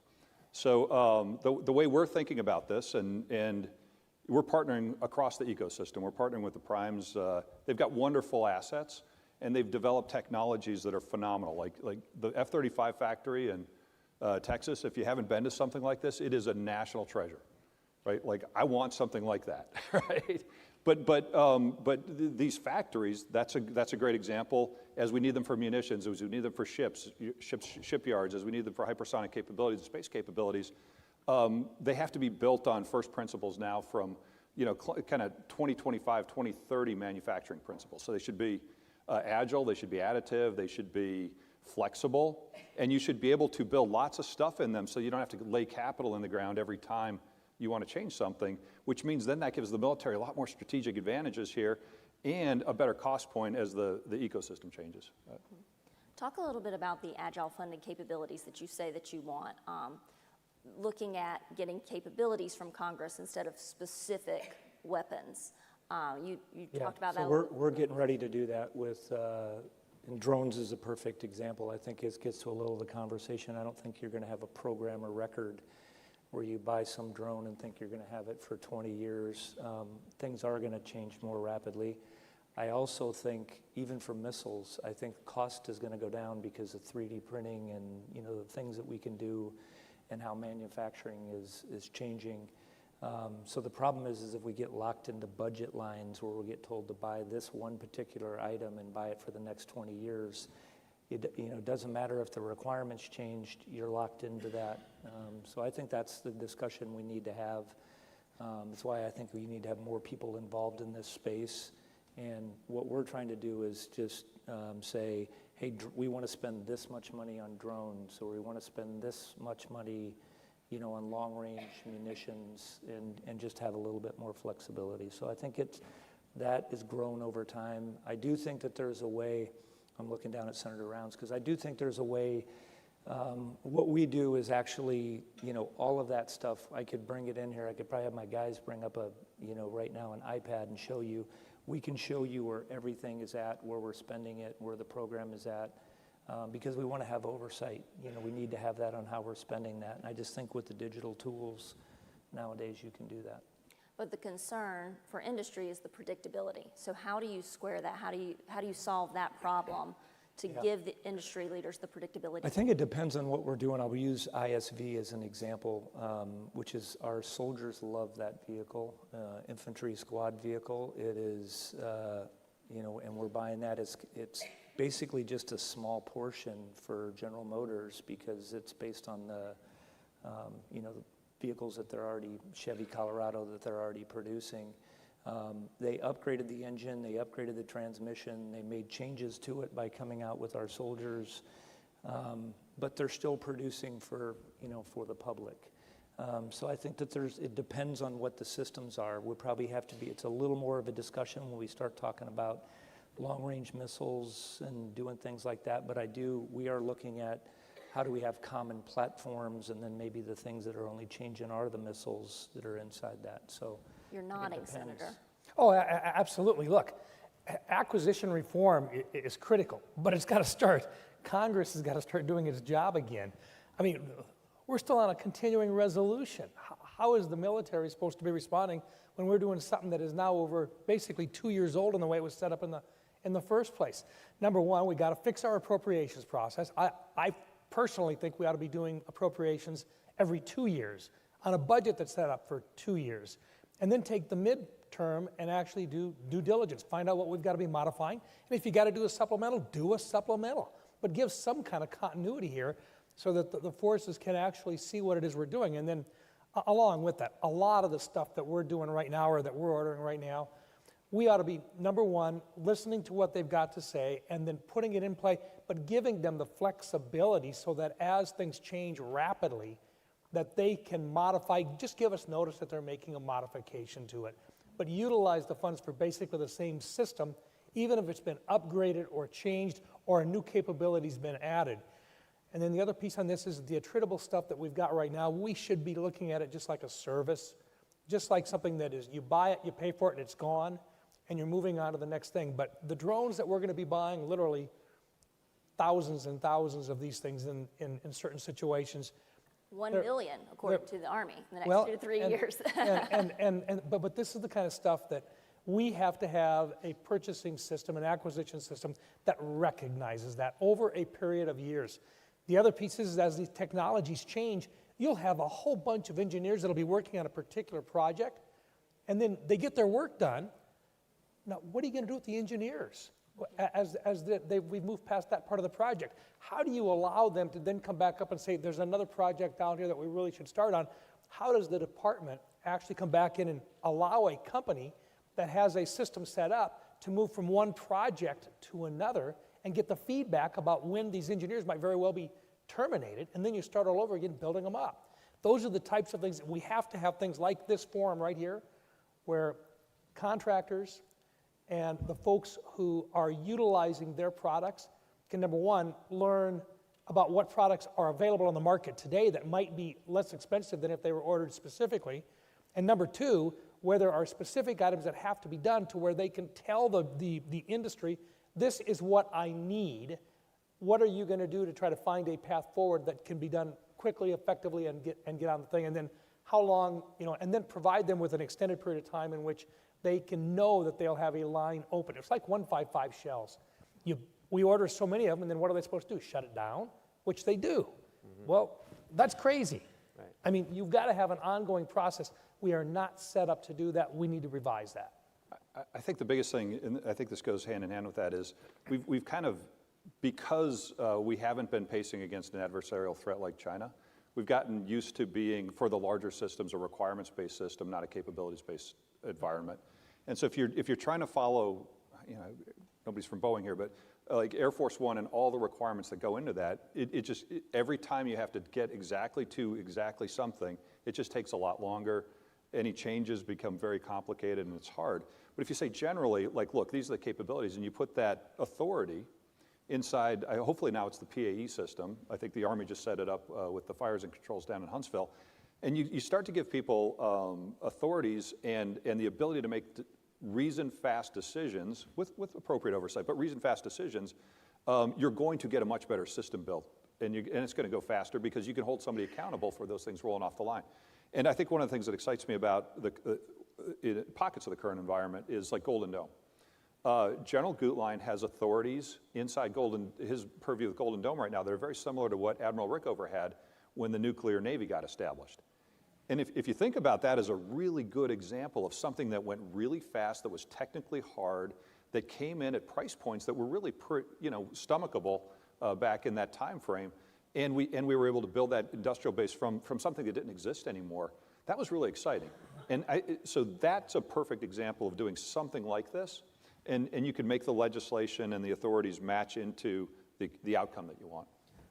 Could I just make one comment on what Senator Rounds brought up, and Dan and I were talking about this, but I also think on manufacturing, and this is how you help with the engineers, is if you have the ability to build, companies in a modern industrial line where you can build not just one type of missile, but you could build several different types of missiles and do those things. I mean, I think that that's what we got to look at. I mean, that's something that I saw in Ukraine. They had a lot of the engineers that could work on several different things, and I think that that kind of capability is here today to start making those kind of changes. That we haven't had that flexibility in the past. We've got digital engineering now. I just think it's changing for the better. So I keep hearing modularity is the future, but how do you actually make that a reality? How do you get the parts to talk to each other? Oh, you define what the interface control devices have to look like, the interface control systems. And on both sides of that, you say, hey, do as best as you can to create the most functionality here. But when it mates up here, this is the rule set.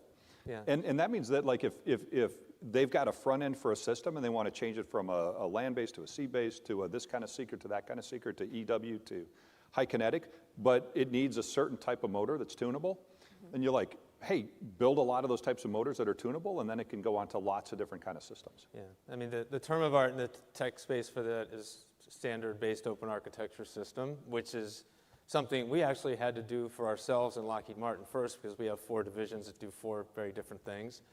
But if you're going to create a mission technology roadmap for a service or a mission or an activity you need to do, we actually figured out we needed assets and knowledge and engineers from all 4 of our divisions. So we came up with something I have one patent for, which is it's called 5G.mil. And it's the open architecture standard that everyone in Lockheed Martin has to use to design to, so that we can actually connect that satellite feed to the F-35, to the HIMARS, even though we're in 3 different divisions of our company, we do that. That's something we've been advocating, Senator, for 4 years to get into the NDAA, that the department take that on, that concept on, and convene a standards body of many companies to be able to actually come up with this, so we're all working from the same song sheet that Dan just referred to. Okay. I think we're doing that on small, like Jim says, I think we're doing it on small cases. We've done it with the tank, and we've gotten together with different people, but I agree we need to do that more broadly. And the Air Force more broadly. Is pretty far along too, Chief, yeah. I want to talk about that tank, but first, before we start getting into the specific technologies, we have a question from the audience. It says it's been repeated over and over that there needs to be transformational change at the Pentagon, which is what the Army is trying to do. However, bureaucracy at the Pentagon is notorious for screeching all potential change to a halt. So when should we expect to see meaningful reform? I think we're already seeing it in the Army, and I think I always tell everybody, been asked this before, is, come back in 6 months and see what we're doing. We're about to transform 21 brigades from IB, Infantry Brigade combat teams, to mobile brigades that have drones, EW system, next-gen squad weapon, autonomous systems, and doing all that. So, and it has struggled a little bit with continuing resolutions and funding lapses and stuff, but moving through that and producing things. So, I mean, we're collapsing business systems. I think we've gone from 700 down to 175 or something to do that. So, I mean, I think we can do that. I always kind of refer to the frozen middle. I think every company probably has that. Everybody has to deal with that a little bit. And I just think right now, and with Secretary Driscoll, we have everything aligned, and we're moving out. Let's talk about, because I want to get Senator Rounds back in, let's talk about AI. That's something you talk about a lot. The survey that came out this week by Reagan said that Americans are split on who is winning on AI. 30% say the US is winning, 29% say China is winning, and about 33% say it's equal. What do you think, and what do we need to do to accelerate the use of AI in the military? We have the edge right now, but we have to be worrying about who has the edge in 3 years and in 5 years. And in order to do that, we have to have the people, we have to have the compute power, and we've got to have the energy. And right now, the thing that we win when we talk about China, we have the people. We've got the brightest minds out there, and we want to continue to have them want to come in and participate in the United States. And so that part we're winning on. Now, they've got more people than we do, but we've got some really bright, innovative people, and we are ahead with regard to the actual developers that are using it. But our ability to actually put everything together has been very, very good. China's catching up, no question about it. But the second piece on this, and that is the compute power, we've got that as well right now, but once again, China is pushing hard. The discussion right now is how do we keep compute power away from China while we continue to develop it? And that's one that, as a matter of policy, we have to decide how do we keep it here and yet at the same time invite the rest of the world to participate in the standards and the, for lack of a better way, the rails that we create here using our companies. And then finally, and the one that we're not winning on, is on energy. They produce more than 2.5 times more energy than we do. They have the capability of producing energy because of more power plants and so forth coming online a lot faster than we can do so right now.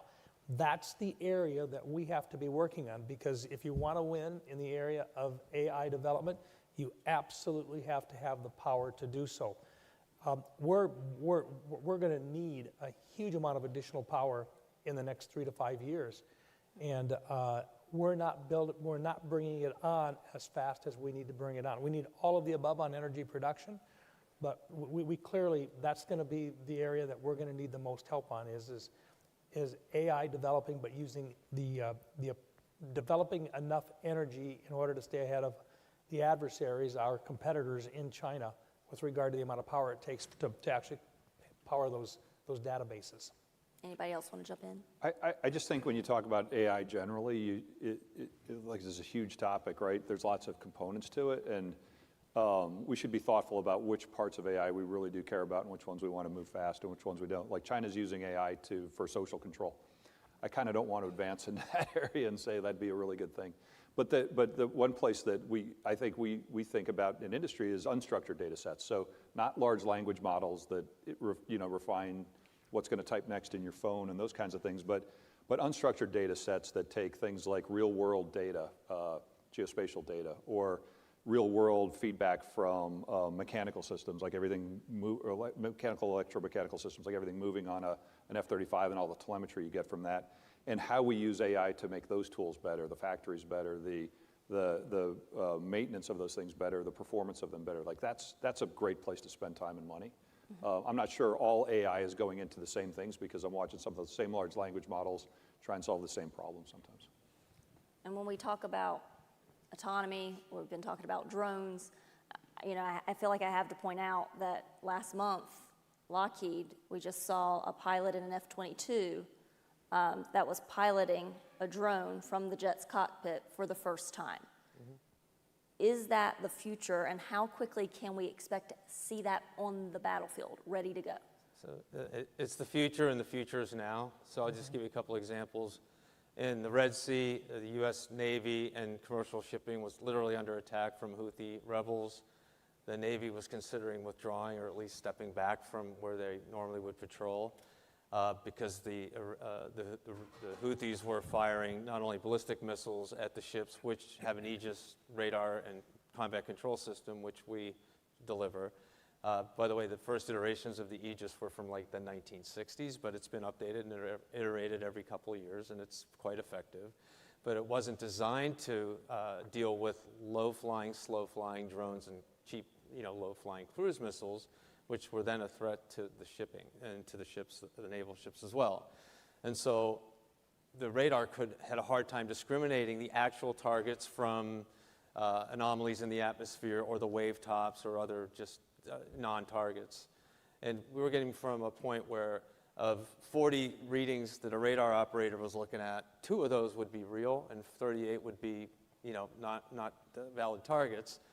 You couldn't really use your munitions stores to shoot all 40 of those. So we needed to get it down to where, instead of 38 false targets, maybe there's 2. And you have 4 on the screen and 2 of them are false, and then you use algorithms to further refine that.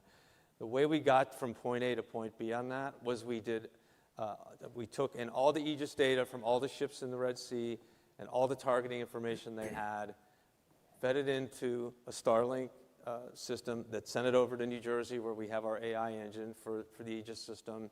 Every night, we would calculate, based on using artificial intelligence, how to better differentiate using the Aegis system that was on the ship already to be much more accurate. And we did get it down from 38 false targets to 2.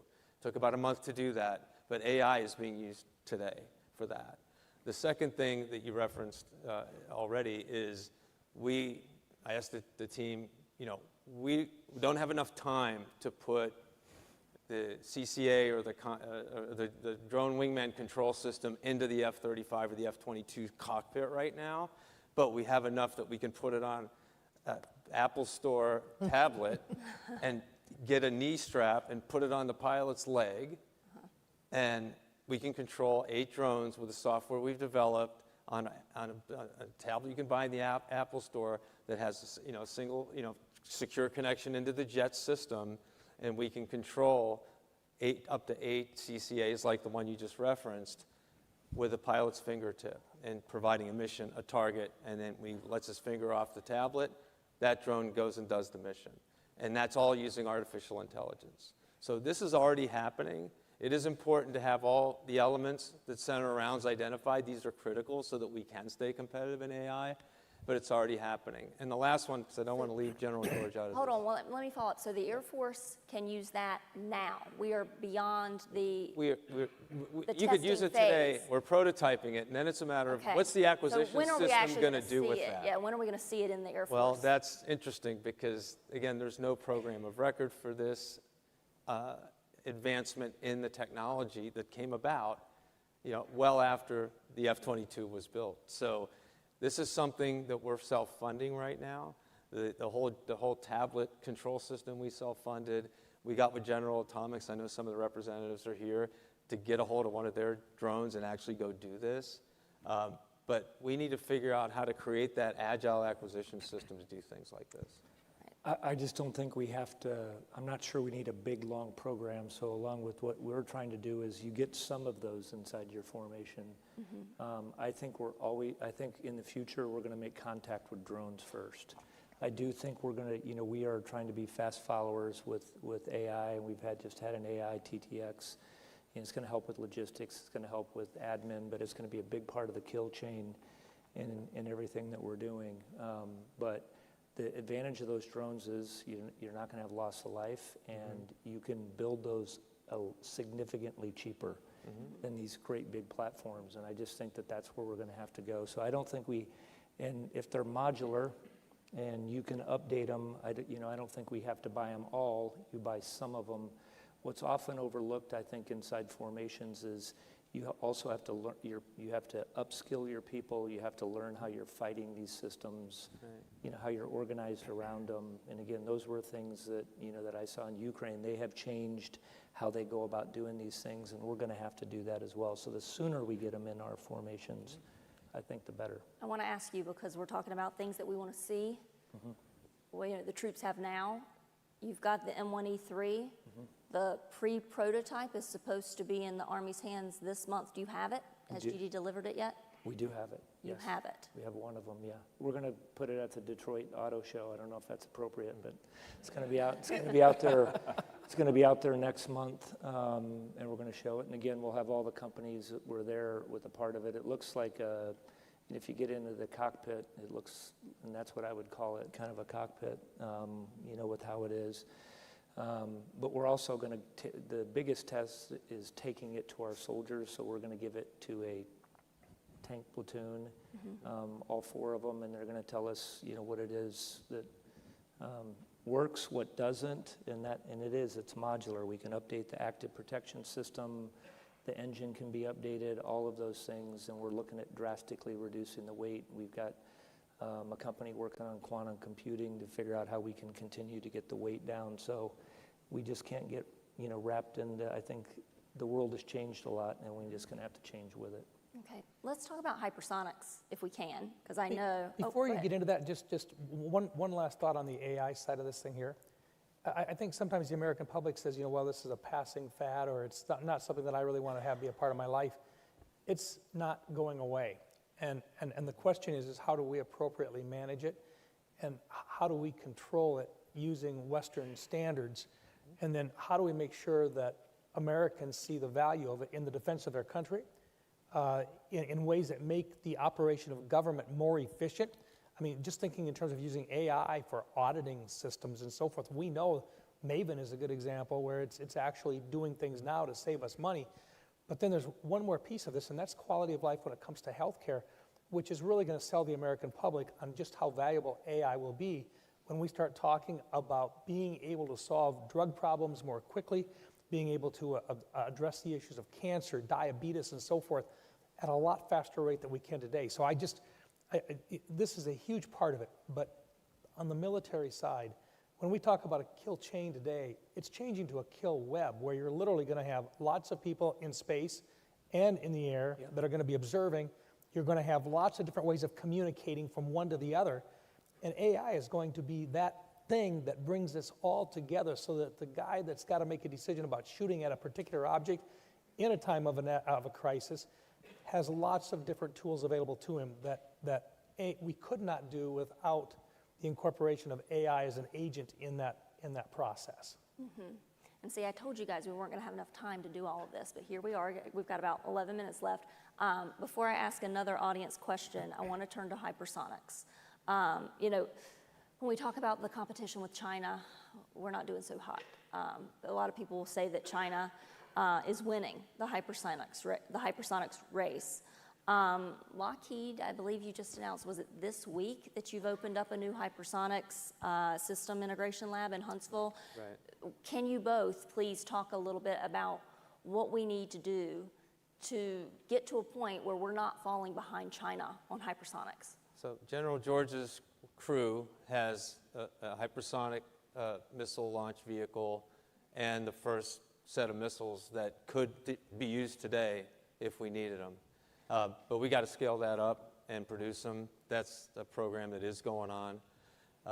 And so we'll be able to do that. The Chinese and Russians probably have more available capability right now in hypersonics than the US does.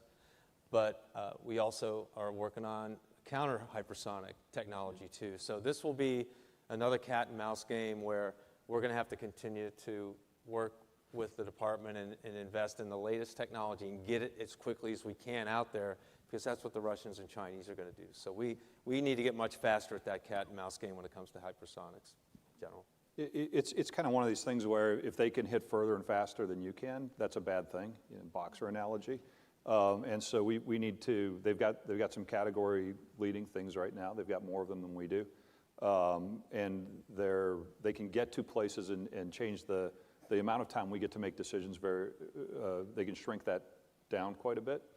And they also change the calculus on survivability. So when we say hypersonic, we're not only talking about something that's really fast, Mach 5 plus, we're talking about something that's maneuverable in that environment in which is moving. Mm-hmm. So 3,800 plus miles an hour and maneuverable. And that changes the battlefield pretty quickly in terms of how far and fast you can hit somebody, or how far and fast they can hit you, and the level of survivability on that. So I think it's a really important thing to be working on. We're obviously, that's one of the key technologies we're working on. And we've been flying with a partner, Stratolaunch, on some of this for targets and test beds to be able to see what our systems do. But then the next piece of that is, can you do this, and can you do it affordably, and can you get it fielded into systems? Because if it's just science experiments over here, hey, that's cool, but that doesn't bring a capability to the warfighter. Well, and if you can't give enough of them, then that's not worth a lot either, because then the warfighter's like, should I use it once this time or not? You got to get a lot of these things. Well, there are some startups like ours. Like Casleon, yes. And we've flown multiple times hypersonically with Stratolaunch, and we were scheduled to fly a hypersonic yesterday, but we got pushed out because the ranges got shut down during the shutdown, and everything got backed out by like 90 days. So that, like at Reagan last year, I told my team, I said, I want to fly a hypersonic vehicle before Reagan next year, and I want to be able to go to Reagan and say we did it, and we haven't done it yet. But it's on the test stand. It's got over 250 full mission cycle tests, 250 tests, several of which have been full mission cycles, and it's ready to go down range, and it's ready to start flying. Well, since you kind of teed me up to that, mentioning the government shutdown, we've been talking about all of this new tech and all these things that we want to do. And then we get in our own way. We have CRs all the time that are hindering the use of, the ability to advance our systems. We shut down for over a month, and CRs are costing, I heard, $2 billion a month. Is that accurate? A CR? I've heard as much as $5 billion. $2 to $5 billion a month. Yeah. So it would be a lot less expensive if we would simply do the appropriations process this year. We would spend less money than if we have a continuing resolution. So here, you have an audience member. Tell our senator what CRs are doing in advancements of our new technology. How much is that hurting you guys? I mean, I think Senator Rounds kind of summed it up earlier. I mean, the problem is you can't go after the new starts. You can't make the changes. And I think, there's things that we need to continue to do. I'm all about his 2-year a budget. Or longer. We're working on multi-year funding, over certain things where I think we know that we need to do it. So I think there's a little bit of work to do on both sides, but yeah, it puts us behind. And I think, I can't remember who it was this morning. Maybe it was OMB director was up here. The one thing you can't get back is time. And so, that's what every time it's like, hey, we got to get moving. And that's where I think it hurts us the most. And it's really hard on the organization too. I mean, you can imagine if you don't know, am I getting any money? Can I do this? Can I do that? So it's a lot of organizational toll, I think, too, trying to figure that out for us, for industry, really for everybody. And there's an important irony here where, people think, oh, the defense industry is, Northrop Grumman, Lockheed Martin, Boeing Defense, et cetera. It's mostly medium and small businesses all across the United States. Yeah. And so you want to bring more of those in or bring more startups like Dan's company in, and you have this kind of business operation where your customer is not paying you. And actually, it's not the intent that they don't pay the invoices. There are no people in the building to pay the invoices. So these companies aren't going to be able to collect revenue and cash, and you want to bring more of them in to this industry. You're actually driving them away with these kind of behaviors on the government side, CRs, canceling programs, those kinds of things that, the way the FAR is written and implemented, it is a decrement to most companies in the country that are in the DIB, because 80 to 95% of their business is commercial, and 5 to 15 or 20% of their business will be for the Pentagon, and they're going to be like, wait, I'm going to invest or get out of a product line or try something new with Dan. I don't know if I want to take that risk as a company because of things like this. And that's how we see the supply chain shrinking, and then that causes problems. It just keeps piling up. In the last 5 minutes, I want to try to get 2 questions in. I want to talk about, and you guys just all jump in here, on drones. How is the Army going to get to 1 million drones in the next 3 years? And then with Lockheed, just to follow up on that, you focus on more expensive drones. How do you scale to also be able to provide what the Army needs? Okay.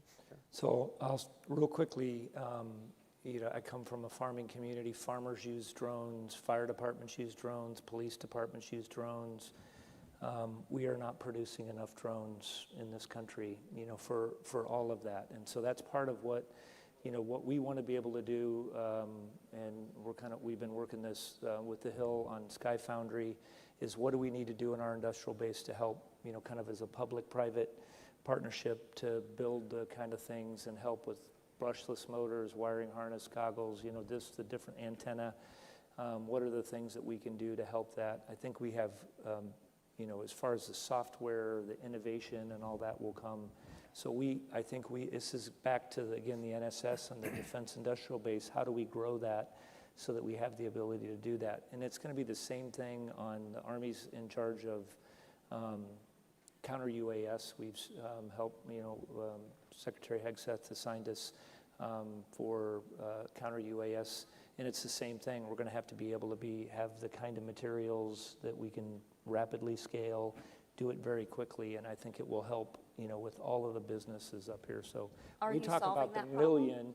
Yes, we are working very hard on that. Part of this is just getting after, and I think Senator Rounds mentioned this earlier, is like, what's the demand signal? And I think that's either industry needs a demand signal, and we got to get out there and do that. Well, and then the critique is that we have these big, expensive counter-UAS systems to knock out something that's costing a fraction to make. So how do you We fix that? have, I mean, that's where I think you iterate and you don't buy. I mean, we're now, we have systems, there's kinetic systems right now where they're costing, you know, 4,000 or 5,000, and they have a range of 40 to 50 kilometers. So, which is, we're moving in that direction very quickly. Yeah, and I would say that there's a mission set which is infantry substitution or infantryman augmentation, which General George is speaking to now. But a drone is not a drone is not a drone either. And so if you go to the other side of the spectrum and say, what is the mission I'm trying to get done? That's one, infantry, I'll call it infantry augmentation. But there's another one close to that, which is air evacuation, battlefield air evacuation.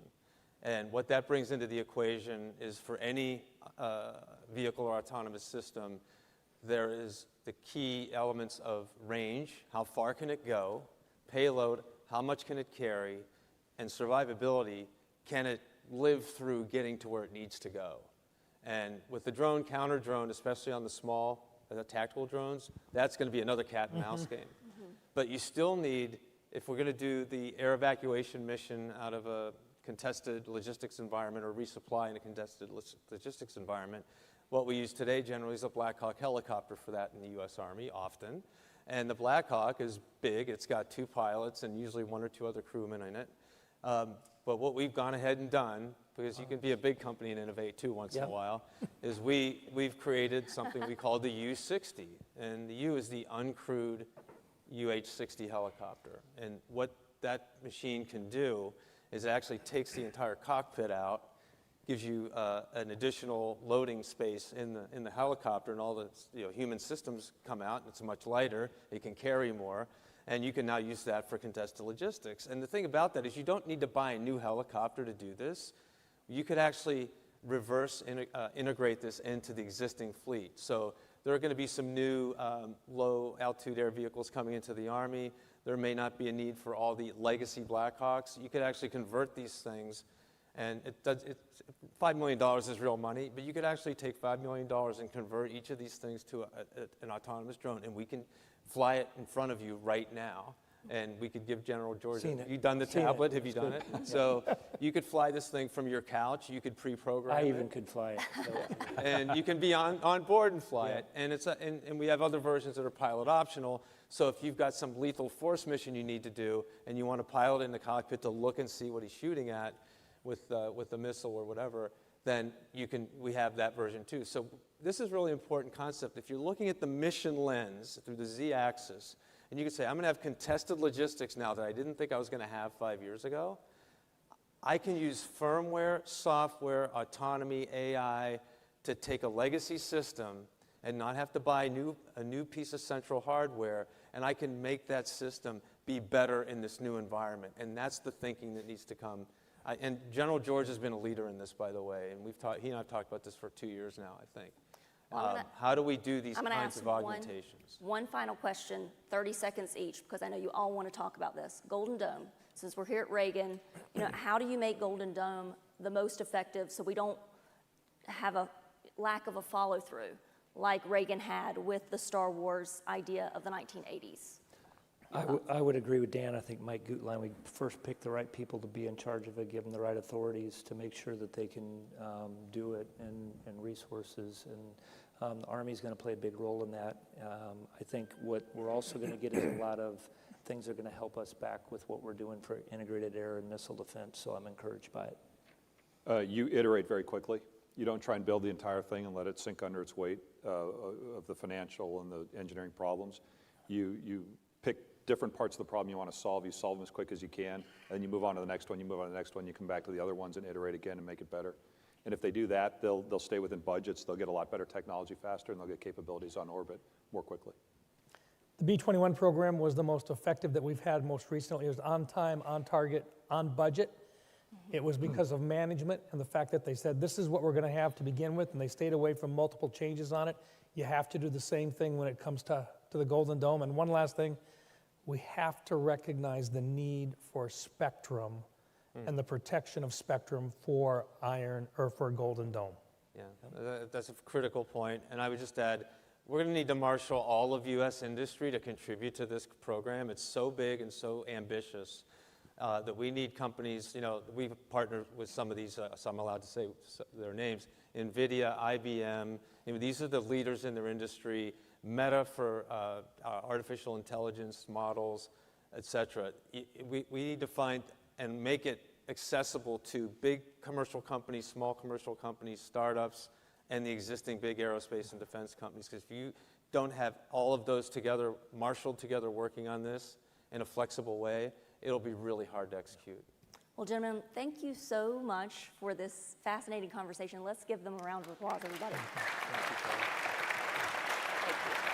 Thank you.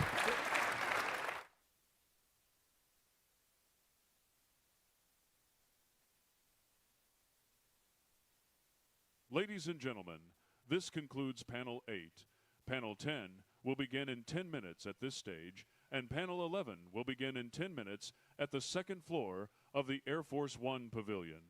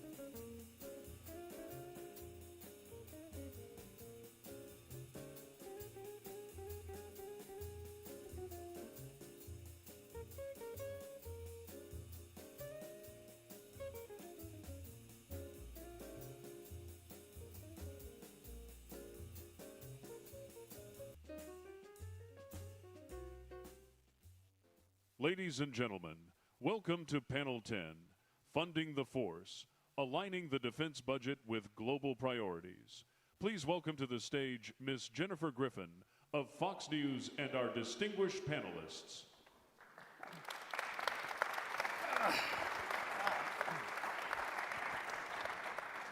Well, thank you for joining us. I know we're at the end of a long day, and I'm so glad you're here with us. I'm so grateful to be joined by Congressman Ken Calvert, Chairman of the House Appropriations Defense Subcommittee, Congressman Pat Ryan, who's standing in for Senator Shaheen, who couldn't be here, West Point grad with 2 combat tours in Iraq and 2 Bronze Stars, started the Defense Modernization Caucus with Republican Congressman Rob Whitman. So that is really, it's nice to hear about something that's bipartisan. Right?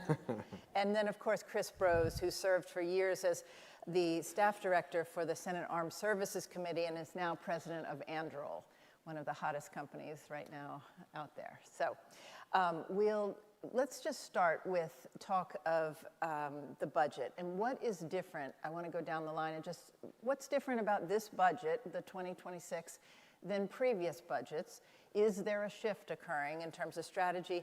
And what happens if we get another 1-year CR? Last year was the first time we had a full year CR. What is the impact? You guys are the experts. Chris?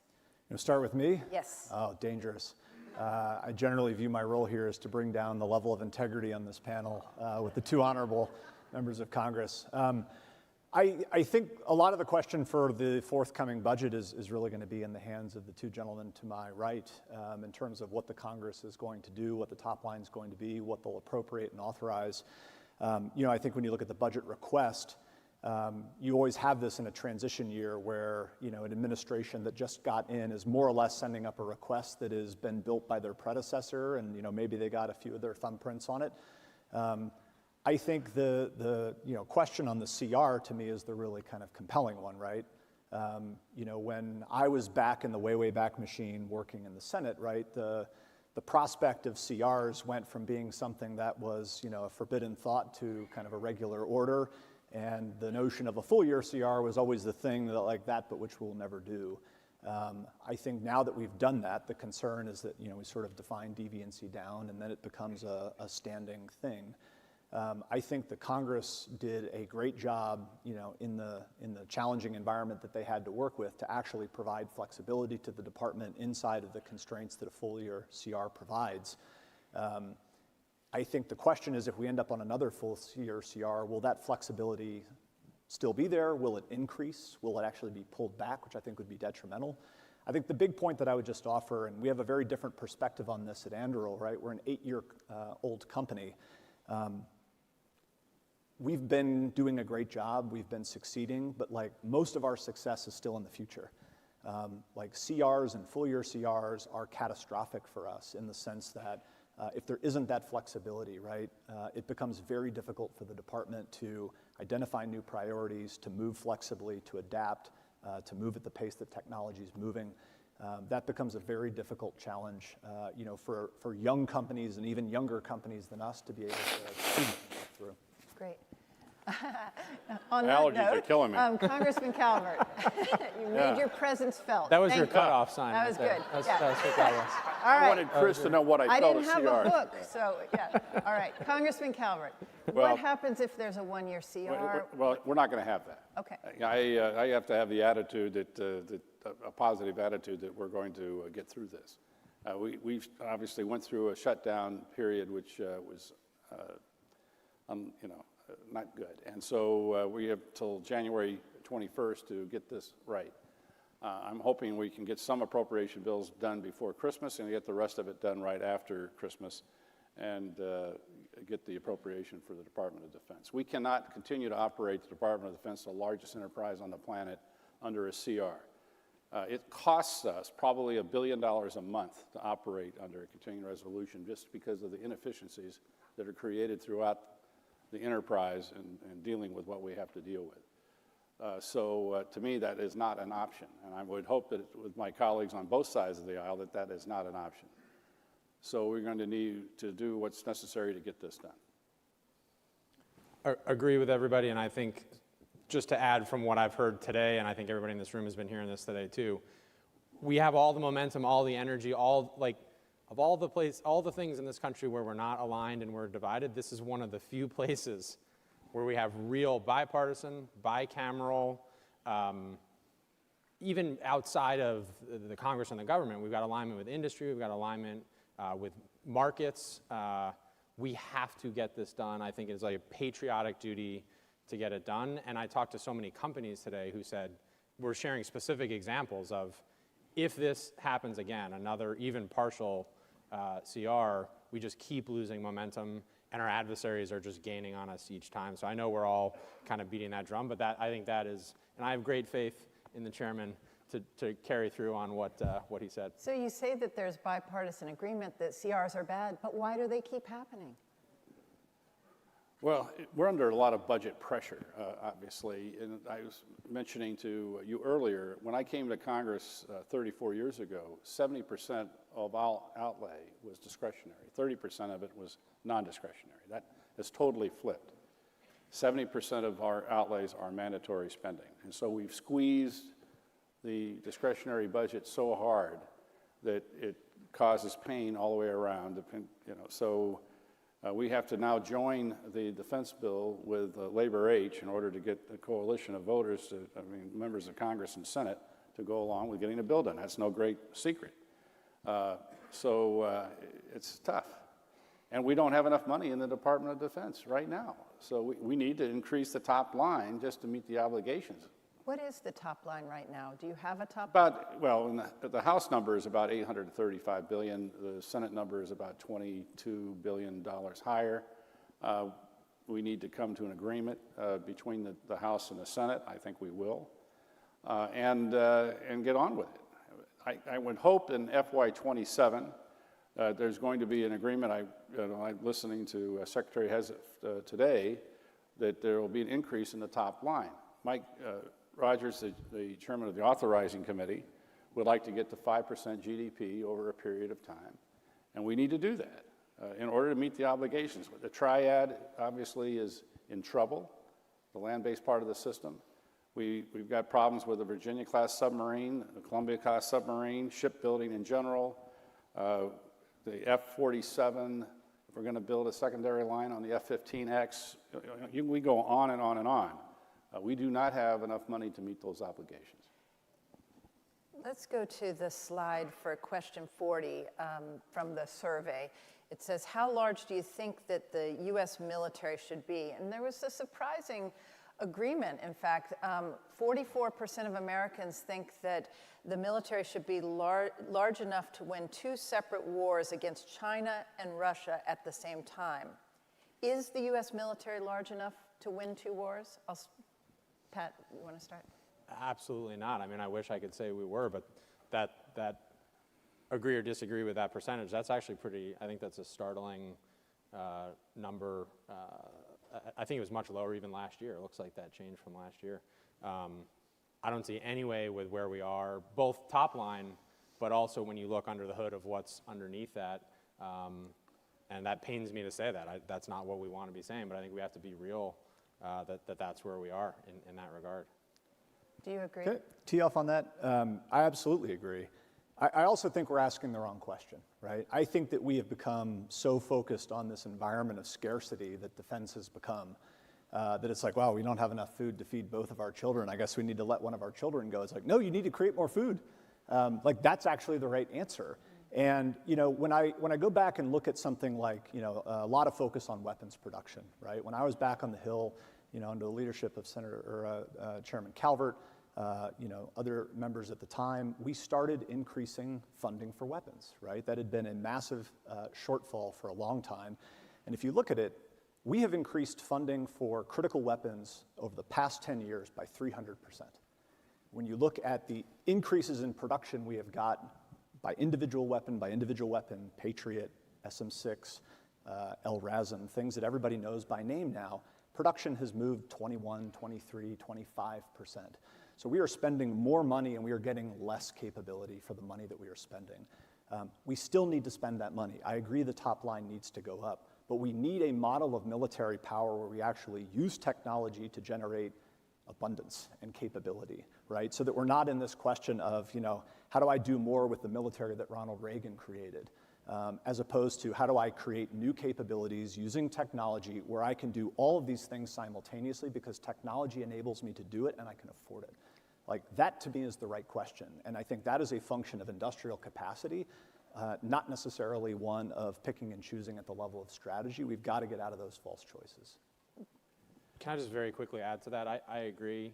And I think what's been encouraging that I've heard today in a few different dimensions is it's not just, it has to, of course, start with federal government spending, but we have to broaden the view of whether that's the objective or whatever our strategic objectives are, marshaling the fullness of our patriotic capital markets, whether that's what we've seen, you know, and heard from JP Morgan and bringing a massive amount of sort of private capital to match, seeing, you know, the deal flow on defense tech venture is going to reach $10 billion this year. That's double what it was just a year ago. So it's also what can we do at a policy level to reward, incentivize, and unleash that to be complementary and synergistic and enabling with what the direct federal spend is too. So one of the reasons we created this or reinvigorated DIU and AFFIT and created the Office of Strategic Capital is to leverage more dollars into the defense realm. Just what we did, what we're going to do in FY26, we will leverage about $200 billion along with the reconciliation money into the Office of Strategic Capital, which will go directly into these private companies, especially those who have dual use capability. And that's huge. And so that's part of what Chris is talking about. That's how we've kind of circumvented the existing procurement system because we had to, because the procurement system, I'm sure Pete Wilson would agree when he was in the Senate, it was broken then, it's really broken now. And we've just got to, we don't have time to wait around to change it. We've got to move as quickly as possible. You've been a big backer of DIU, and what are some of the 2 successes you like to tout from DIU? Well, I think there's a number of successes, especially in the missile world and counter drone technology.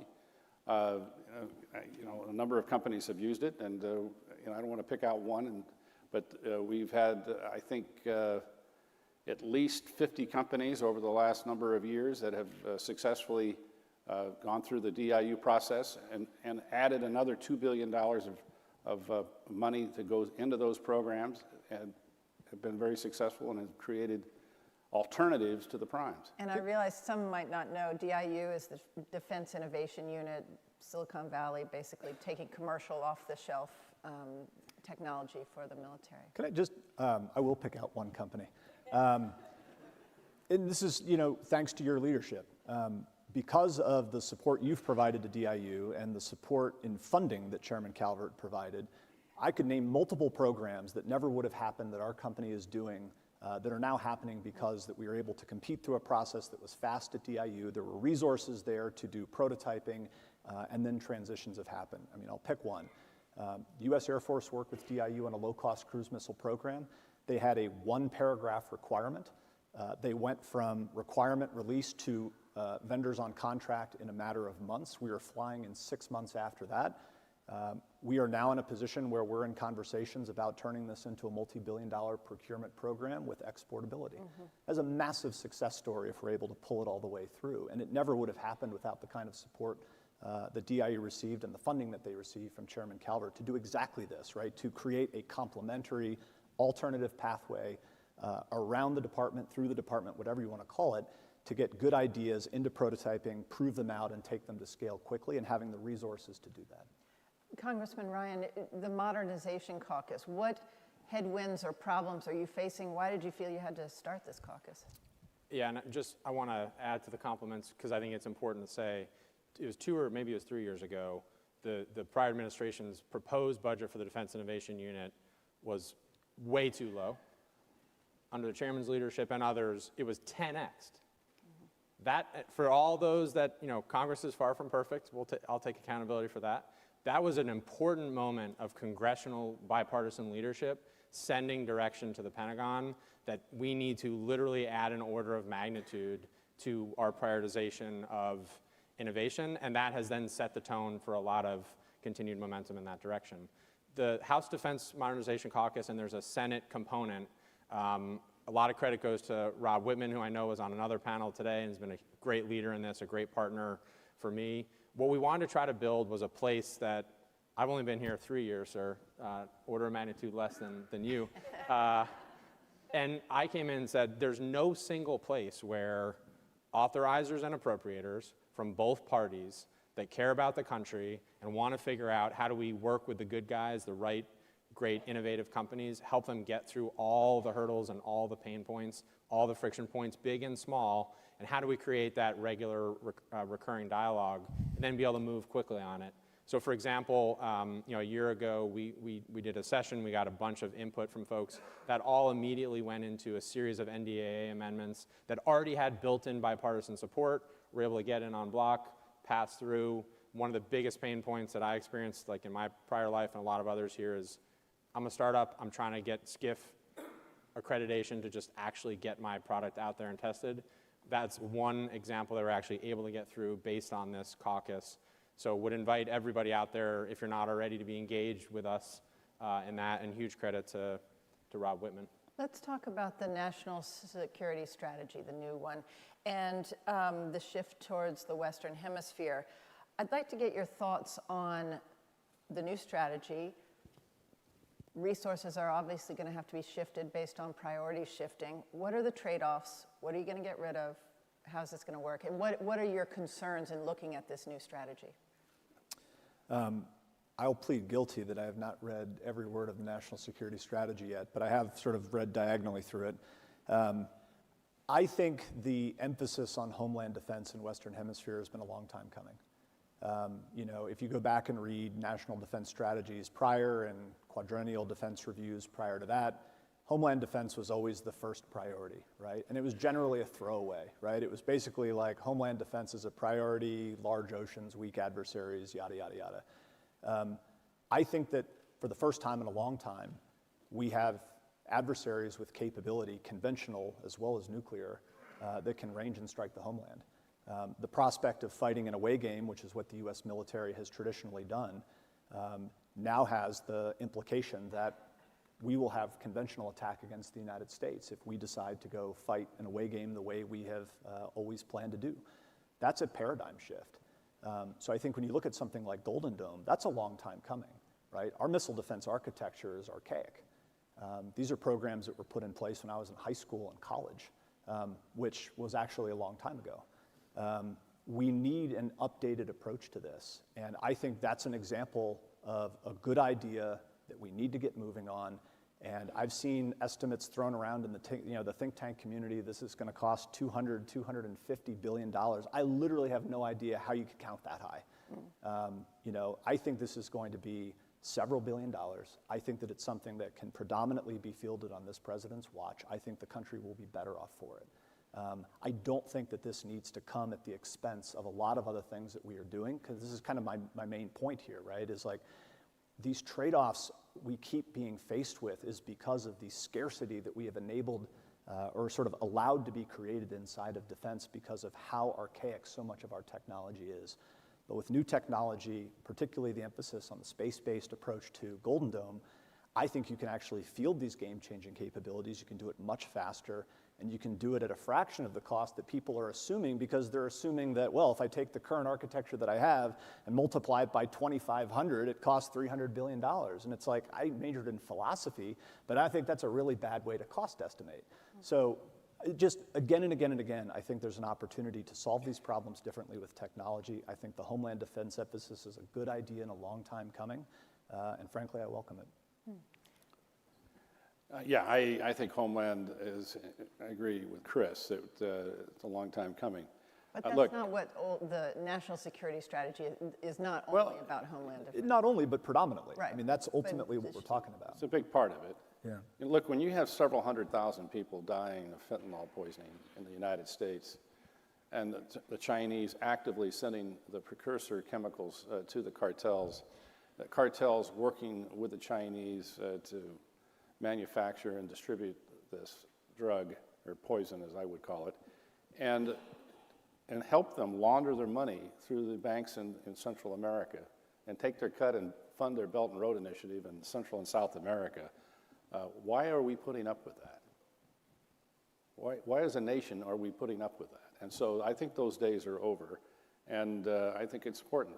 Golden Dome, I worry that we haven't defined what it is and whether it's a strategic system, a theater system, how we're going to deal with, drones. And we got the World Cup coming up and the Olympics, and I know there's a lot of concern about drones and so forth that we're going to have to counter. And so we need a national defense strategy that deals with the homeland. How do we pay for it? Yeah. I mean, obviously we have legacy systems that have to be looked at, but we have to at the same time replace those in an orderly fashion. We can't just throw away something old and not have anything for a while, so we've got to be able to replace that. And the only way we're going to do that is we're going to have more money. I mean, to be honest with you, that's why we're going to have a higher top line to build the weapon systems of the future to replace those that are outmolded. What would be a top line for 5% of GDP? What are we talking about? Oh, probably, well, if you take 5% of GDP, you're probably looking at about $1.5 trillion, $1.6 trillion. Mm-hmm. You think Americans are ready for that? I think we need to explain to them the alternatives. We won't go there overnight. It's going to take a while.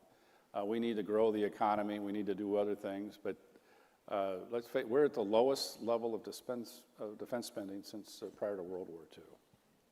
That's Congressman Ryan, national security strategy concerns. I agree. I think it's been a long time coming that the Western Hemisphere has been de-emphasized, and I think that's an important macro thing, and there should be bipartisan agreement on that. What that looks like in the national defense strategy and how much of that is a defense thing versus a law enforcement. I mean, the Coast Guard today just picked up 20,000 pounds of cocaine. It's the single biggest seizure by the Coast Guard in 20 years. So like, let's look at all the elements within our larger national security means while we focus on, of course, interdicting fentanyl and other drugs. The concern that I have paired with that, though, is that I do love the idea of resource unconstrained, but still live in the real world where there are trade-offs here. So we have a carrier strike group now, an entire carrier strike group in the Southcom AOR, and that comes at some cost. Then you look in this national security strategy, and in a 29-page document, the first mention of China is on page 19. So there's no mention of several of our key allies in the Indo-PACOM AOR. The Philippines isn't even in there. AUKUS is not at all, barely mentioned. Japan and South Korea are talked about as burdens on us when they've been incredible allies and partners and in co-investing with us. So you put all that together, and we get to a situation where I get very worried. Like, my theory is no greater friend, no worse enemy. And then you read this national security strategy, we're criticizing a lot of allies, and some of it's merited, but that's now been said. I think, going back to the Trump administration's first national security strategy, where China was number one on that list, and they were very clear about both the interests and the values disagreement there. I just think we have to have a real serious debate about that. That shouldn't be partisan, that's a major change from a longstanding consensus, which I don't think the American people would actually agree that China shouldn't be our number one adversary. I mean, that's a question, Congressman Calvert. Is the current budget serious about confronting China? Is it looking towards deterrence or overmatch? What are we buying for? What are we preparing for? The Secretary said today that we have the best relations with China that we've had in a while. That confused me. It kind of confused me, too.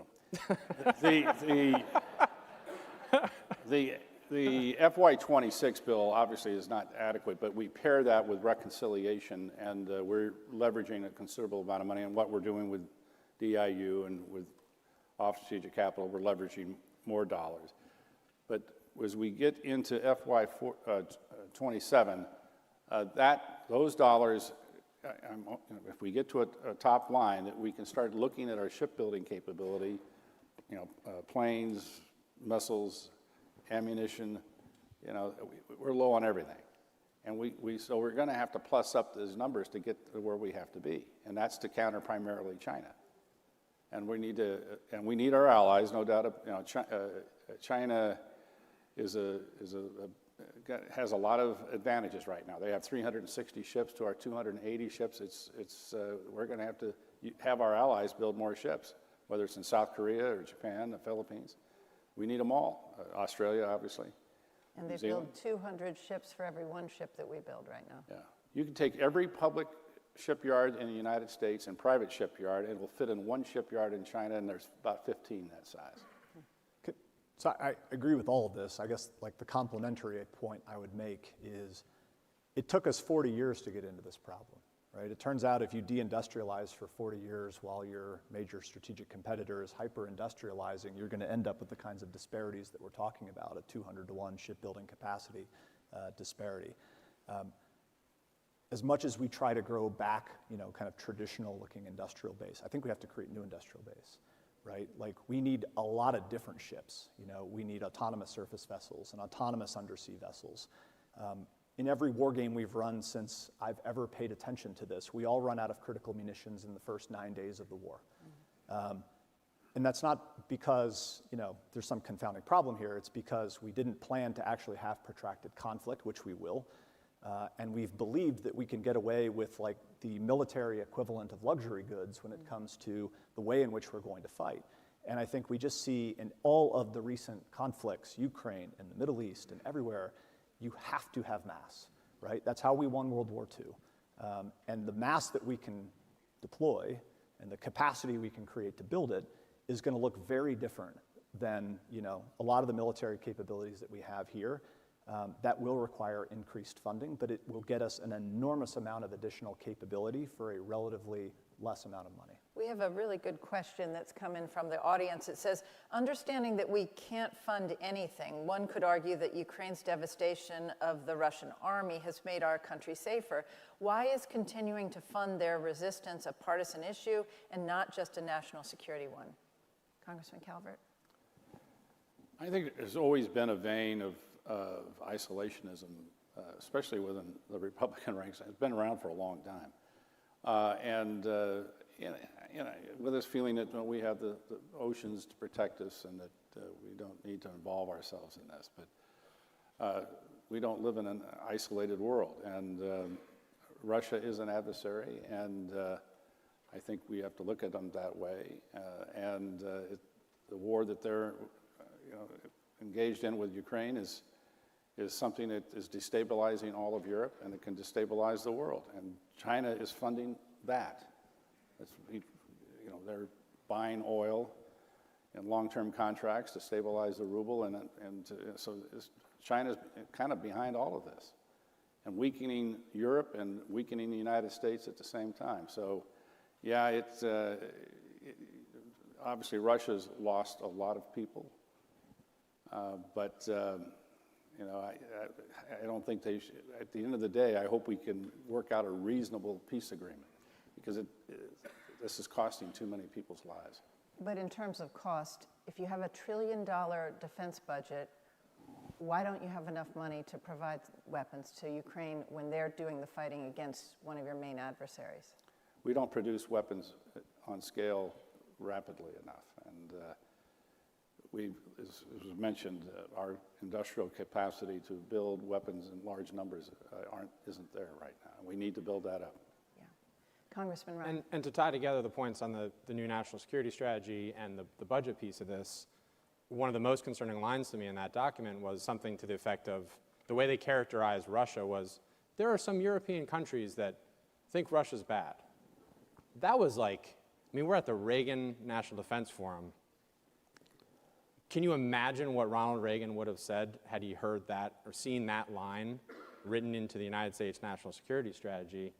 And so, thinking about exactly as that smart question phrased it, there's an opportunity, as we've been doing to great effect for the last several years, and Anduril's been doing it too, and a lot of our great commercial partners, to see this as an opportunity to not only stand with a crucial ally, we're aligned on values and interests, but to learn a tremendous amount about the future nature of warfare, to iterate on our own capabilities that'll keep Americans safe, and to do it at a fraction of the cost of what it would cost us in blood and treasure if, God forbid, we had to do it. Just 30 seconds.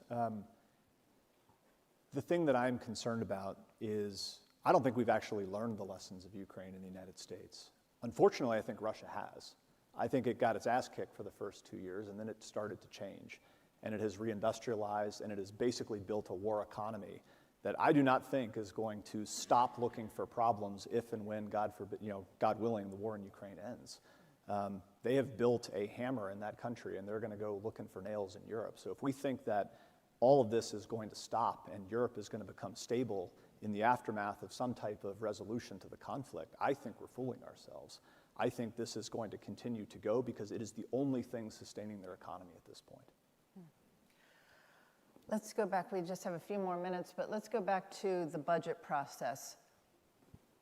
Why is it so broken? How do you fix it?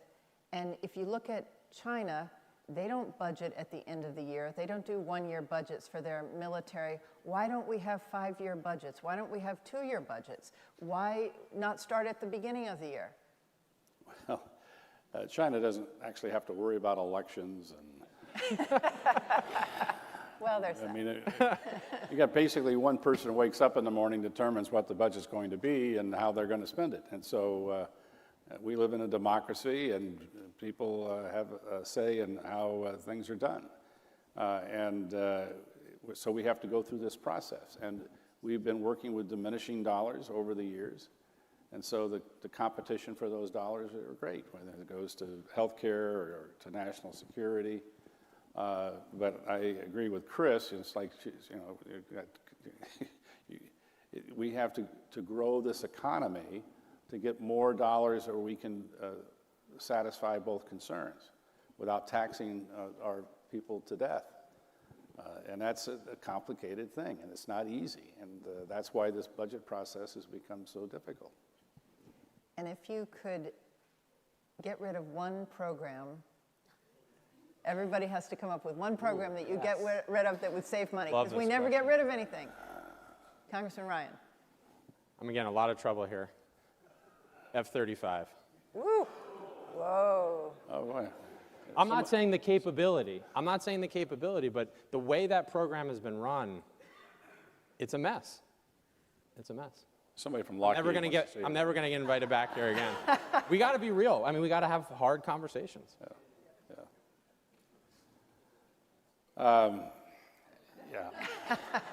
You're in the hot seat. You can say anything else now. That's why I made a remark at an AEI conference a couple of years ago where I said, we ought to take a look at aircraft carriers, because if you shoot 100 hypersonic missiles at one, what happens?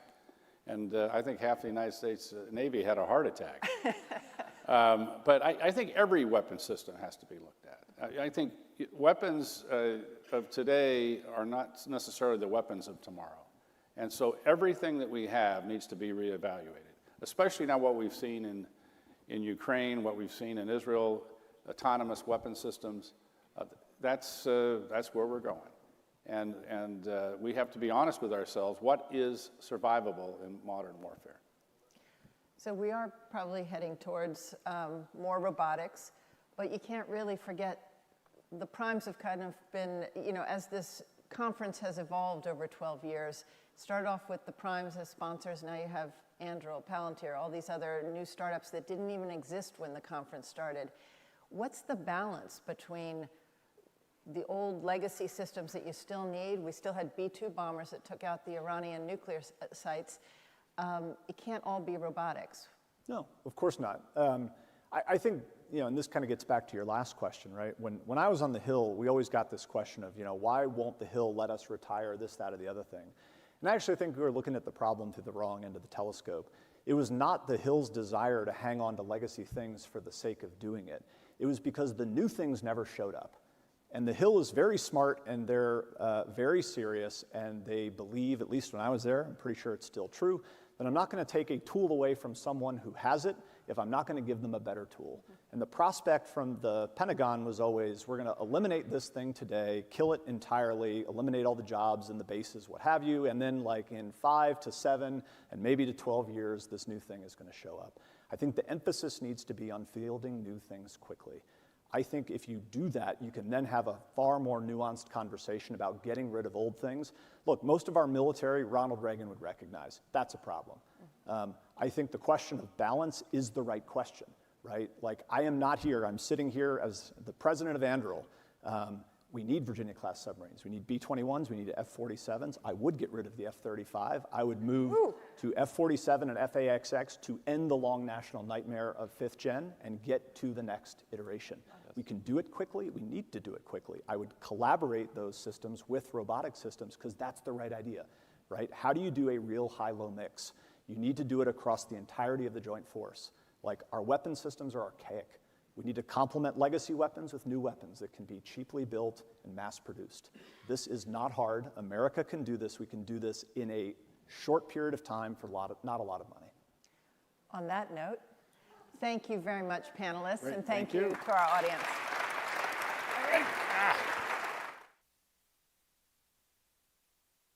Ladies and gentlemen, we will now take a short break. Panel 12 will begin on this stage at 5:05 p.m.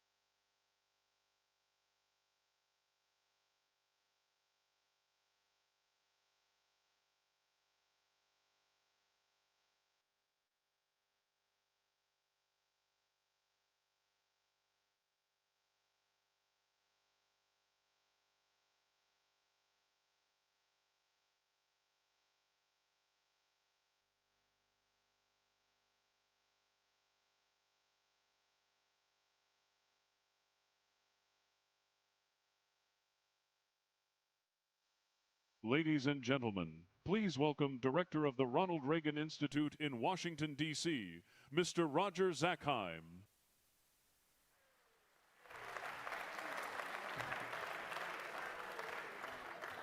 Well, good afternoon, everybody. And as you heard, my name is Roger Zakheim. I'm director of the Reagan Institute, which is the D.C. arm of the Ronald Reagan Presidential Foundation Institute. It's been a long day, but I think a fruitful one, and we're on the cusp of our final panel.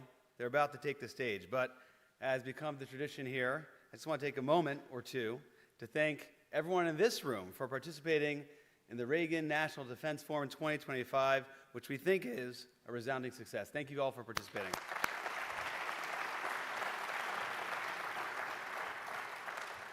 Especially want to thank all our corporate partners and thought leaders for their support and engagement today. I want to give a special thank you to our trustees in attendance, our chairman of the board of trustees, Mr. Fred Ryan. Thank you, Fred. Mr. Ben Sutton, we're not in alphabetical order, but he's our treasurer, so he goes next. Mr. Michael Castine, really fantastic to have you here, Michael. And then I believe we have, yes, Governor Pete and his wife, Gail Wilson. Wonderful to have you back at the Defense Forum. Thank you, Governor. It takes a tremendous team to get this event done, and I'm really grateful to everyone in California. I'll note a few people, but so grateful for the entire team, Ms. Joanne Drake, Melissa Giller, and then, of course, the team from Washington, D.C., which has been here for about a week, nested so well with the California crew. Thank you so much for everything you do to make the forum a success.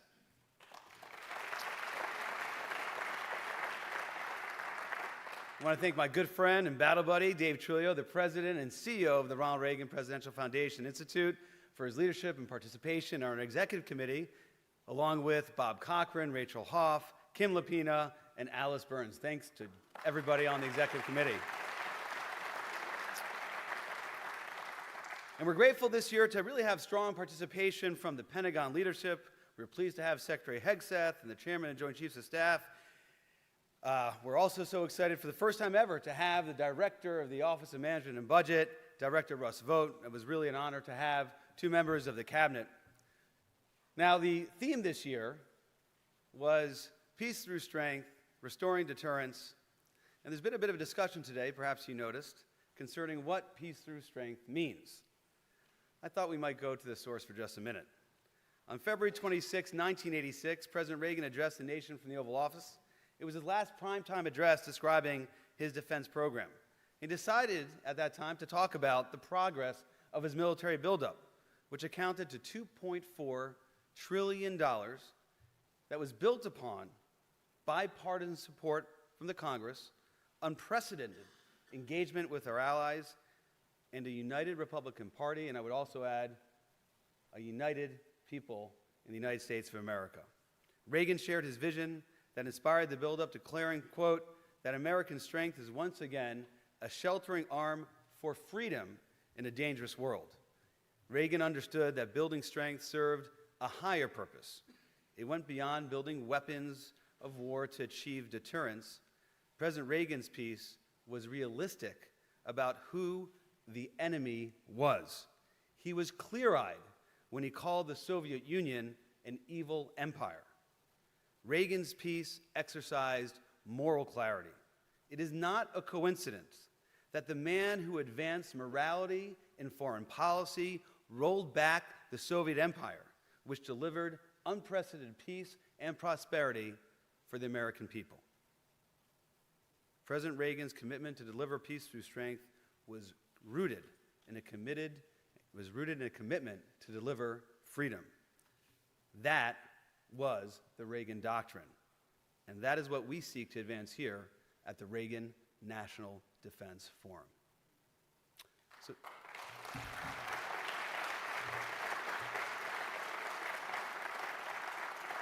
I want to thank you all for making the Reagan National Defense Forum a success, and now we're pleased to welcome our final panel, commonly referred to as the Panetta panel. General Jack Keane, Secretary of Defense Leon Panetta, the Honorable Alex Wong, and our moderator, Bill Hemmer of Fox News.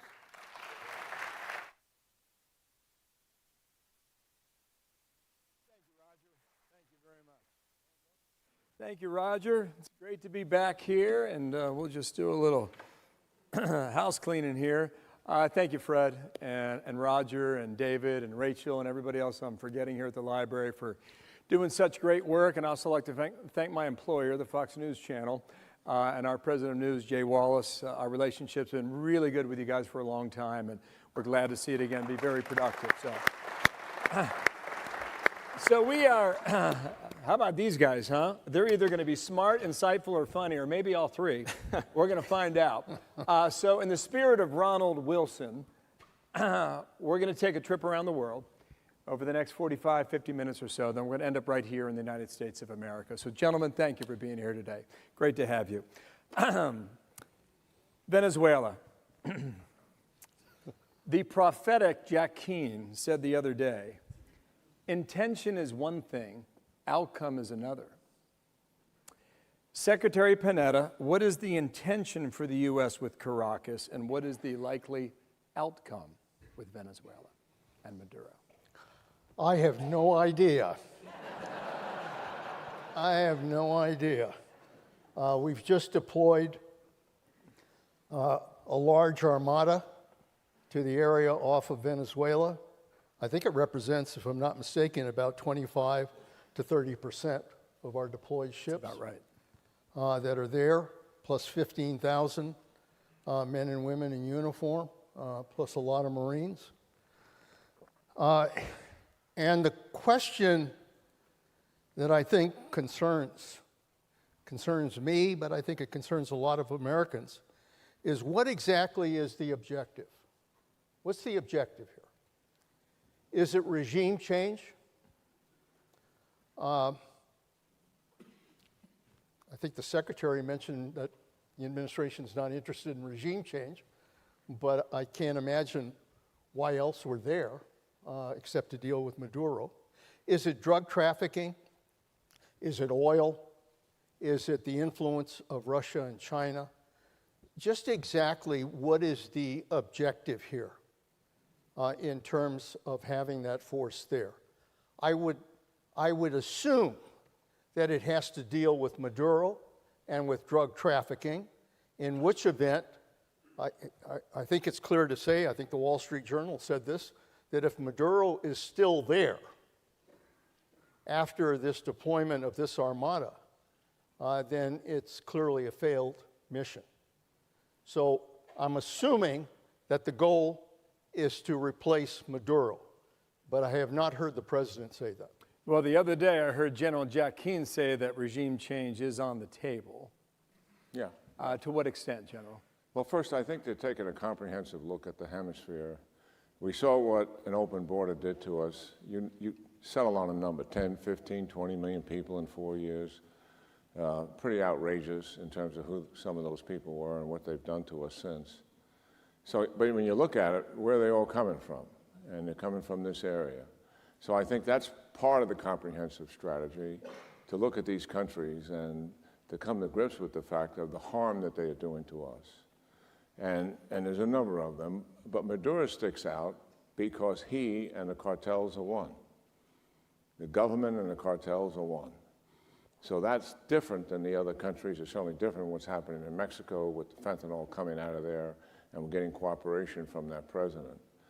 The president has already said he's interested in regime change because he's asked Maduro to leave. And he's gave him a free ride out wherever he wants to go, but he's not about to give him amnesty.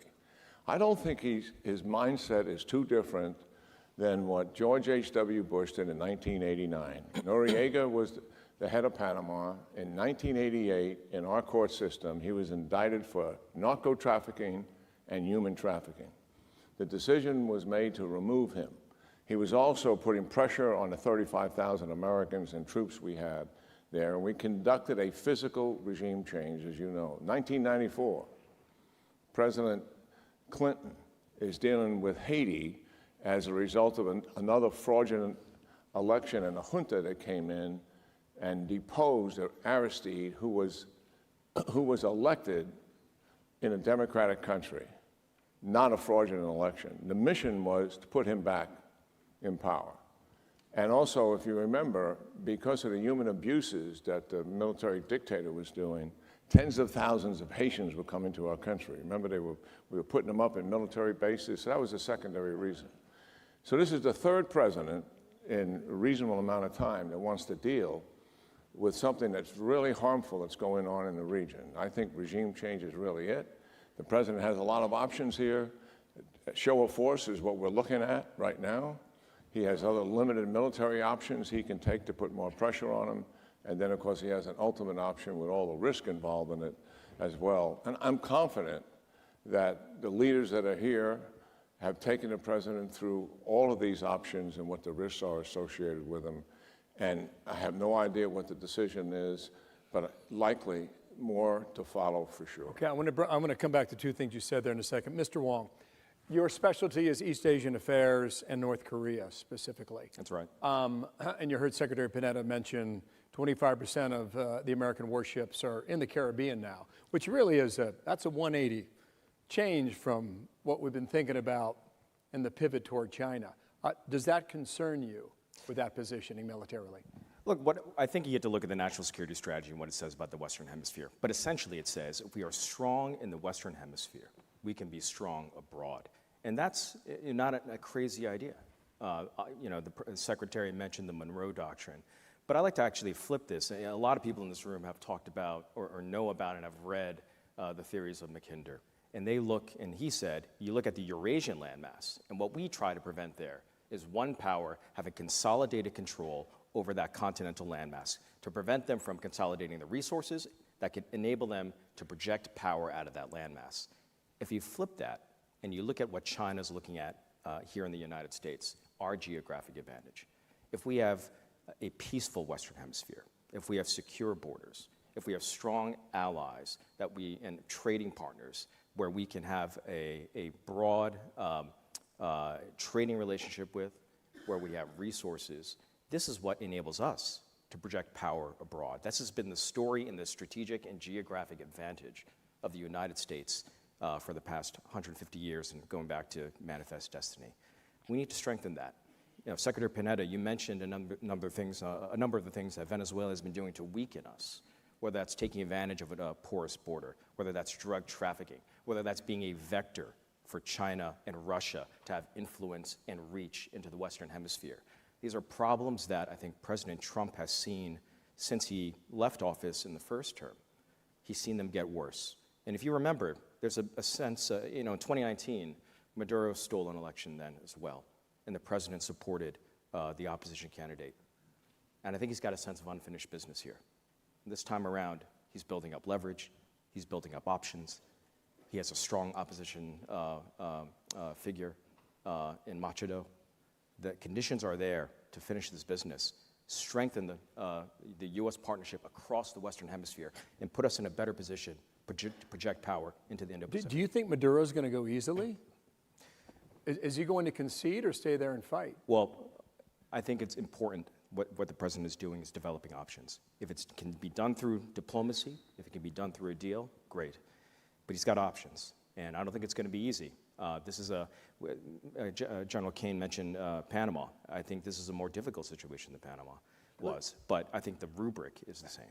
Largest oil reserves in the world, by the way. Go ahead, Mr. Secretary. Let me add this, because the two examples that the general mentioned involved direct military action with Noriega, as well as when Bill Clinton, I was chief of staff to Bill Clinton and was in the room, and we were about to land forces in Haiti at the time, and we were fully prepared to do that.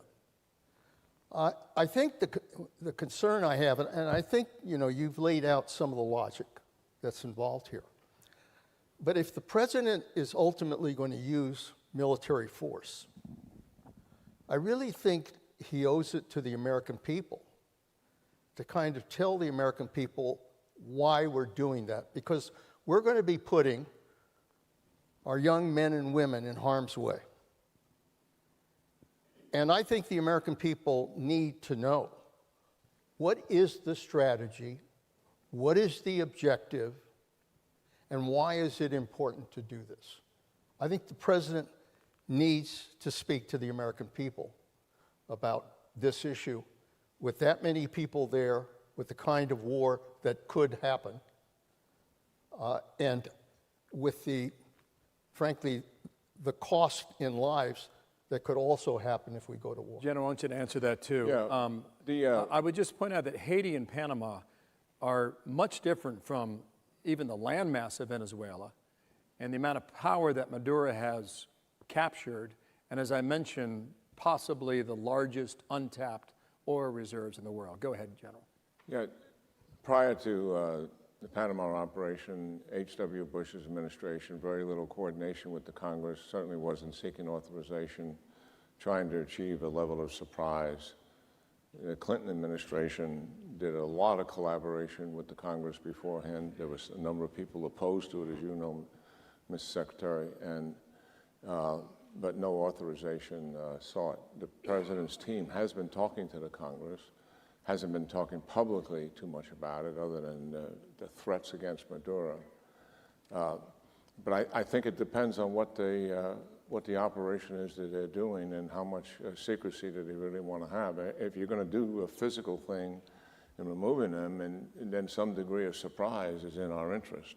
And if we don't have that surprise, then we're going to put our troops, they'll be considerably more vulnerable. Okay. All those are considerations. I'll put this under the category of to be continued. I want to move to Ukraine. Putin is dead set on all of the Donbass, even parts of that region that Ukraine has fought and died for and still controls to this day. Steve Witkoff just held 6 meetings over 2 days in Florida with Ukraine. Zelensky appears to have moved. Putin has not. Can anyone here make a case now as to how this war ends? Well, to educate, what is this all about? The rest of the Donetsk region, Ukrainians are controlling something we refer to as a fortress belt. It's very key terrain, and they've been sitting on it ever since 2014. So 11 years, Russia's been trying to take this piece of ground. Why is that important? Because right beyond that is a pathway to Kharkiv and a pathway to Kyiv. And that is why they're so intense about trying to take it.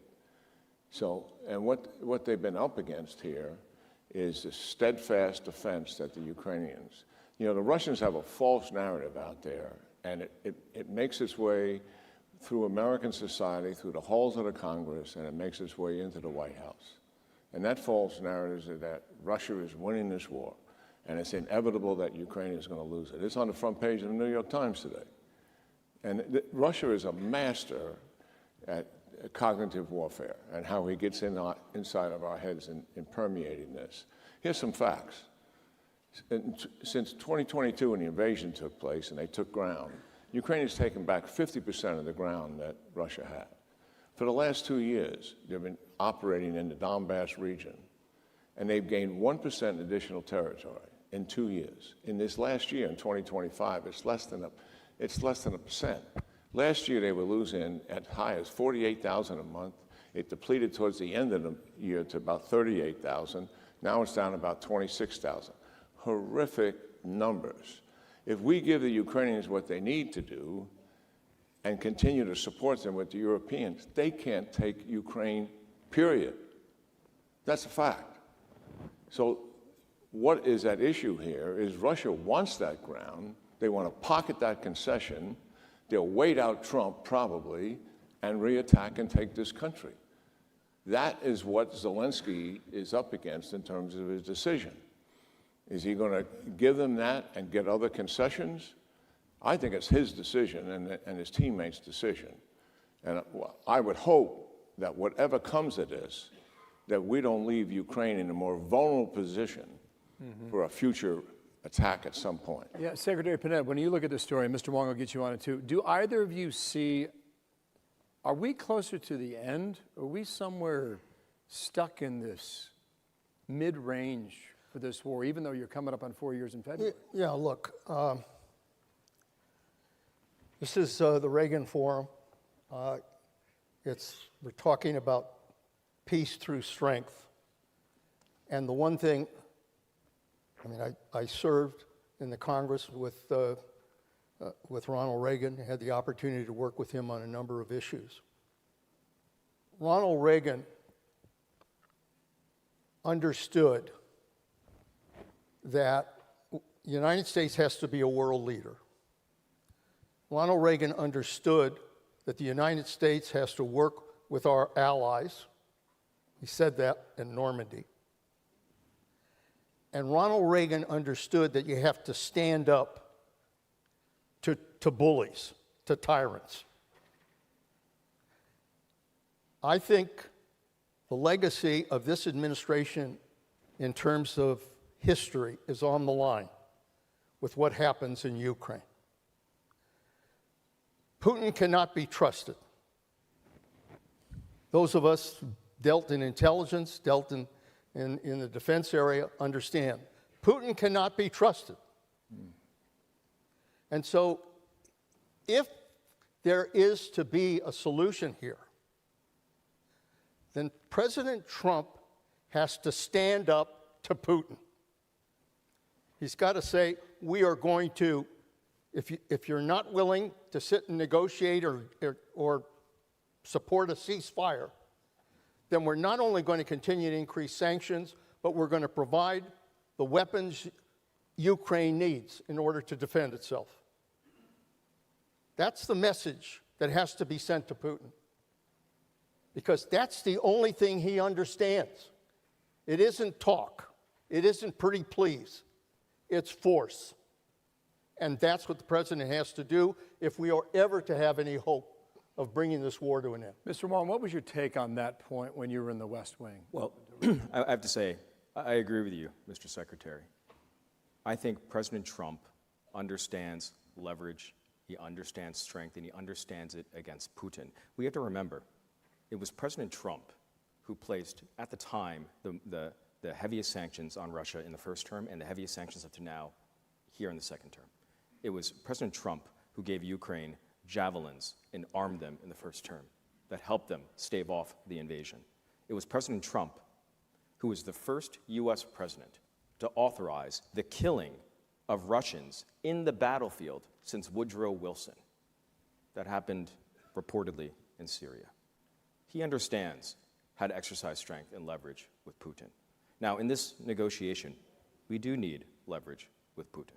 We do need strength. We need to bring him to the table. He's at the table. He's not agreeing yet. We need some more time. But I think with more coordination with our European allies, particularly as they increase their defense spending, their unified stance, the strengthening and widening of NATO, this is putting pressure on Putin. But I do want to say something.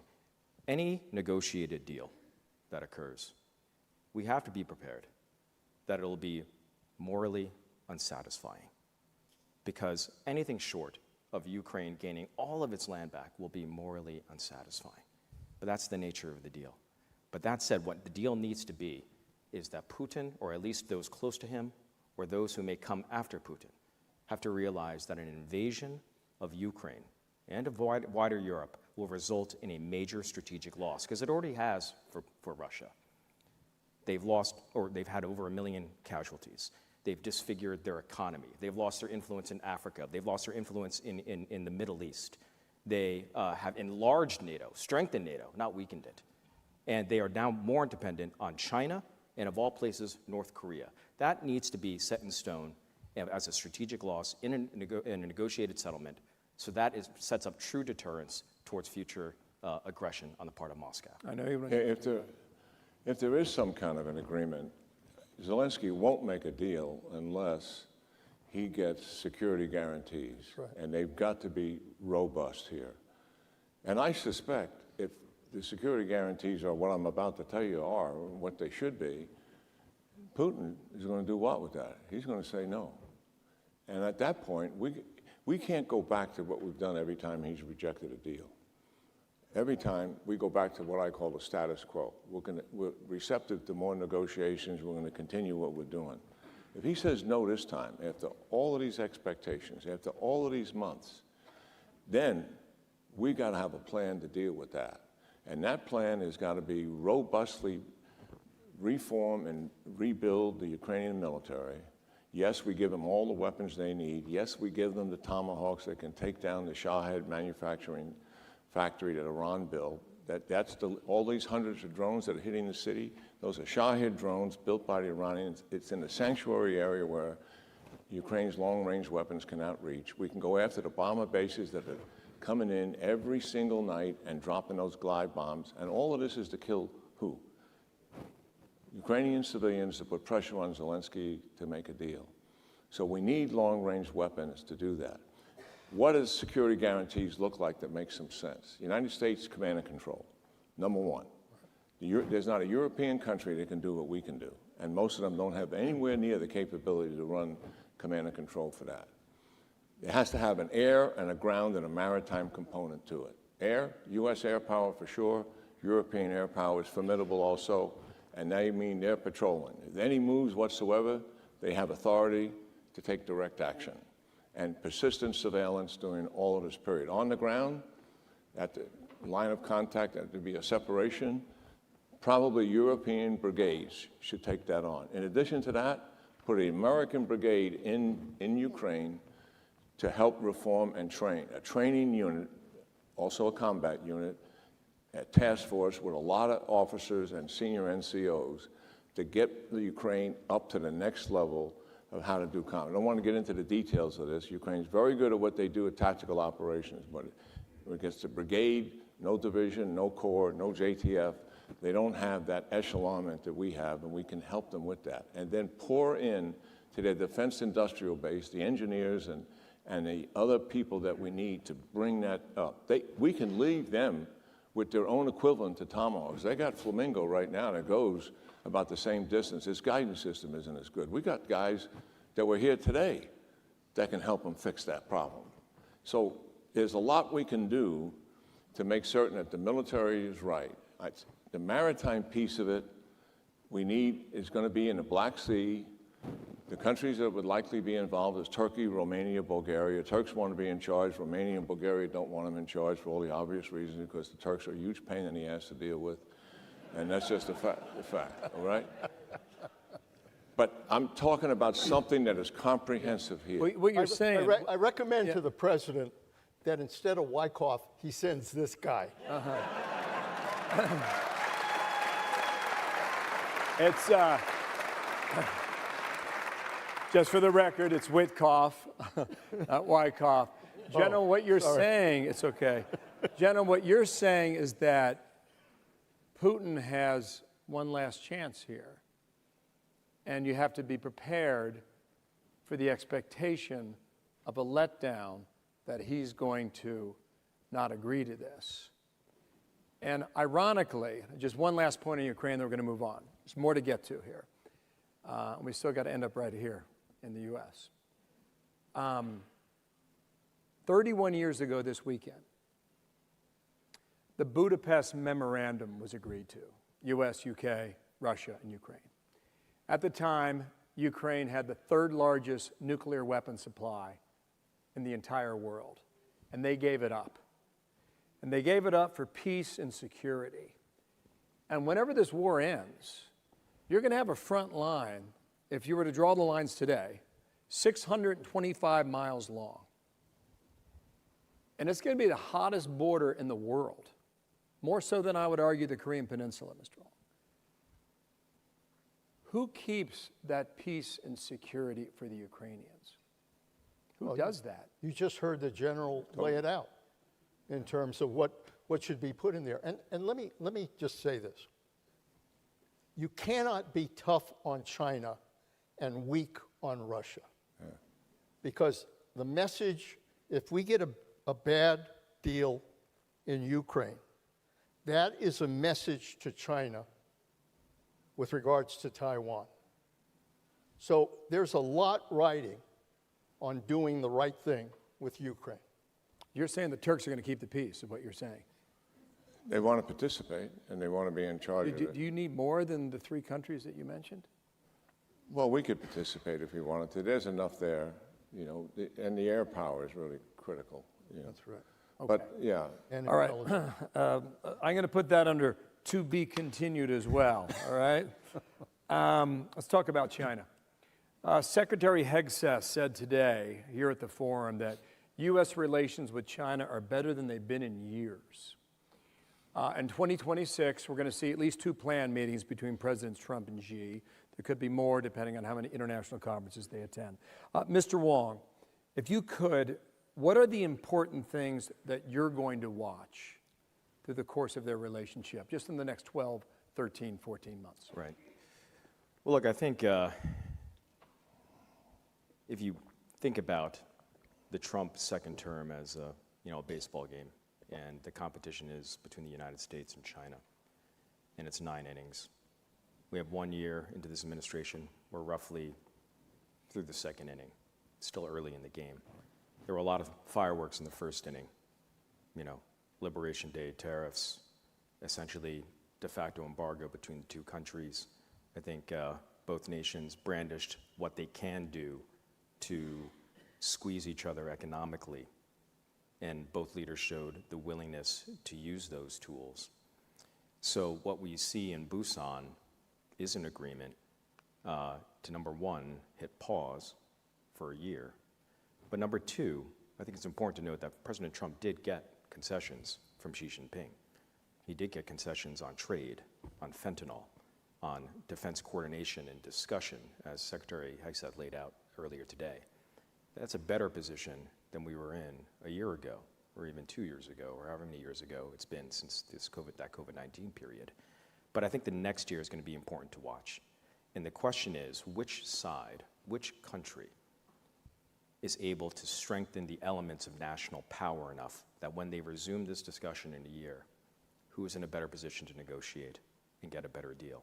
And when I talk about national power, I mean military power, defense, industrial base. How can we mitigate and de-risk the dependencies on China? And I will tell you, China's looking at the same. So who's in a better position here? That's what I'm going to be watching. And I think we've been discussing in this conference ways to improve those elements of national power. Many people in this room are participating in that. And that will, and we have to sprint. A year's not a long time, but we'll see. What do you think, gentlemen? Look, I don't think that we can afford to deal with China from weakness.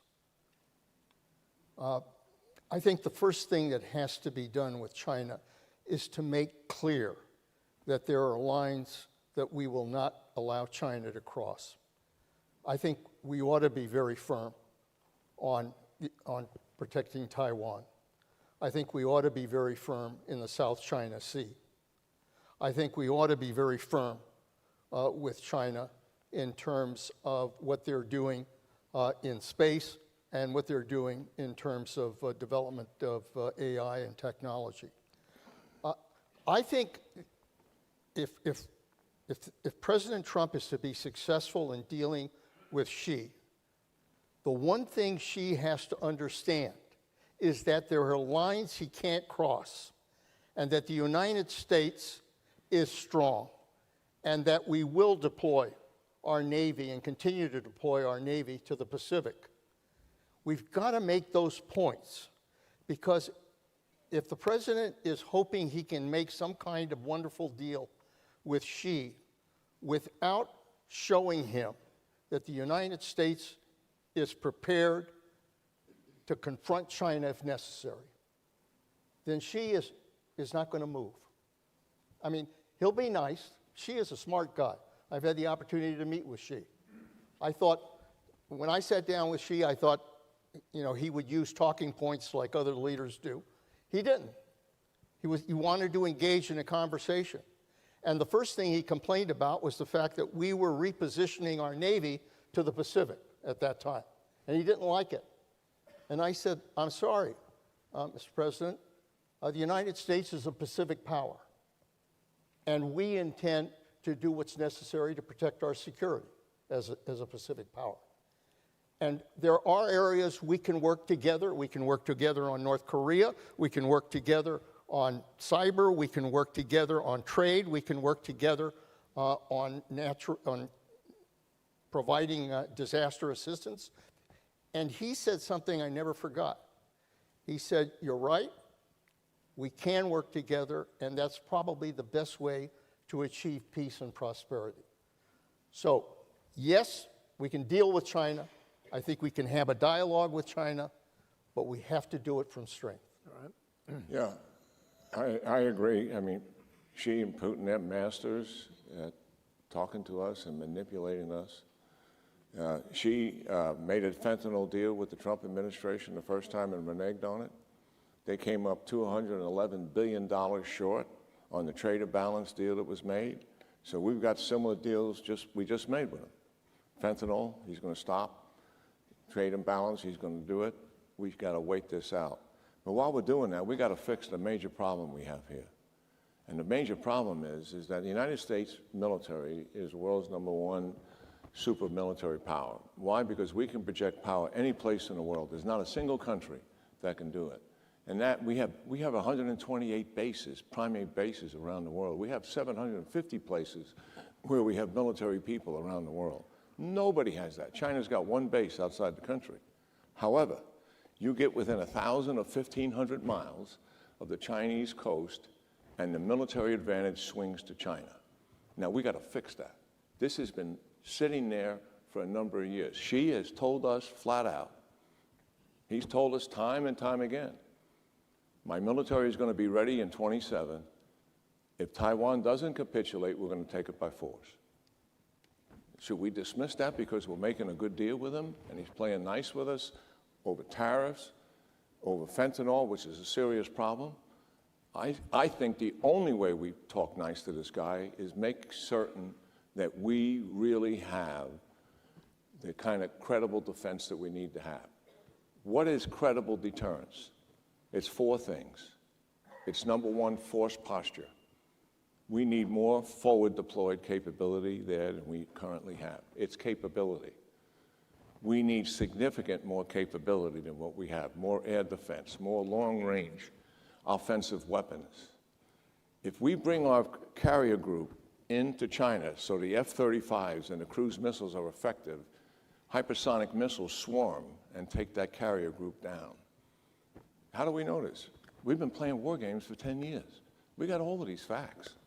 We understand what the military advantages that they have. We don't talk about it publicly for all the reasons you don't want to do something like that publicly, but it's out there in the public for sure. Can I be a contrary? Let me finish my point here. Yeah, okay. Capabilities. We do this, all right? we do this a lot. Now we got to have some imagination.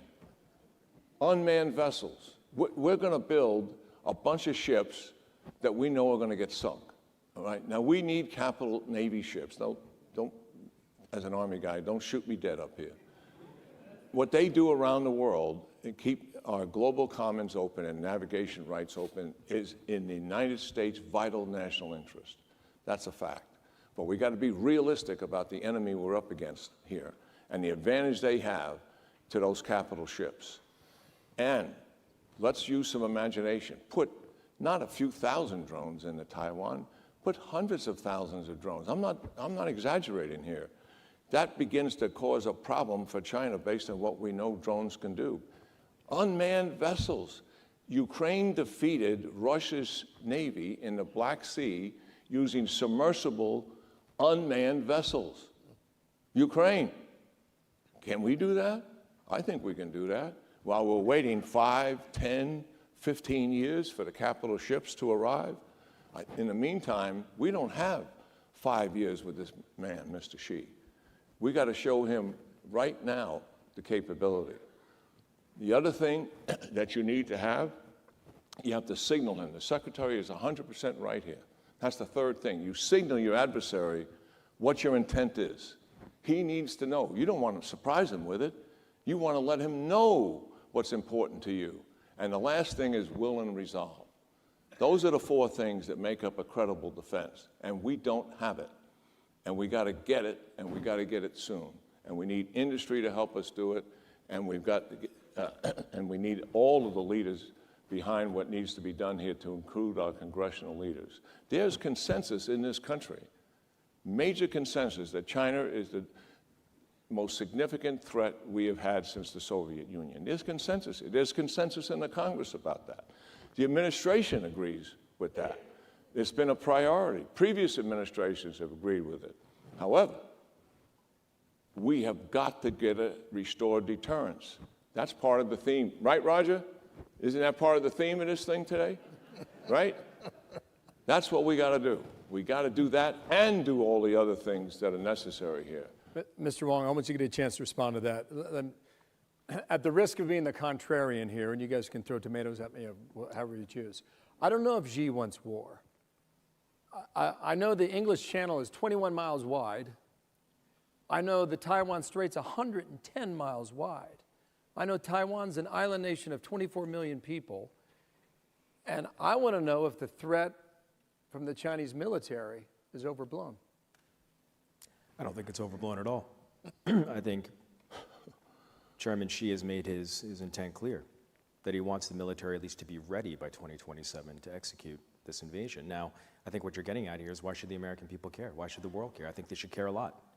Number one, if we're just talking about pure economics, you don't want our chief geopolitical adversary, one that has already shown its willingness to use economic and industrial tools to squeeze us and our partners, to have possession of the world's top, and overwhelmingly the top producer of exquisite semiconductors. That's number one.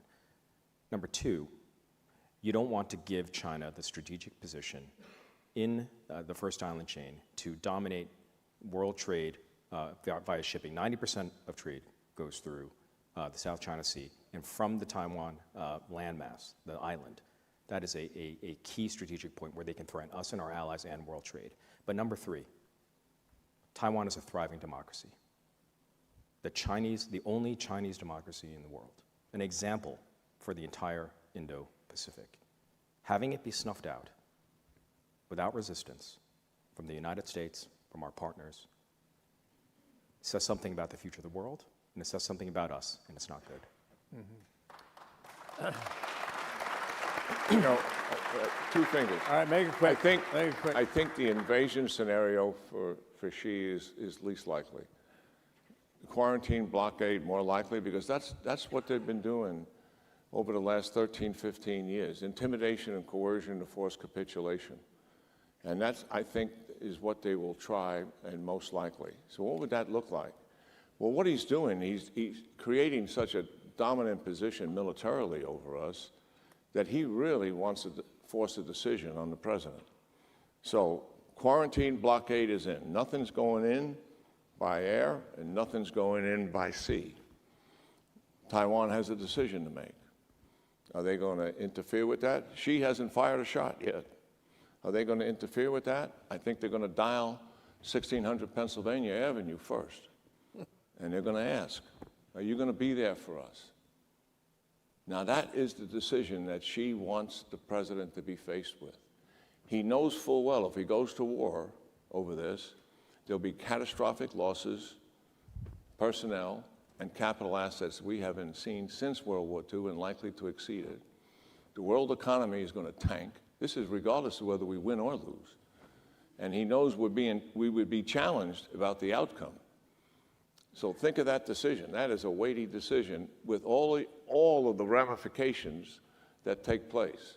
I'm convinced in my head that Xi would want to force that decision.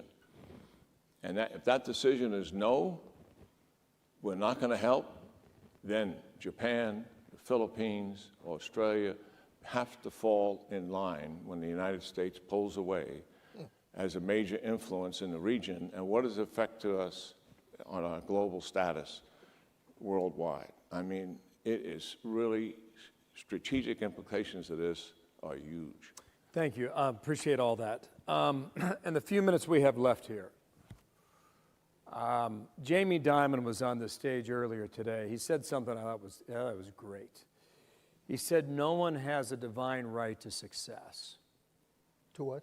To success, including America. And then he said, we have 5 years to get it together, or it's basically second fiddle. So we're coming into America 250, and some branches of the military have already started their recognition. And I've been coming to this forum for 10 years, right? Roger, you've been having it for 12 times over 13 years. And I've heard many wax poetic about the great American political divide.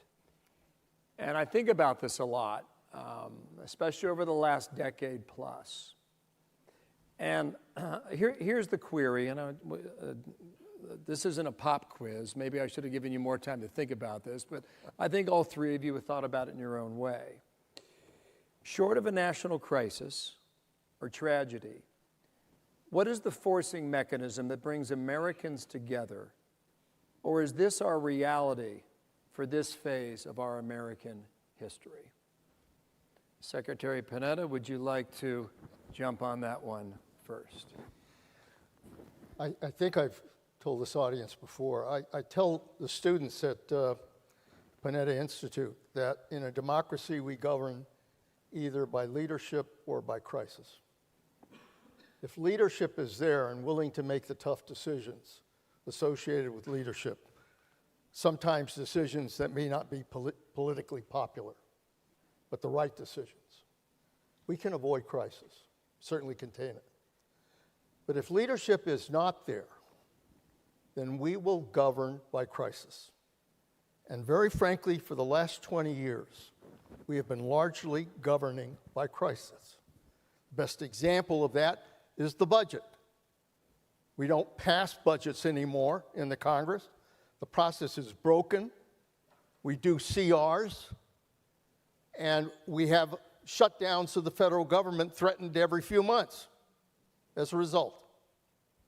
And we just went through a shutdown. We're operating by crisis. And so it is incredibly important that if this country is going to maintain its strength and maintain its democracy, that leadership has to step up. It's going to have to step up. It's extremely important for the President of the United States to try to unite this country, not divide it. It's extremely important for the leadership in the Congress not to fight the other party and try to stop them, but to work with the other party, to try to govern this country. That's what our forefathers intended when they put the Constitution together. And that's the way we've been able to survive, is because both parties have been willing to come together and to govern together. If we don't get back to that, if we don't unify to deal with a horrendous budget problem, $35 trillion debt, talking about what we need for the defense budget, we're paying $2 trillion in interest on that debt right now. It's more than the defense budget. So Jamie Dimon is right. You know, it's a moment in time when leadership has to step up, because a strong economy is not a given. We've got to deal with health care. We've got to deal, frankly, with immigration. Yep, you know, we've controlled the border, but we have not developed comprehensive immigration reform in order to deal with all of the aspects of immigration. There's a lot to be done to try to put this country in the right road. But we have to make a fundamental decision. Do we want an America in renaissance in the 21st century? Or do we want an America in decline? Because if leadership doesn't step up, if we don't begin to unify, if we don't begin to govern together, mark my words, America will go the way of past empires. That's a fact. If the American people want us to be an America in renaissance, we are going to have to get our leadership to step up and do the job. Mr. Wong, how much have you thought about this consideration? Well, look, I think Jamie Dimon is right that there's no such thing as divine right to success, but I do disagree in the sense that I think America does have divine blessing. I do think this is a providential nation in many ways. I do think this is an exceptional nation. Now, we have to restore that faith. We have to build that faith, particularly in the next generation. I don't disagree Secretary Panetta, that our leadership, our political leadership plays a role in that. But leadership comes from many levels. And I think it chiefly comes from families. I think it chiefly comes from our community, our communities, our civil society, our churches, our schools. I know there's a lot of students here. I know there's a lot of educators. And we're all, many of us are parents and family members. We have to inculcate in the next generation the exceptional nature of our nation, of our democracy, of our Constitution, that we are a providential nation. It's the Reagan Institute. Reagan said, this experiment is only but one generation away from extinction. So we have to keep renewing it with every generation. But Reagan was also an optimist, and so am I. And that optimism is grounded in that providential nature of the United States. General? Yeah, I'll go back to the leadership issue and also the strength that we need. I'm not going to deal with the political aspect of it, and I'm as frustrated as anybody is, watching the divisiveness in the country. But there's a reason we're here where we are. I mean, the reality is that our adversaries came together, Russia, China, Iran, and North Korea, because they had a perception that the United States leadership was weak. And they believed that they could take advantage of it. And they saw vulnerability there, and they also saw opportunity. The Afghanistan situation contributed to this, certainly. The video that we saw is one thing, but I think what our adversaries actually saw is much more than a humiliating video of an American retreat. They saw the United States of America, who had been working with an ally and a partner for 20 years, fighting side by side with them, trying to prevent the country that hosted al-Qaeda and killed 3,000 Americans from coming back into power. And we made a decision to withdraw unconditionally, which invited a collapse in that country very quickly, because they knew without U.S. support, the Afghan security forces guys knew, without U.S. intel, hell, we had 3 CIA bases there alone.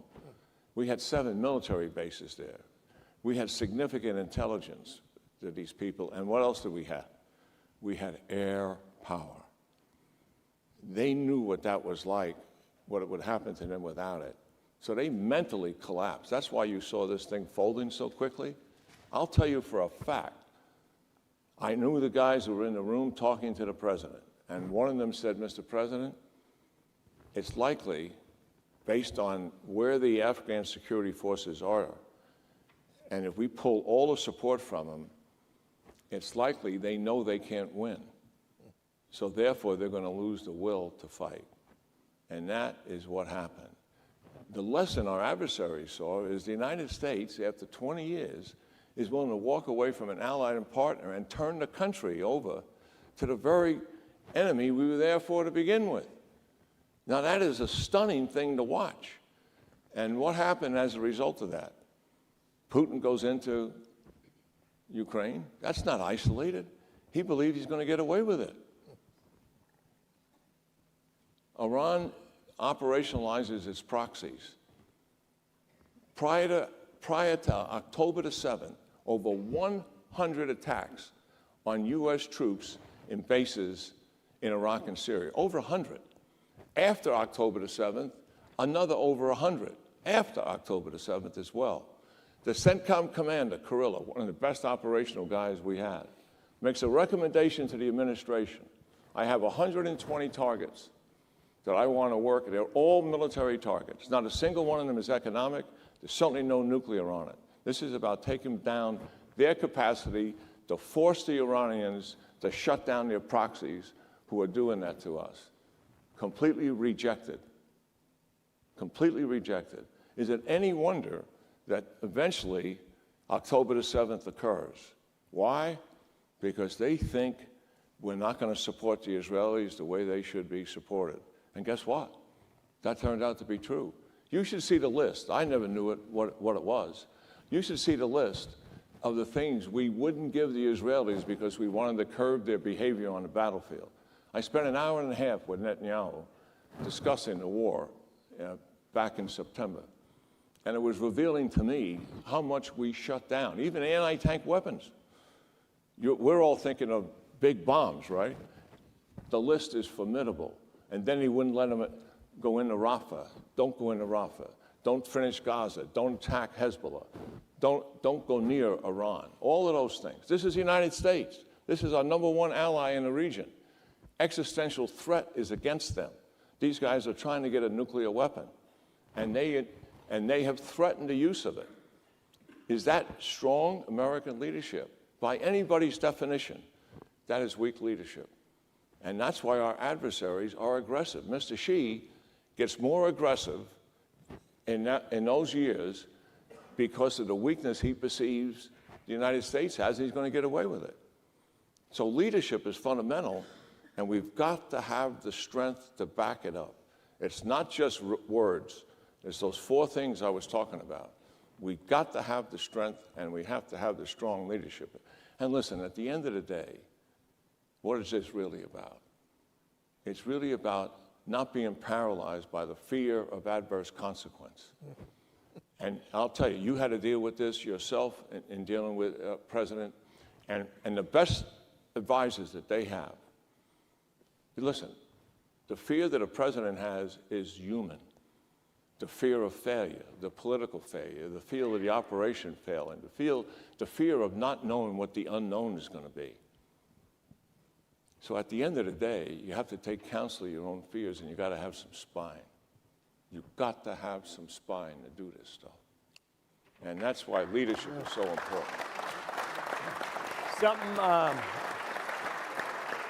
We're out of time. I know you guys all want to get to the bar. Something tells me Jack Keane knows more than he's saying. I'm just a thought. Alex Wong, Leon Panetta, Jack Keane. Thank you for your contribution to our country. Well done, my friend.